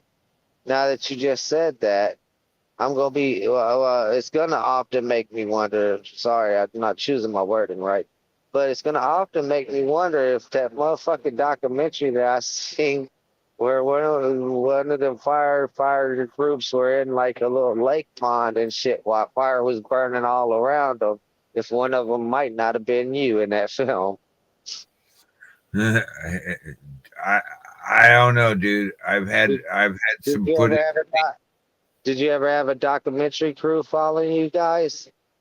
Not that we knew of. We weren't federal. We were private, and usually they left us the hell alone. We had the #1 rating in the country 5 years in a row.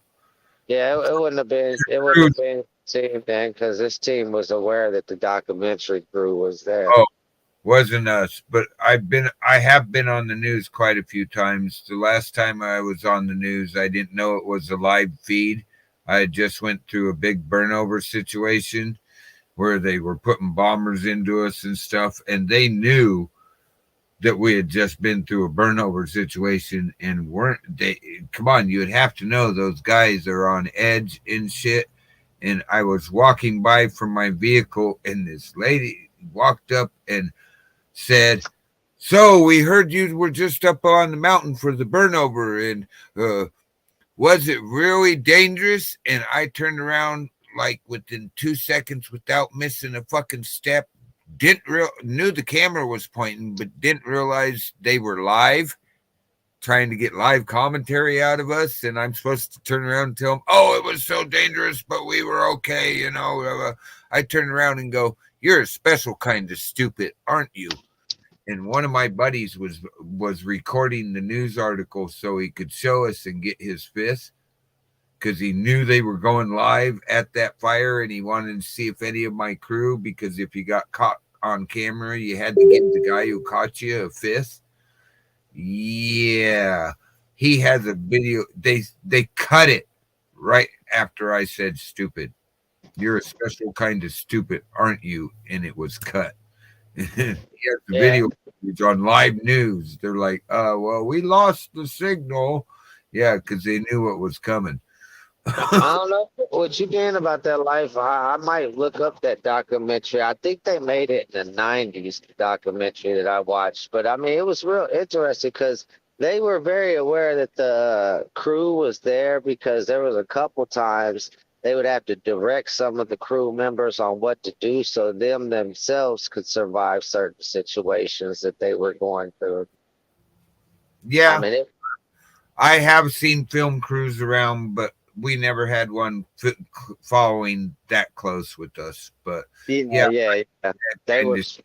they were following a specific group. Like at times there were other groups in the shot and everything, but it was like not that really their focus like it was that main crew they were following.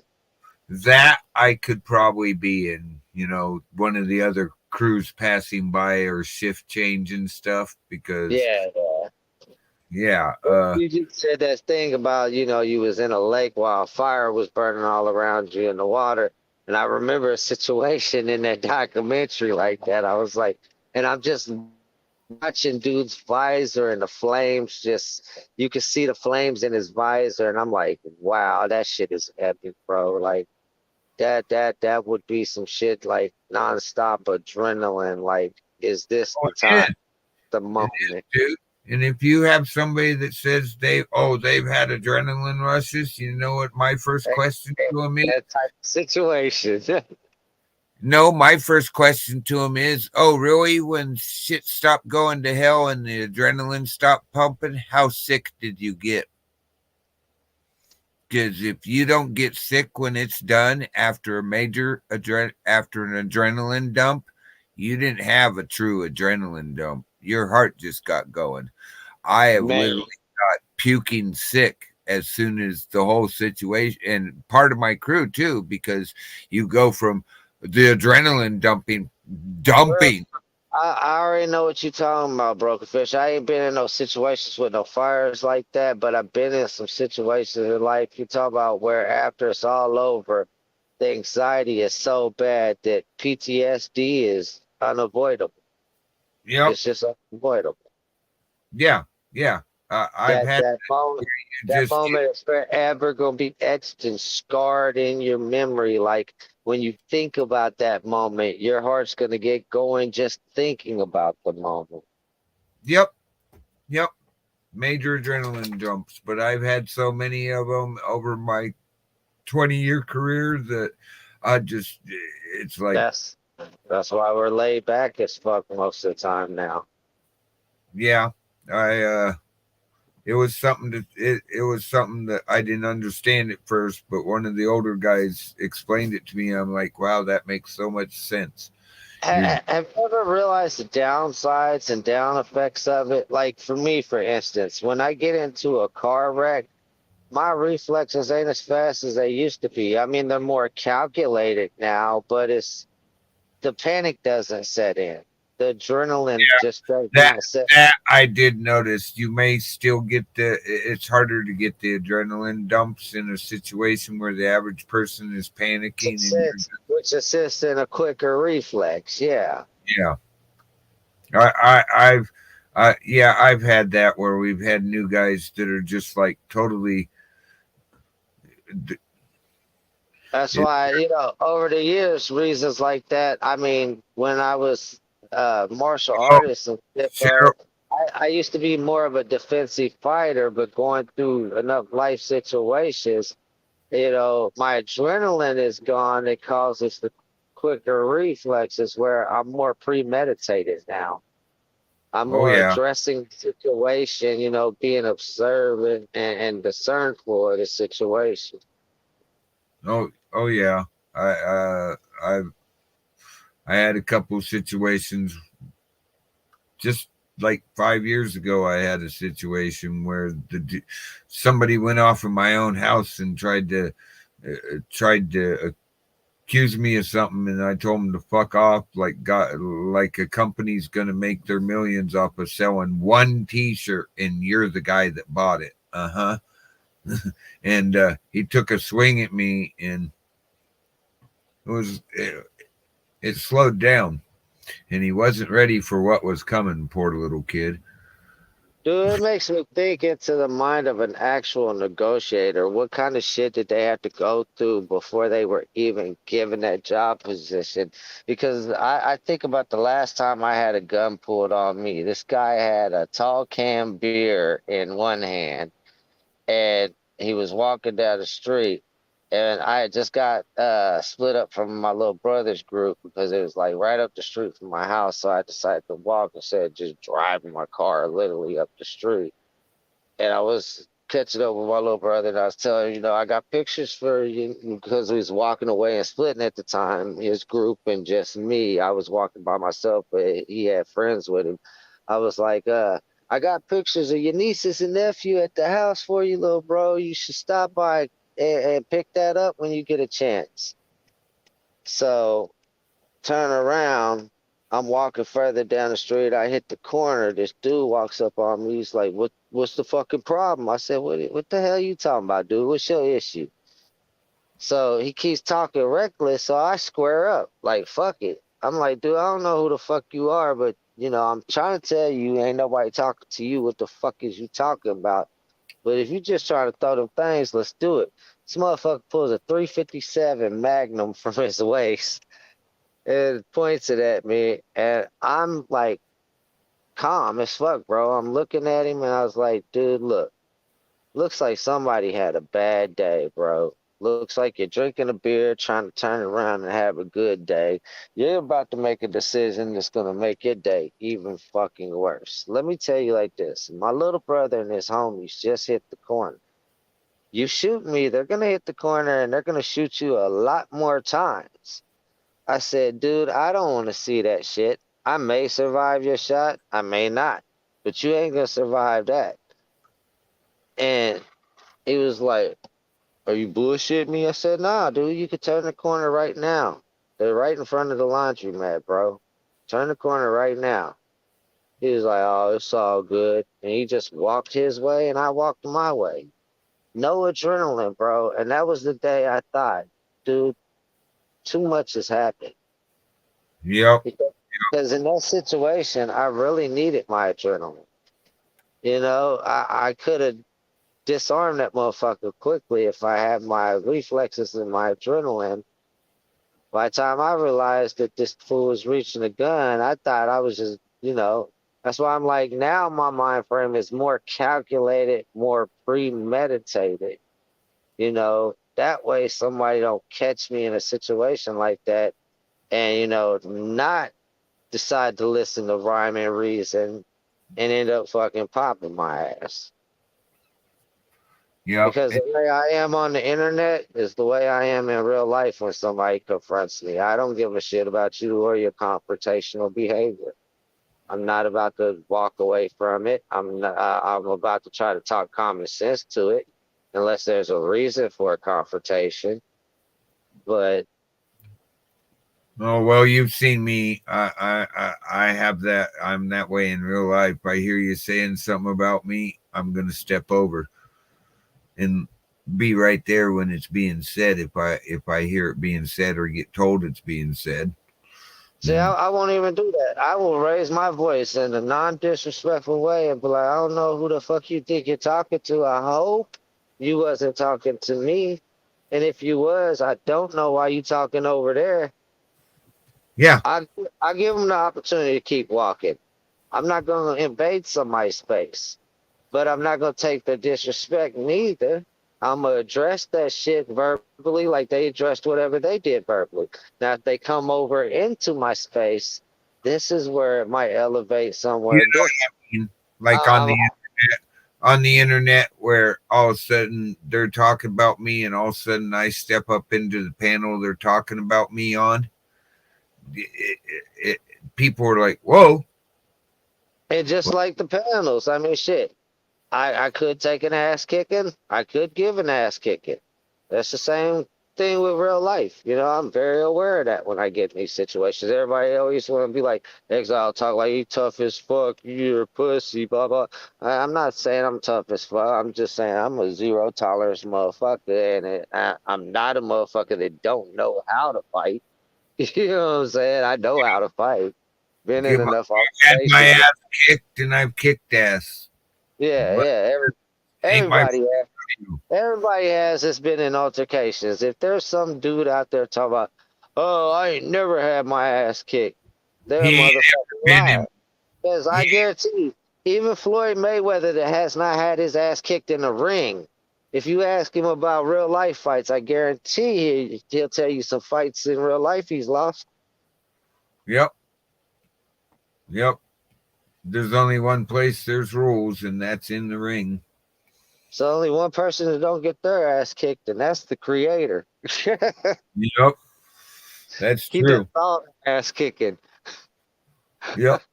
That's true. That's so true. And there's times in my life that I think there's been a direct intervention. I just honestly believe that after some things that have happened to me, I believe there's been a direct intervention to make sure what was happening didn't complete its happening.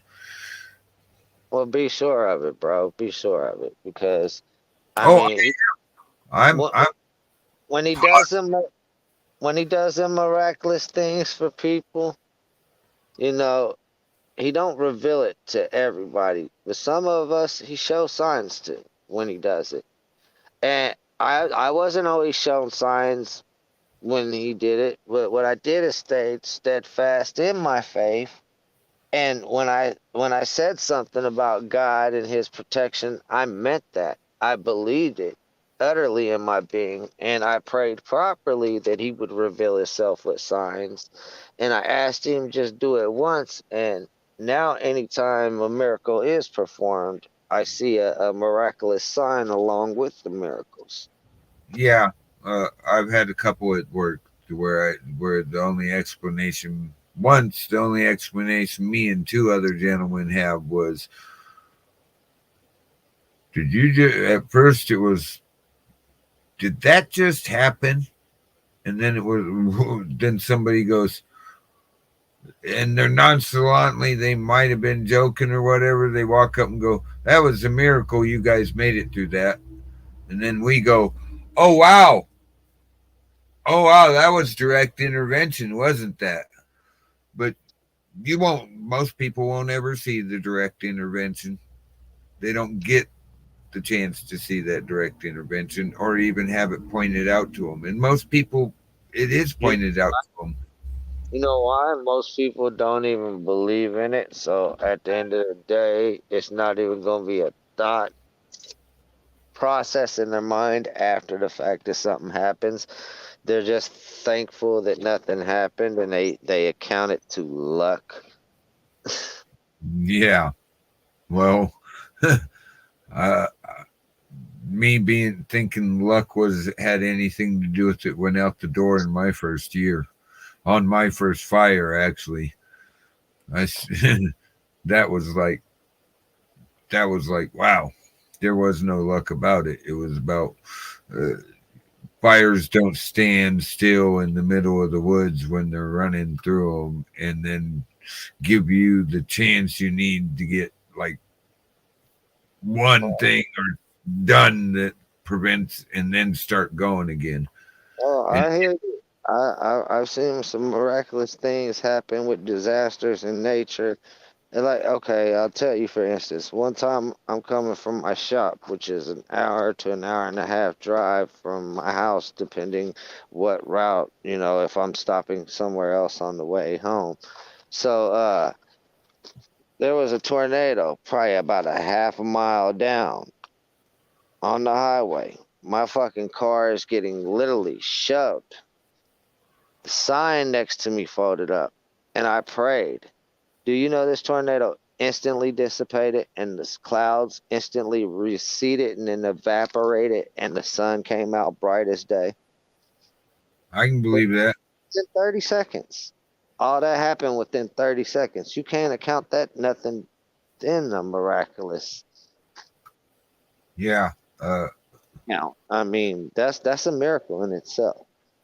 I I I I already told you about a couple incidents on the fire, and then on fires, and then I've seen things at night on fires to where, you know, I know what it was. I honestly know what it was, but I just had to go. Did I just see that?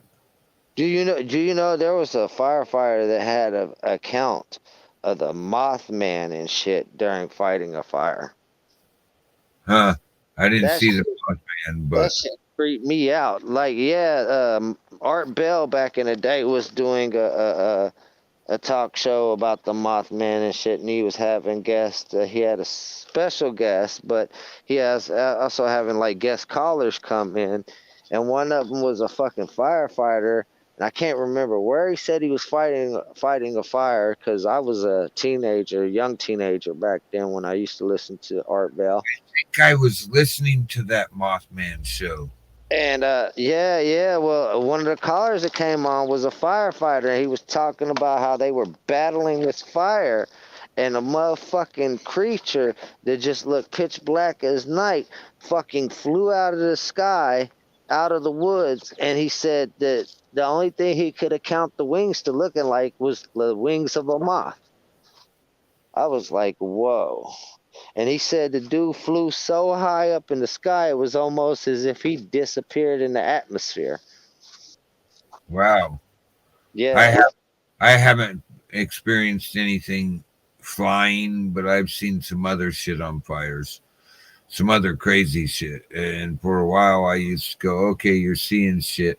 I know you've been working nights all this year on a lot of fires because we had such a high production rate, even at night, that you get known for that.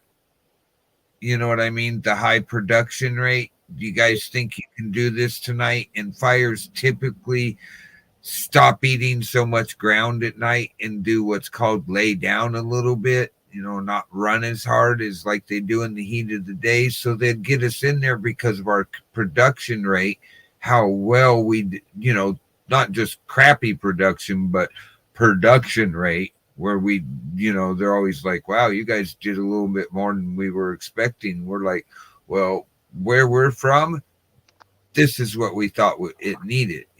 I'm allowed to modify orders as they go. And it was just an automatic thing with our crew because we're so used to doing this back home, this kind of fire trail, hand dug fire trail. And they're like, wow.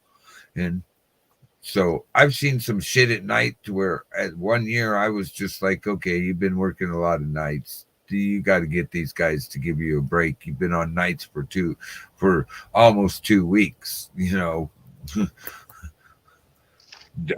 2 days off is never enough. The 2 days off, 1 day for every week you work. I understand because we're really need it, but it should be 3 days, a minimum that you get to take off and then put them back in rotation. Yeah. I've actually had it to where they literally kept us past the 2 weeks, which means they have to give us 2 days off the fire, but they're keeping us there to keep working. It's just like ventilate them fucking lungs, bro. Huh? I said you gotta ventilate them lungs after fighting them fires. Oh yeah, dude. I would every time I'd come home, I had a medical buddy that would like literally come by and listen to my chest and shit. He was a paramedic and worked at a doctor's office. I've had albuterol treatments in my front yard, sitting on my porch because he's like, dude, I'm hearing shit in your lungs. Let's open them up, give you some pure oxygen, and at least for these 2 days, you'll be doing that much better and get that shit out. Well, I'm gonna get out of here, bro. I got some shit I gotta get. I'm getting ready to do the shutdown so I don't run past 6 anyways in case I have to edit because of music. You know how that goes. Hell yeah. I played a couple new songs tonight, so they might violate me, they might not.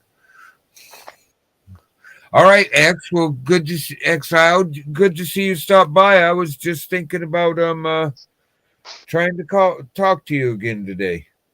Hell yeah. We got to catch up with each other then. Oh yeah, well, I always appreciate when you come by, even if I don't catch you when you're out and about. I like checking in with you. Spending less time on here the last few days. Yeah, and tell your wife Broke says hi, and I will, and I'll tell her about the Saturday thing. Yeah. I know Cheryl would really appreciate her coming by if she could and jumping on panel. If need be, I'll text you the StreamYard link straight out. I mean, I have it now, but I'll make sure I text it that day. I'll text both of them to you, the Facebook and the StreamYard one. Yeah. I'll holler at you later, bro. You can pass it to your wife. I'll holler at you later, bro, and thank you for stopping by again, XO. Yep, gotcha. Yep.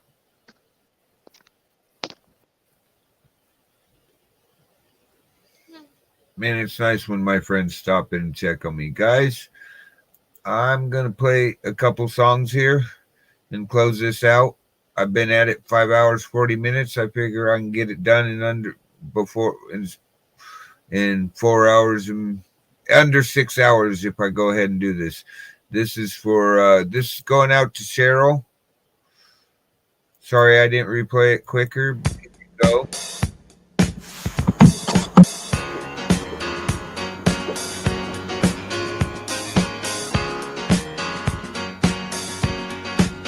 Oh, what a night. Late December back in '63. What a very special time for me. As I remember, what a night. Oh, what a night. You know, I didn't even know her name, but I was never gonna be the same. What a lady, what a night. Oh, I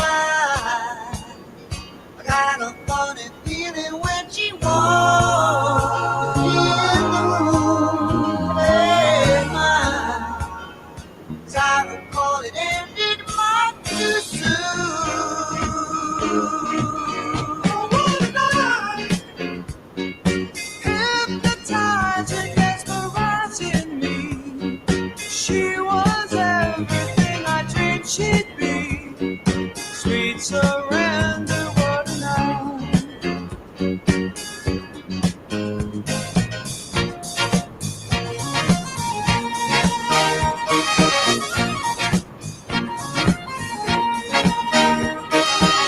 I felt the rush like a rolling ball of thunder, spinning my head around and taking my body under.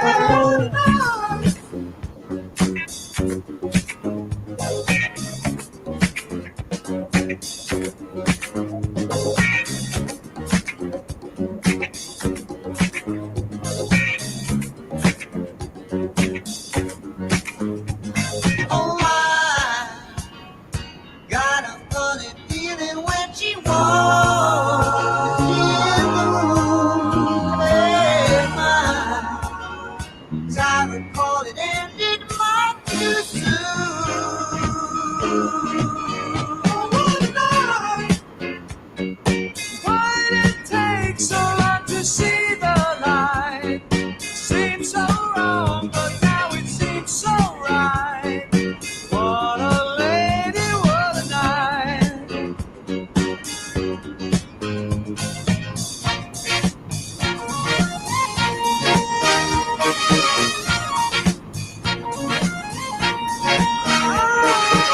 I felt the rush like a rolling ball of thunder, spinning my head around and taking my body under.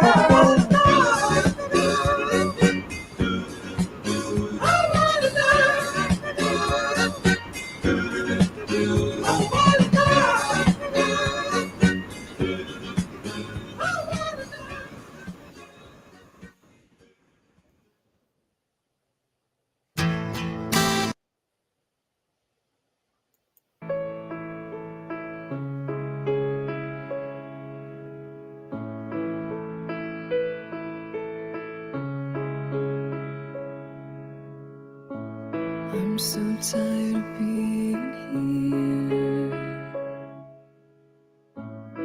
suppressed by all my childish fears.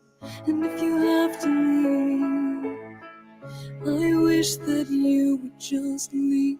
Your presence still lingers here, and it won't leave me alone. These wounds won't seem to heal. This pain is just too real. There's just too much that time cannot erase. When you cried, I'd wipe away all of your tears. When you'd scream, I'd fight away all of your fears. And I held your hand through all of these years, but you still have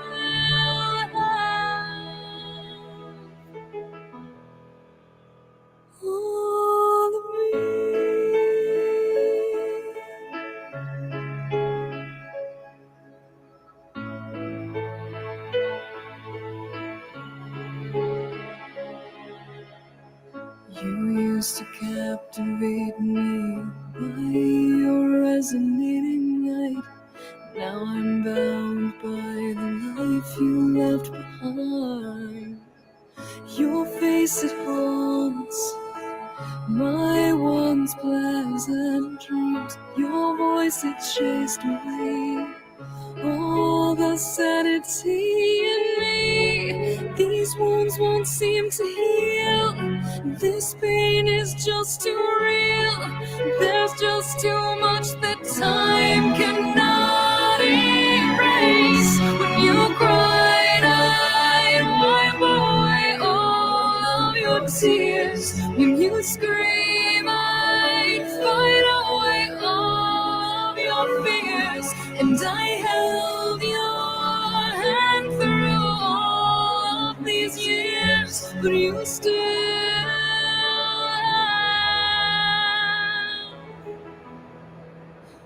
all of me. I've tried so hard to tell myself that you're gone, but though you're still with me, I've been alone all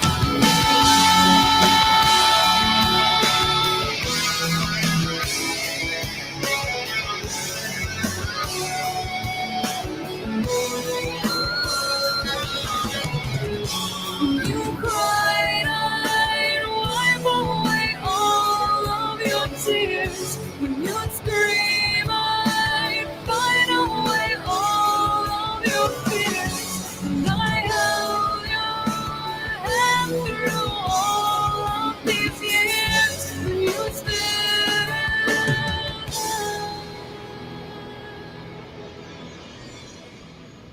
all of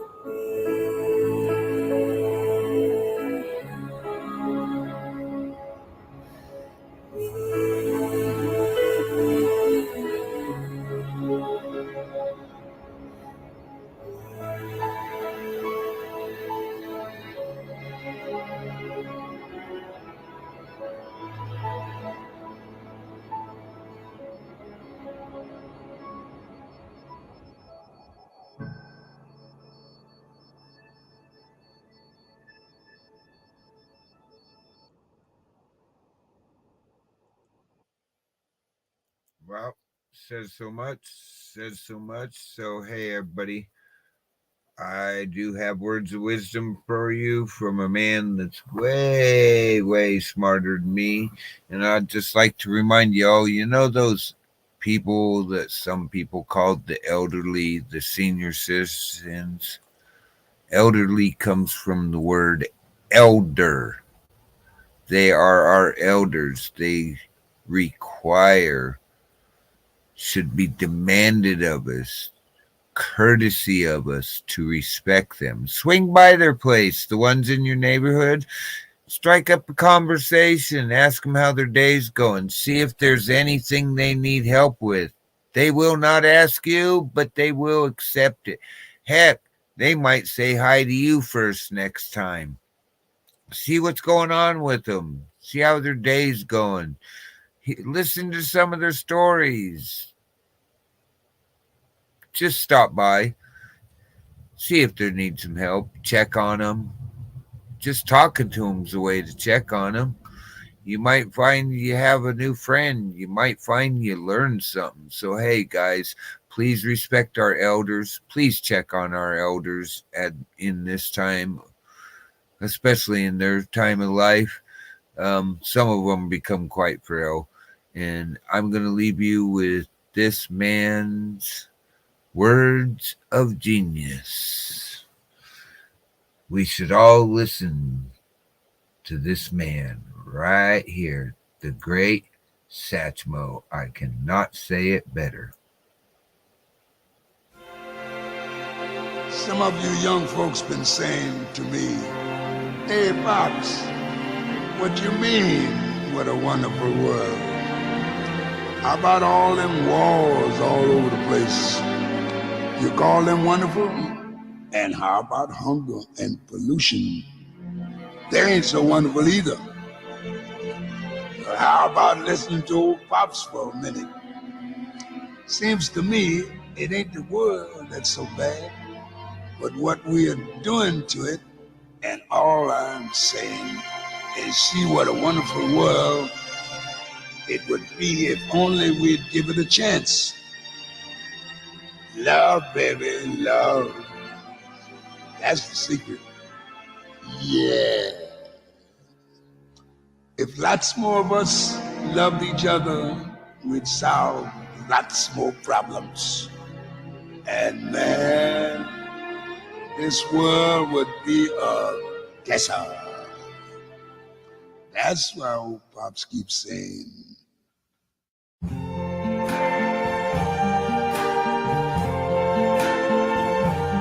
I see trees of green, red roses too. I see them bloom for me and you. And I think to myself, what a wonderful world.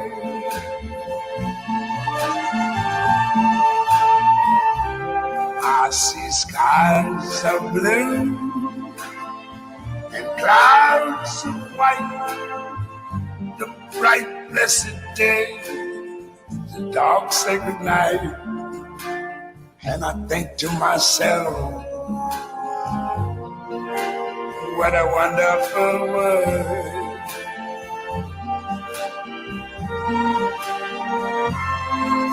The colors of the rainbow, so pretty in the sky, are also on the faces of people going by. I see friends shaking hands, saying, how do you do? They're really saying, I love you. I hear babies cry. I watch them grow. They learn much more than I never knew. And I think to myself, what a wonderful world. Yes, I think to myself, what a wonderful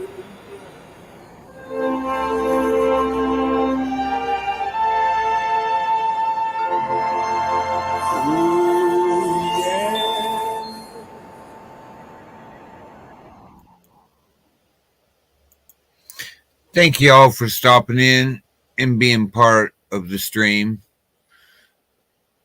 Thank you all for the subs you've given me. And I'd like to remind you, same bat time, same bat channel. You all have a good